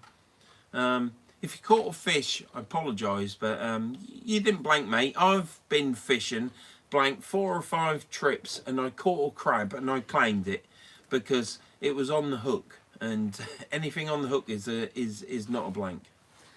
Shamrock Fishing says, hi folks, hope you are all keeping well. Only joined in, busy night in work for me tonight. Thank you. Who's it? Shamrock. Shamrock. Thank you, Shamrock. Much appreciated. Scott Harris says, well, a crab. Stephen Doan says, Don't knock it, Scott. Go Don't on knock fish in Galston as soon as lockdown is over. Who's going to Galton? Stephen Doan. Stephen Doan. I've had many when I was a boy of 12 or 13, I used to fish in Galston Harbour quite a lot, and also fish the other side of the pier, and many a good time fishing there. I saw somebody called Waterside Fishing Adventures, and he fished further up. He went past the lifeboat station, and I can only say before the ferry, because when we left Yarmouth there was still a ferry there, and you used to be able to catch a ferry from Galston to Yarmouth, and it was 15 pence. It was 15 or 10 pence to catch the ferry, and you literally jumped on a boat and he powered across and you got off and you was in South Deans, which was the ropey part of South Deans where all the industry was, and you then had to walk into Yarmouth. But it cost you 15p, might even been 5p, Pet, because the buses were 15p. Oh, I don't know. Number 8. You're older than me. Yeah, but a number 8 from Magdalen Arms to it used to cost me to about the bus 20p, station was 15p. Yeah, probably something like that. Probably was then. So I think the ferry might have been 5 or 10p, because obviously you was risking your life, because it was just a boat with a bloke with a motor on it, and he'd pass straight across and you'd walk up the steps, and that was the ferry. Anyhow, Waterside Adventures, he was fishing in between there, and he caught bass, I believe, out of the Yarmouth, what they call the harbour, Galston Harbour. So yeah, good luck with your fishing, mate. Christopher Ramsey says, are you going to leave these videos up when lockdown finishes? Yes, all my videos get left up. All my lives get left up. What Tom has done up to now, he's put my lives, if you go down from the uploads to most popular videos, I believe, then there's a section for trailers and lives. Now what I'd like to do is I'd like to have my lives like my uploads. So the latest live is there, and then it's so on onwards. But at the minute you click on my lives and you just watch them in order, so you can then drop down to the subsection and pan forward. What's that there? Alice Lynch has just given you £20. Alice from Lynch? me and my Who's dad, Alice Lynch? Hot Shot Fishing, because he doesn't know how to do it. Love the videos and get yourself some bait for the 29th. Who's Hot Alice? Shot Fishing. Alice Lynch is Hot Shot Fishing. That's me and my dad, Hot Shot Fishing, because he doesn't know how to do it. Love the videos and get yourself some bait for the 29th. Thank you very much, Hot Shot Fish. I'm not drunk. I'm getting a little scoo-whiffy. I'm getting scoo-whiffy, and that's not drunk. That's scoo. Thank you very much, Hot Shot Fishing. Do you know what? Look, I'm not gonna lie. When Tom told me to click public and click monetization, so I'm not here to say, oh, thank you. I really appreciate that. That's what I'm saying. I appreciate Rob, and I appreciate Hot Shot Fishing. Thank you very much for that. It's most appreciated. And yes, I will buy some bait, because what I plan on doing is I'm going to go across the Humber, over the bridge, over the roundabout, Beverley. What's that? Starting with H. Hull? I was going to say Hopton. Hornsey, that's the one. Yeah, anyway, like I say, I'm scoo-whiffy. I'm going to go to Hornsey, and I'm going to pop into Nick and get some lugworm. Who's Nick? Nick Burton. Oh. He's Hornsey Tackle. Oh, okay. Good fishing shop up in Hornsey. And because we found it, didn't we? We drove up to Hornsey and found where he is. Oh yeah, that's when he's going to go for a weekend. So yeah, thank you very much for that. And much appreciated. Right, hang on. Stephen Foster, those Yorkshire puds look okay to me, Karen. Thank you. I'll tell you what, Stephen, those Yorkshire puddings would look better covered in chocolate spread. Oh no, don't go there. Gary Maloney, Do you know what I used to have? Night all. Who says? Gary Maloney says night all, best one. Night, yet. Gary. Thank you very much, mate. I'll tell you what. In the 70s, when I used to have my roast brain and roast heart and everything else, we always used to have some Yorkshire, because my mum could cook Yorkshire puddings. They were like risers, you know. They were like great big Knickerbocker glories, they were. And what we used to have for pudding was Yorkshire pudding with strawberry jam. And if you've never had strawberry jam on Yorkshire puddings, there is nothing like it. And that brings me to another thing that we watched, because Karen's now laughing, because we watched a film called The Potato Men. If you've never watched a film called The Potato Men, go find a film called The Potato Men. Never look at strawberry It's jam. got Johnny Vegas in it. Same again. And strawberry jam. Please don't. But strawberry jam and kippers, you don't want to know. No, but please don't. Go watch the films. Anyway. The Potato Men. Oh, jeez. Kyle Allen says, hi from Northern Ireland. Darling, the tilly lamp's gone out. Oh dear. First watching these lives, Ben. Thoroughly enjoyed your videos. Keep up the good work. Who said that? Like Kyle Allen. Kyle Allen, thank you very much. Run out of pressure. Scott Harris, West Wales. We're gone out. Yeah, let's not. The tilly lamp's given up the ghost. The forge has given up the ghost. And the potato. The potato is nice and warm. Are you listening? And yeah, go on. Scott Harris, West Wales, and for you, Yorkshire puddings, that the same amount of mixing, so same flour, same egg, same salt, same pepper, same. Got to put some mustard in it as well. Just apparently. to make sure it's all and hot. Robert Meekings, come on, Vern, you are now showing your age, mate. What's Yorkshire puddings and strawberry jam? Good night, Vern. This is Kenneth Webb. Good night, Vern and Karen. Good night, and hope to see you all well on the wall soon. Thank you, Kenneth. Thanks a lot for joining in. Patrick Chapman. Another great night, Vern and Mrs. Vern. Keep up the good work. Take care. Wilts Rugby. Well done, Ellis. Danny Shortfishing. Night, Kenneth. Stephen Foster. Shortfishing. Down. Is Alice hot shot fishing?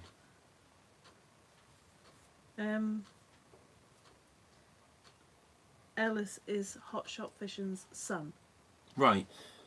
Thank you, Alice, and thank you, Hot Shot Fishing, very much. Much appreciated, mate. Welsh Rugby. Van, you have made my day watching you stepping in my dad in man poo. In what? Watching you stepping in man poo on one of your videos climbing over the wall. Mate, I didn't step. Mate, if I'd stepped in that, you'd have seen the worst rant of your life. What I did do was I put my ladder in it, and when I put my step ladder in it, that was the worst thing ever, because I had to wash my ladders. But yeah, no, it weren't good. Who would do that? Oh my God, he's off again. I got a full phone call on this conversation. We've been wild camping, and you have to dig it in and do what you do, but you don't just leave it lying there for someone to step in it. I'll just say, I use your mum's Yorkshire pudding recipe. Do you use my mum's Yorkshire pudding? Yeah. Is there a Yorkshire pudding recipe? Well, it's not measured. It's so many spoonfuls of this and so many spoonfuls of that and so many eggs. Yeah, but the wife can't cook macaroni and cheese either, and my mum could. Well, right, where am I? Oh, do you know what? My favourite meals are cauliflower cheese and macaroni cheese. And he can't cook either. My wife's favourite food is cheese.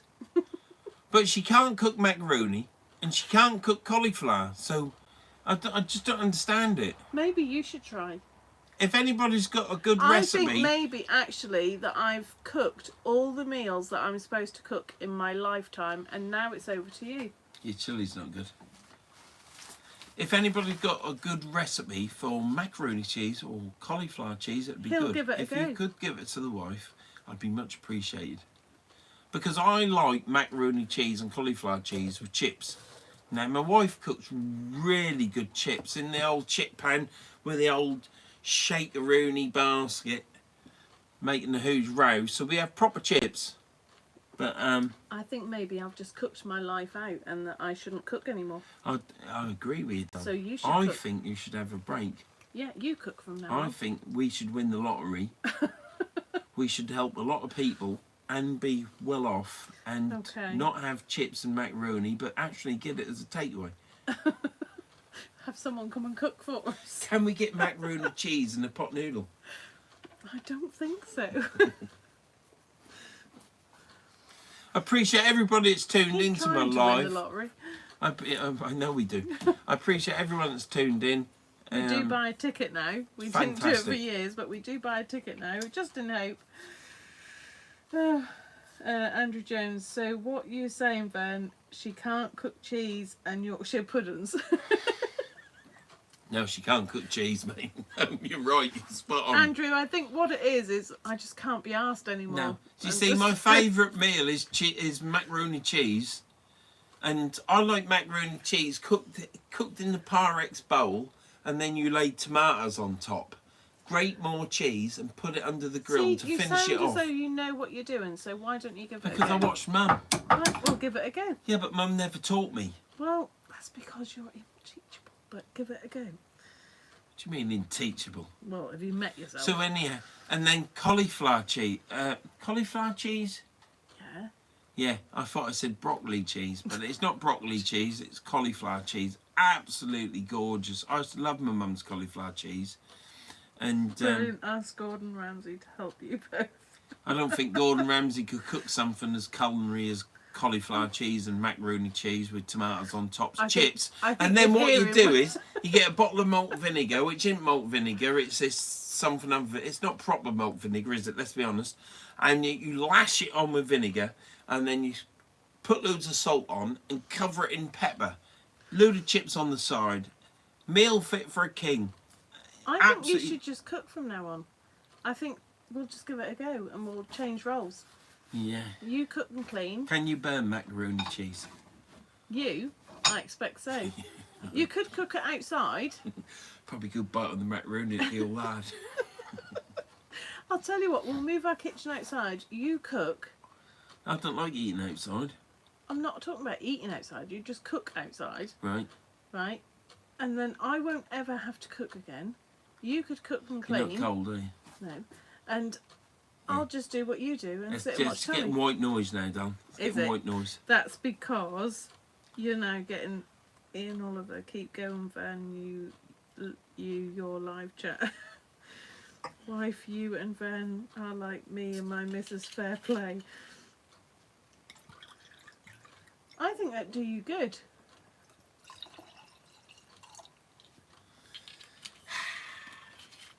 I think next week you should show them your Yorkshire puddings.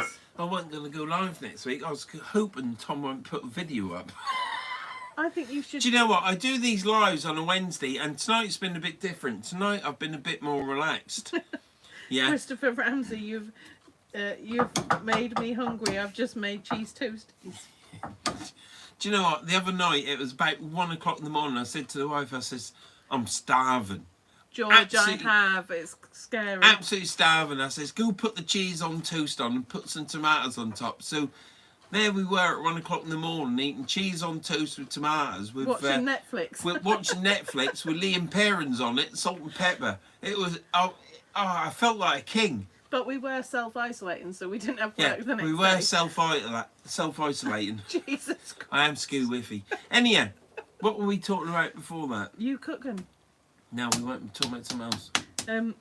George Ray says, have you seen Vern cook in the back of the van? Have you seen me cooking on the forge, mate? My bacon was black. But The more you burn your bacon, the more salty it gets. So it's quite good. It's actually, see, I've been telling you for years that is the way to eat it. Yeah, but it's cancerous. Well, You know, my potato is getting, it's really soft. Look at that. I'm going to eat that potato.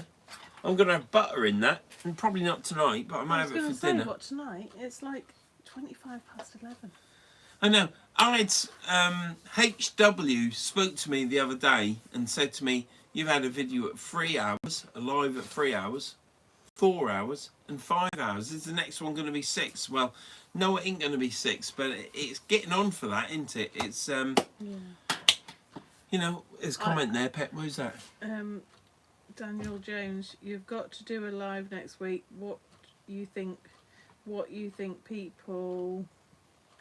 I don't know what to do in the live, though, Daniel. I've shown my tackle. Michael Simpson says, Vern doing a week of pink jobs. He would never survive. Never survive. He can't even manage to do a blue job a week. So I went into school this morning and I moved a ceiling tile, and a lady at work who I get on well with, she says to me, I cleared your mess up for you, Vern. I swept it up. And I said, swept what up? Swept what up? And she says, all the muck that was on the floor from you moving that ceiling tile. I said, well, that's all right, because that's a pink job, isn't it? And she looked at me, absolutely gone out, and she says, what do you mean a pink job? I said, well, that's a sweeping job. That's a girly job, isn't it? And well, the other woman that was in on Kids Club, she says, oh, it's going to be trouble now. And Donna gave me a right earful. All joking and stuff, but yeah, no, it's what's life if you can't have a little bit of a laugh and a joke? And I learnt pink and blue jobs from my mate Marky, and it's been the same since. But when you say pink jobs and blue jobs, some people take quite a bit of an offence to it, and that's what's comical for me. And sometimes when that happens, I like to progress with it, because it's more funny, really, to be honest, because some people take such an offence. But yeah, no, it's all good fun. I wish he would do some of the bloody blue jobs. That would make a change. I do blue jobs. I've fixed the oven. We've got an element in it now. That took 4 weeks. Now got an oven after I bought the element. After I bought the element. No, I bought it. I bought it. Did you? Bought it off eBay. You ain't got a PayPal account. Wow. Yeah, because eSpares is like 40 quid, whereas He you can used his you wallet. can buy our element off eBay for £7.60.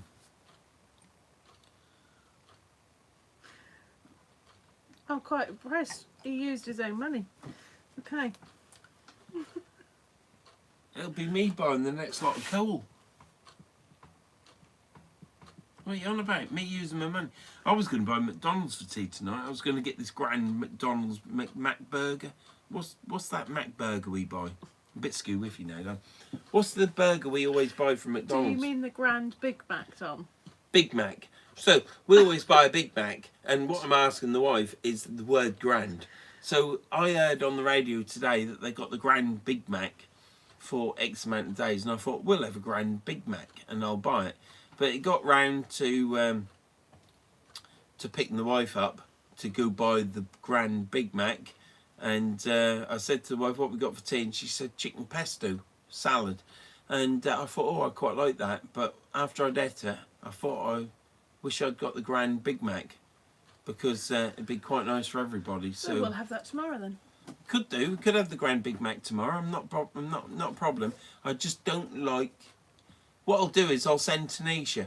So I'll send Tanisha and the mum.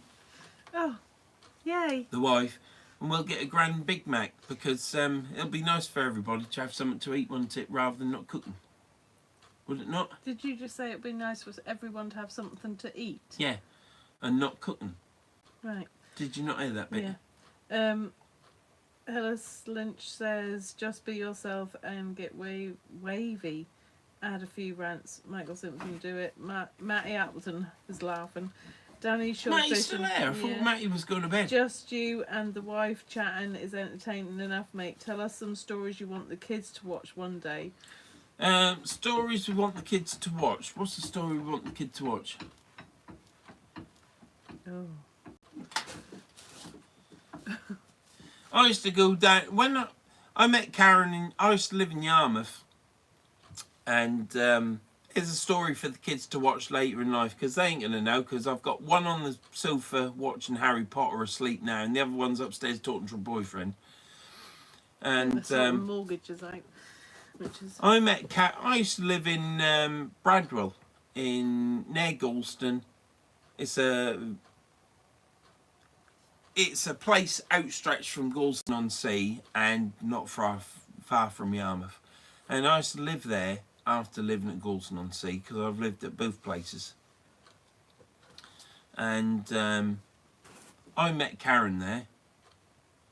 And then the place of work where I used to work in Lowestoft got bought out by a company in Lincolnshire. And that's why I'm in Lincolnshire now, because that was the time when Margaret Thatcher, if anybody, which I presume a lot of people have heard of Margaret Thatcher, Really? there was no work anywhere. All the shipbuilders in Yarmouth shut down. The oil rig places had just started up, but you couldn't get into them. And I couldn't get work anywhere. I was working at this place that I used to work at that moved up to Lincolnshire. And I tried for a post office operator because I always wanted to be a postman. No good now because I got a bad hip. And I tried to work at many places. So that I moved up to Lincolnshire. And Karen's a Yarmouth girl. I'm from the middle of Norfolk, and I used to travel down to, I don't know if I can say this because it's quite... I don't know what you're going to come out with. Anyhow, I am quite nervous at this point. I used to stop at a place, I used to stop at my neighbours because they used to let me stop there. And I can't talk about this because this is probably for later on when I've done a few more lives. Yeah. But yeah. I'm like thinking, I don't know what he's going to come out with. I'm really sorry. I can't talk about this because that would be embarrassing. No, let's not talk about it then. Nothing embarrassing. No. We've had someone talking about chocolate spread and that has been way too much information. Yeah. I don't But know. I always longed to see Karen because I used to see Karen from Friday night to Sunday morning, didn't I? And sometimes I used to travel home at 4 in the morning on Sunday, and sometimes I used to travel home at 6 o'clock. And I'd have to travel home to Lincoln because I used to start college on the Monday, and it'd either be at 9 o'clock or whatever. So I'd have to make sure I get to Lincoln College for that time. So yeah, I've lost the track now, but yeah, no, I can't We always found it quite funny how our girls think they're the first time to do anything. And we've never been there and done that. So we have been those people that have propped the bed open up with books because we've broke the leg off the bed because we've been desperate to see each other. That's all I'm going to say. Yeah, I'm not going to go any further than that because I don't know how many people are in the life. No. We were always young ones, weren't we? Yeah. I don't know. Things that we'd like the children to know. I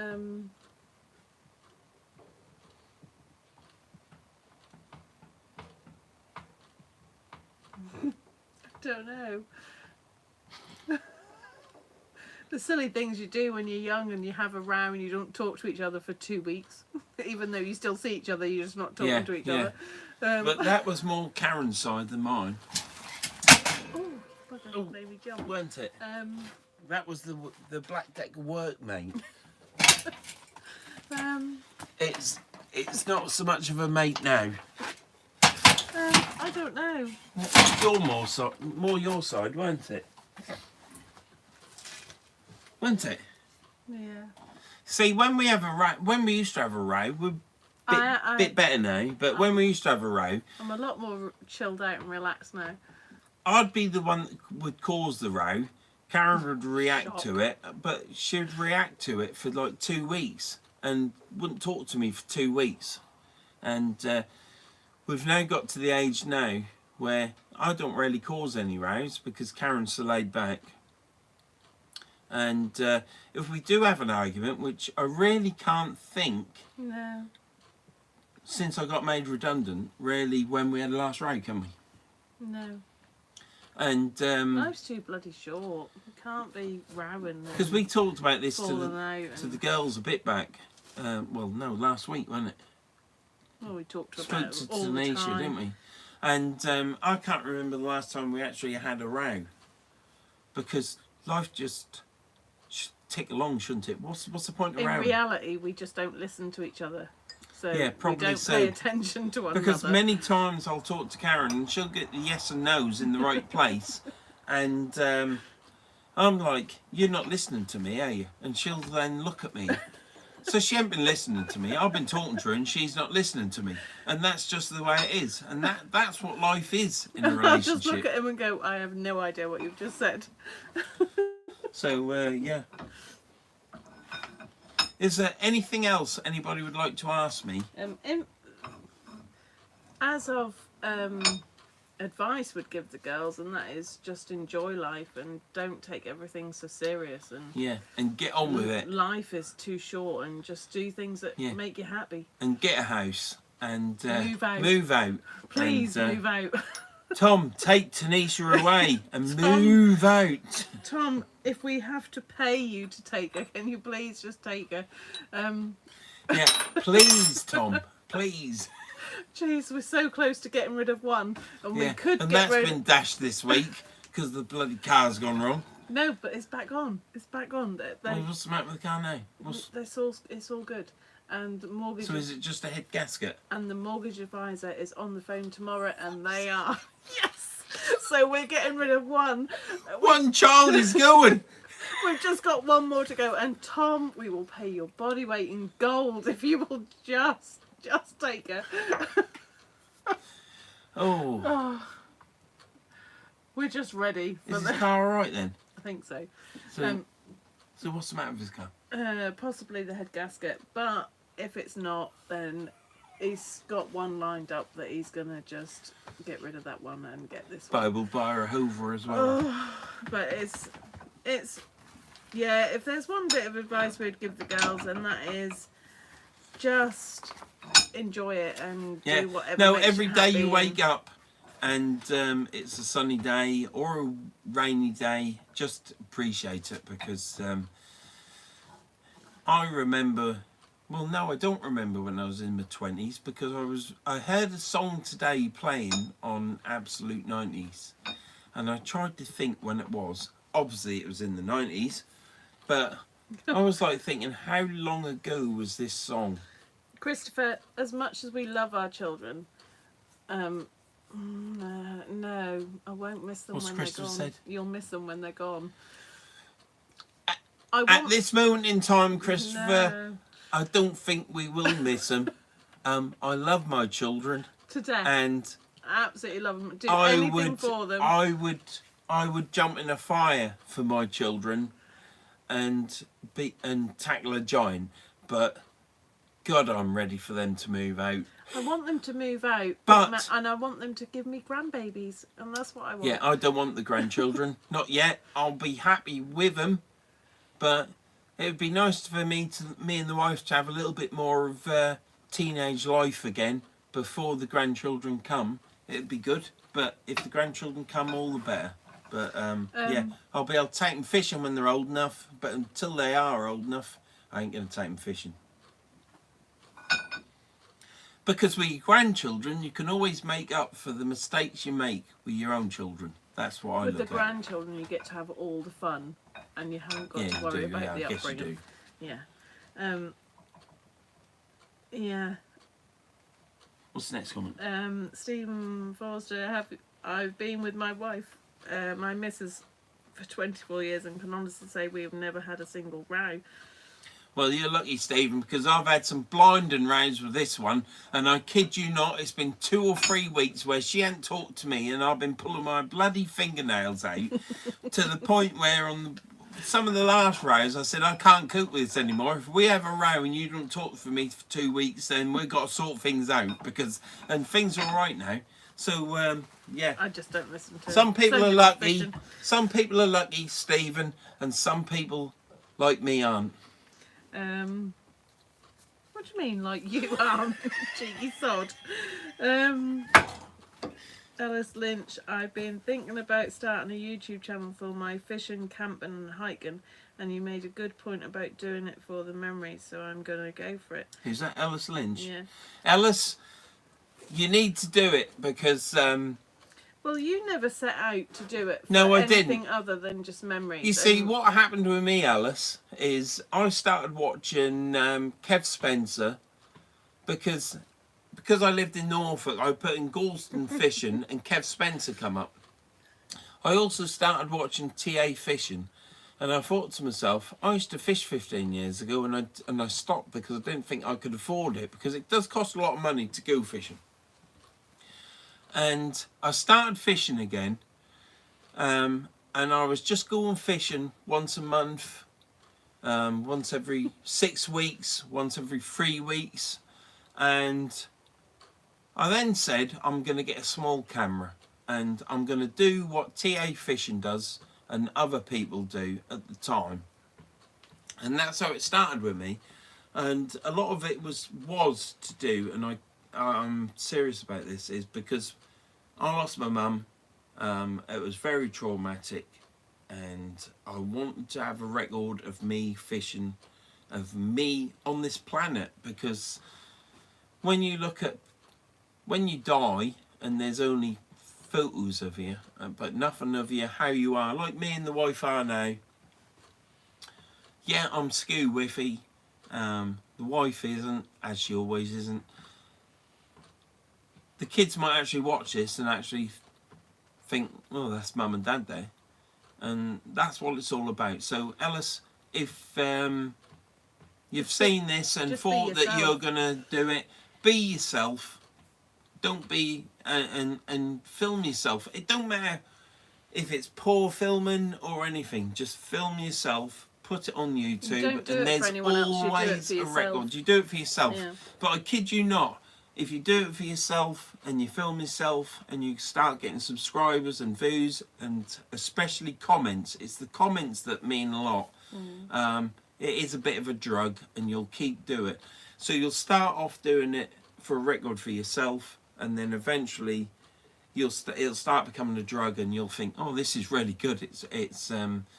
I mean, I've been fishing and my camera fell in the water and stopped filming, and I tried to film myself on my phone and I couldn't, and I just stopped filming, and I thought to myself, what's the point of fishing? Now that might sound really bad, but until you start filming and the filming is part of the fishing, there didn't seem much point. So what I did then was, the whole day was spent recceing about the whole coast, and I was going north and south looking for fishing venues, which was quite productive. So yeah, go for it, Ellis, and film yourself and do a good job. Welsh Rugby says, as a matter of fact, join me on Facebook, Vern. On Facebook, I'm called Verns C. So yeah, if you start up a channel, put it on Verns C so I can go watch it. That'll be appreciated. Welsh Rugby says it costs more for grandkids. I hope it don't. You can. Daniel Jones says you can teach them to cook black bacon. Danny Shorefish and I've got 4 grandchildren. Eldest is 10. Makes you feel old. Michael Simpson says you want the kids out so you can prop up the bed again. Robert Meeking says, hi Van, you can always give the grandkids back, mate. That is a huge that's plus. The best bit, isn't it? You can wind them up and give them hundreds and thousands on an ice cream so they're climbing the walls. Chocolate ice cream, you can take them fishing, you can do all sorts. You remember when we took the girls to Whitby and we got them that ice cream, and whenever we took them out they'd always sleep on the way back. Yeah. And we took them to Whitby, and we got them ice cream with hundreds and thousands on. We had a bloody nightmare on the way home. They climbing the walls. They didn't shut up. They were just on the go all the time through these ice creams. We and used to hundreds get of in the thousands, yeah. car and within 5 seconds they'd be asleep. This time they were climbing the walls and we were like, we are never getting those ice creams And again. I've took Chelsea fishing to Whitby, and it was snowing. And then I took her to Bridlington on the same day. Me, Chelsea, and Steve, who was in one of my videos, and Chelsea outfished us the whole time. We had snow, we had snow drifts, we had sleet, we had rain, thunderstorms, all in the. I hooked my cast up on a lamppost, and Chelsea, our oldest daughter, outfished us. Me and Steve. And they left her coat on the settee. Yeah, and she didn't have a coat all day. She was freezing. But she Danny carried Shaw. on going. Danny Shore fishing, I've said, has got Go For It Ellis, my daughter and grandchildren. Already watched mine and I'm not dead yet. And Danny, it's great that you fish and you take Amy with you. It's absolutely brilliant, mate. And it makes for good filming, and it's what we all want to do, really. Ian Oliver says, well, you can't pull your hair out anymore. No, I can't pull my hair anymore. You're right. He's already pulled it all out. I've still got a bit there, but it's grey. Scott Harris says, with YouTube, like Van said, be yourself, not something you think they want you to be. If you're ever anything but yourself, if you you're can't running do it. around hooping about and whooping and reeling in and going woo and all this, it's not good. You just have to be yourself, don't you? The one thing I would say with me is I do get excited if I see the fish. If I don't see the fish and it just turns up on the sand, I'm like, oh, I've got a fish. But if I do see a fish coming in, I do get a bit excited. And a lot of that's to do with the fact that I do blank a lot. And then when I do catch, I'm much appreciated of catching a fish. So, yeah, that's why I get excited. Andrew Jones says, Vern, we've got a little side bet, me and my son, on the boat Monday for £10. I can say here and now, he won't beat me Monday. Well, Andrew, I hope you've make sure you pick the best bait, mate, that you've got, and the freshest bait. Give him the rancid. And give him all the mackerel and stuff, and you keep all the worms and stuff. So yeah, I hope you do beat him, because you can't lose again, can you, Andrew? Because that won't be good. It won't be good, will it? And if you do lose, it's because you've taught him too well. Exactly. Ellis Lynch says, thanks, Van, I will do that. And yeah, I go with my dad all the time. And Ellis, it was great to watch back. It don't matter what you film, whatever you film, put it up. It doesn't matter. Just film it and put it up, and you'll progress, and it'll grow. Yeah, you'll enjoy it as well. Welsh Rugby says, Vern and your lovely wife Karen, thank you for the fantastic stream. I will recommend this stream to all. Must go see you both next stream. Take care. Thank you, Welsh Rugby. Appreciate that. Anything to improve the channel and pick it up, and I hope, and I'm pleased that through you watching this, you've enjoyed it. I ain't been fishing, and I haven't been catching fish. I've just been in the tider rig that I like, and cooked some crap on the forge. So yeah, but how many people can cook bacon and eggs? Well, I haven't cooked an egg. Daniel Still Jones, got the eggs there. But yeah, how many people can get to cook on a forge? I'm a better fisherman than him. You what? Daniel Jones says, I'm a better fisherman than him, lol. David Medley. Sure you are, Daniel. Going to call it a night, Verns and Mrs. Vern. I wish you all a good night. Night, David. Night, David. Thank you very much for joining in. But yeah, that's... Is that all the comments? That's all the comments, apart from Danny's just said night, David. It is nearly 10 to 12. 55 in the live. Well... Stephen Foster says, good night, do you know what? and Karen, been a great night. See 55 you both in the live is absolutely fantastic. When I started doing these lives, if I got 10 or 15 in the live, I'd have been appreciated. Absolutely outstanding. But I've had over 100 in the live. I don't know how many I've had exactly. I've got 57 in the live now. Compared to our first live where we tried to do it and Yeah, our first it live, failed miserably. we were just talking to ourselves because I didn't even put it as public. I didn't know you had to click public and whatever. And we were on Parton Beach talking. It was only when Tom actually sorted it out for us. But yeah, I've got Tom at his house. What's Danny just said? Danny said night. Stephen Foster said good night, Ben. I've read that one. Christopher Ramsey, great entertainment tonight. Thanks. Look forward to the next one. Night. Scott Harris says Vern, happy wife.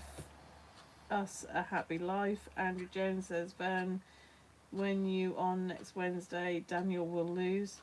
Danny Shawfishin says night, Stephen. You what says Daniel will lose? Daniel will lose. That's Andrew Jones and Daniel Jones. Andrew Jones, Daniel Jones. Oh, sorry. We love to fish. First time watching you live. Ian Oliver says good night, Ben. Thank you. We love to fish. Thank you, Daniel Jones, Andrew Jones, Scott Harris. Thank you, everybody that's tuned in and watched this live. Thank you Matty, very much. good night, darling. See you Is later. Matty now going? Yeah. Are you now going, Matty, or are you going to go now and keep on watching? Because thank you for watching, Matty. We love you loads. And Matty, do you remember the machine You like- guns we bought you? yeah, Matty, do you remember the machine guns we bought you? And your dad took them off you because he was a meanie. You and your brother, they were the Yeah. noisiest things we could find. We actually went out and bought them just to wind your dad up. We were chuckling all the way. But then your dad took them off you, didn't he? You were allowed them when we were Matty, there. do you remember them? Before you go, do you remember them machine guns? Do you remember them? We were chuckling. Of course I remember them. We went out and chuckling bought them. We were chuckling the whole Yeah, time. because we knew weren't Marky would be bloody wound up with them, wouldn't he? With that, weren't allowed to go on the grass. We got them the noisiest things we could find. Huge, weren't they? Oh, right. Thank you for everybody that's been watching tonight. It's been much appreciated. And what's the time? It's 10 to 12, and I've got a class of kids in the morning. I know. And I've got all this to clear away. Are you going to help me clear this away? No, it's Blue Job. There's bacon there. Matty Appleton doesn't take much to wind him up. No, it don't. No. Matty, Matty, For I God's might sake, come and stand on Matty. the grass. Matty, tomorrow, mate, go outside with a chocolate milkshake and pour it on Marky's slabs. Matty, do you remember eating the ice cream in the back of the car and I had to tell him you weren't eating ice cream? And Matty, And it was everywhere. Matty, do you remember playing on his grass after he'd cut it? And touching the window. For God's sake, don't touch the window, Matty. But please, Matty. Was that you? That was the chair. Matty, have a chocolate milkshake tomorrow and pour it all over his slabs that he's just bleached. Oh my God. Matty, ask your mum about the ice cream you had in the back of the car and we had to pretend that you weren't eating in the back of the car because your dad had just cleaned it all. Oh. There was a bit of mud on the slabs yesterday and he hosed the whole thing down. Oh. He will relax one day, Matty. I can't tell you when, but he will relax. Oh. Night, we love to fish. We'll see you all next time.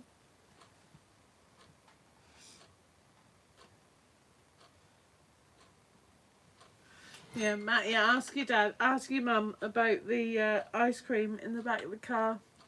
We were chuckling the whole time and trying to clean you up before your dad saw you.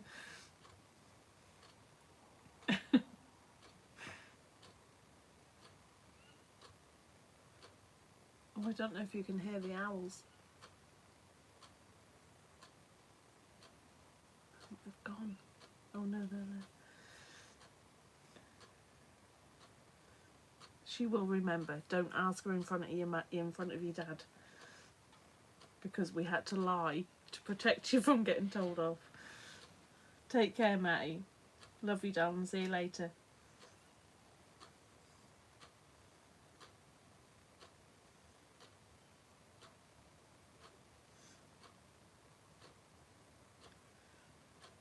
I'm going to be so tired tomorrow.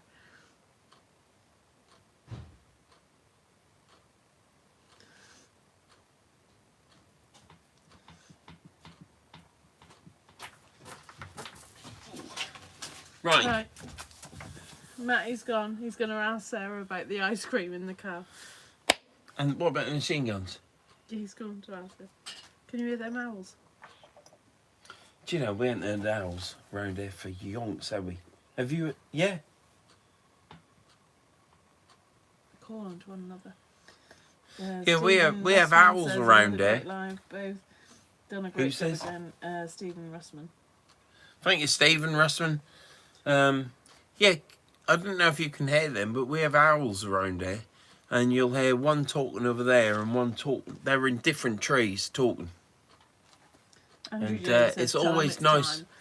What? Andrew Jones says, "Tell him it's time." It is time because I've got work tomorrow. What's the time? It's 12:15. It's not. It's 5 to 12. That says 12:15. I'm gonna be wrecked. What's I'll the be time? sat there tomorrow telling the kids what to do, and I'll be yawning my head off. What's the time? That says 12:15 down. No, it's 5 to 12.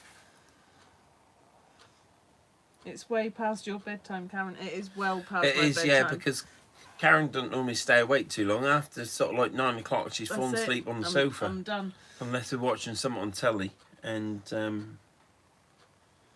yeah, we do get a few owls around there. We've actually, our cats, as bad as it sounds, have actually caught a tawny owl. We had a tawny owl around there, or somewhere. And Well, that was some time ago, though, wasn't it? it was some time ago, but yeah. Cats get older and they don't catch so much because they get older like us and they don't feel so good. Which is probably a good thing, really. Alice Lynch says, "Thank you, Van, for all your advice. Really appreciate it. And see you in the next live from me and Hot Shot Fishing." Thank you, Alice and Hot Shot Fishing, yeah. Go film yourself and stick it up there. Don't, and just do Andrew it. Joe says, "Van and the wife, thank you both. Love the live streams and fishing videos." Andrew Jones. Yeah. Thank you, Andrew. And, yeah, thank you for your support, mate. And thank you for everybody's support. It's much appreciated. Like I say, I haven't been able to go fishing because I'm landlocked. So I've been doing these lives, which have been a bit new for me, but I can rattle on. You can, And, yes, and you're now starting to. Yeah, and yeah, much appreciated. I've got a YouTube channel. I do want it to keep growing. Just want to be as best as it can, really. And I do enjoy doing it. That's the main thing. If I didn't enjoy doing it, I wouldn't do it. Because I believe you me, if I didn't enjoy it, I wouldn't do it. No, So, Landlocked Sea Fishing says, "Have you, Van, Karen, enjoyed this live?" I have, Rob, yes. And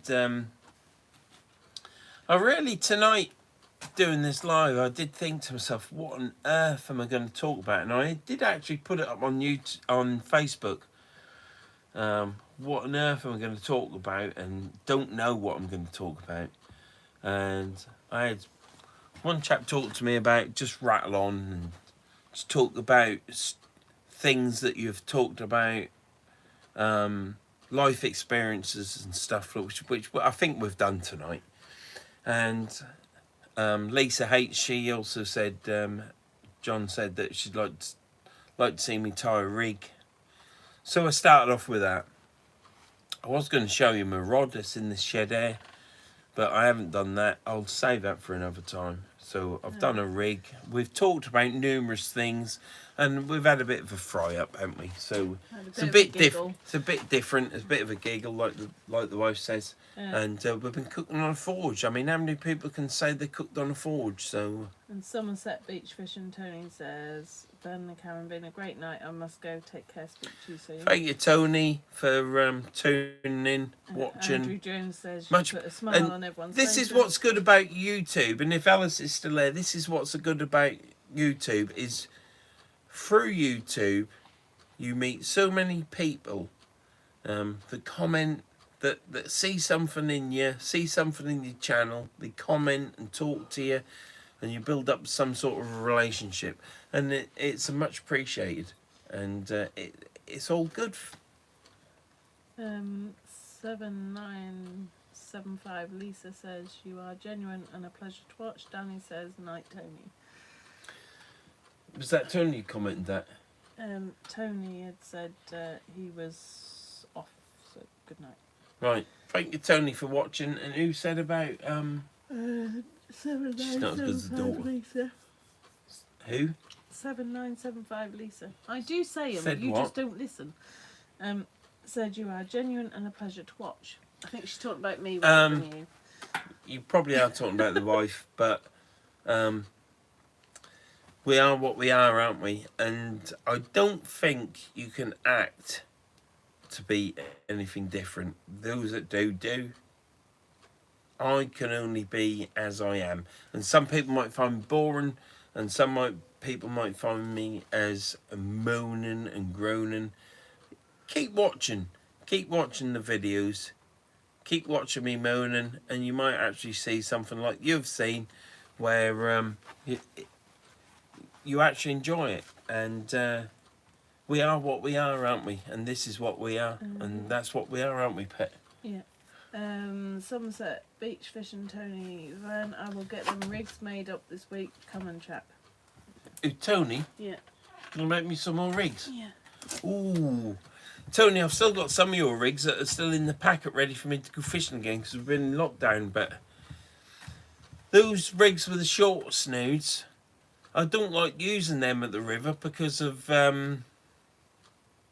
if you deep hook a flounder or a dab, I like to pull the line through to actually de-hook it, but in saying that, I've never deep hooked a flounder or a dab with those rigs. They've all been lip hooked, so I think you're onto something, mate. So yeah, if you can send me some more rigs, that's much appreciated, mate. Andrew Jones says, I still got rigs for you, mind Vern. Andrew, if you want to messenger me on Facebook, I'll talk to you. Like I did say to you, I'd give you a nod for when I'm fishing wherever and we can meet up. But yeah, if you want to contact me through Messenger, because there's only me and you talking to one another, yeah, it's not a problem. Alice Lynch says maybe one day me and my dad may be able to get over to the East Coast and go fishing with you someday. Hopefully by then I'll have my channel set up to add memories. Who's that, Alice? Yep, no problems. I'll meet up and fish. See, the problem's been with this COVID, I haven't wanted to meet anybody to meet up and fish. I have fished with Steve. I do know Steve. We did keep a distance, but not all the time. Well, Steve has been like family, hasn't he? Yeah, rather yeah, than he just is, a yeah. friend. So. But yeah, no problem. Meet up once this COVID is over.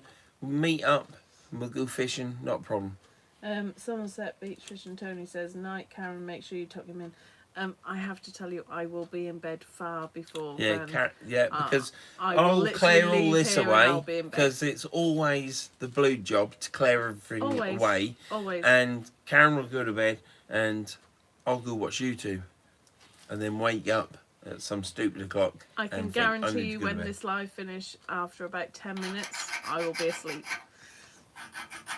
This is quite late for me actually. I'm not normally on a school night. You've been on the go all the time. I'm not normally up this late. Unbelievable. It's normally 9:30 and I'm like ready for bed. Landlocked Sea Fishing, I'm going to email the Chesil Beach meet up details. Look for it and see what you think. No pressure. I'll meet up, Rob. I'll meet up and fish with you anytime. I'm looking forward to it, to be honest. I've always wanted to fish Chesil. I just thought I'd walk thousands of miles, but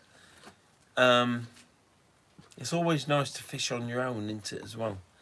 So yeah, I'll fish with you, Rob, as long as I'm getting the school with you now. Ellis Lynch says my dad drives an ambulance, so we'll be quite safe. But yeah, definitely when it's all safe. Yeah, no, great. Yeah, I'll fish with anybody as soon as this COVID is over. If it's during this COVID spell and the government is still putting out all these regulations, then obviously we've got to keep 2 meters apart, haven't we? Rob, love to fish Chesil Beach with you, mate. It might be when I can get down that part of the world and have a holiday or a break or a long weekend, and if we can tie it in for when you go to Chesil, it'd be great. We could get the camper van back on the road and just... Yeah, but the camper van, I can't get all my fishing rods in, can I? Or we could sell the camper van and get a new van and deck it all out. But to sell the camper van, I've got to fix a couple of bits. Well, it's up to you when you go fishing. I'm not stopping you going fishing at all, so you go fishing whenever you like. Right. That's the last bit of alcohol from my lips. It's right. 12:05. 44 in the live. Thank you very much for everybody that's watched me. Let me get this off here. I've got a metal shackle on the bottom of this stand because it keeps it still. I expect it's bouncing around like Billy now. Lisa H says good night. It's been another great night. I enjoyed it very much, and thank you for taking up the rig for me and John. Thank you, Lisa, for tuning in. One of my longest subscribers and commenters on my channel. And yes, I do apologise. That is, what's the time now? 12:05. It's 12:05. I've had 5 cans of John Smith's, and I've had a bottle, and we've shared a bottle and just over a half. We've had nearly a bottle of wine each. So yes, I am a bit scoo-whiffy. I'm not absolutely K-eyed and drunk, but yeah, this is the video where I am a bit scoo-whiffy. We've had bacon and onions and black pudding in a roll. Not to everyone's taste, especially posh people, but that's what we've done tonight. Not posh people. Well, some posh people might have it, I don't know. You know, I'm just a Norfolk lad from Norfolk. I still speak Norfolk a little bit. What's that comment there? It just says Somerset Beach Fish and Tony, Night Ellis. What's Rob said? Great night, enjoyed it. Thank you, Rob. Thanks for the donation, mate. You've donated many times. Thank you very much, mate. It's much appreciated. Danny, thank you very much. Hope you've enjoyed your popcorn. Hope you've enjoyed your lemonade. Thank you very much. They do go on a bit, don't they? But, you know, tonight I thought to myself, what on earth am I going to talk about? And it just happens, doesn't it? I don't know why I bother. I ought to just think of one thing to do and then just let it takes its route, doesn't it? But Takes its route. yeah, it takes its route. I don't know what takes what. I know there is something that I should say, but it just takes its route. Yeah. Right, So good night yeah. to Ellis. Good night, Ellis. Thank you very much to everybody that has watched this. Please share, and I shouldn't say it's time of night, I should have said at the beginning, because not many people watch it today, but please share these, no, I'm not. No, please share these, this video, and it's all much appreciated, and I'm going to press this cross in the top right corner, and I hope it don't cock up as much as it did at the beginning when I tried to start the live. So I'm going to press this cross now. Thank you very much for everyone that's watched this. It's much appreciated. I'm not fishing. I'm just talking in my shed. And what's this say? There's comments on there. I've jumped in late tonight. Your grandchildren will love what you're doing, Gordon Nichols. Thank you, Gordon. Thank you very much for commenting.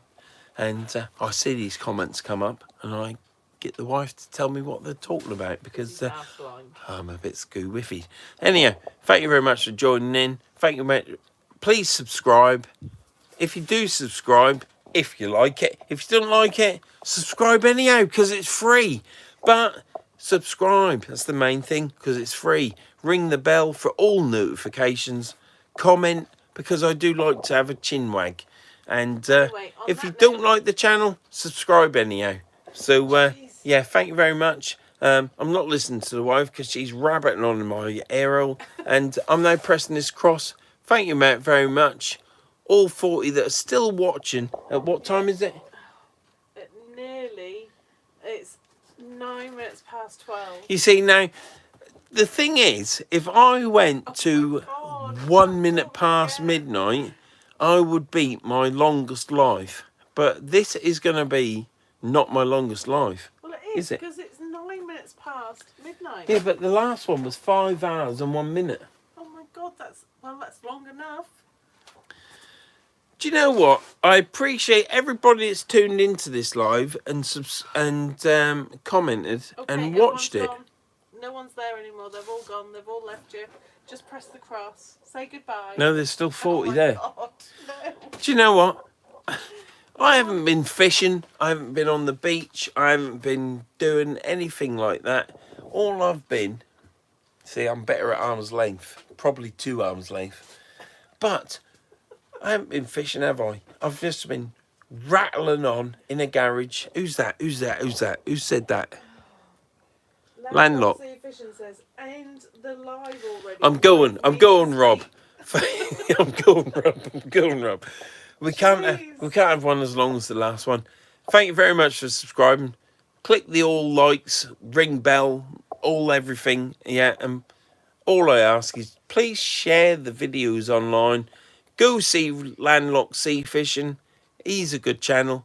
Go see Danny Shore Fishing. He's a good channel. Go see Hardcore Fishing because he's got a heart of gold, that lad. And he enjoys his fishing. Thank you very much for watching Verns Sea Fishing. Please subscribe. Please share it to all your friends. And see you later on pressing that cross in the top right corner. See you later. Who's that?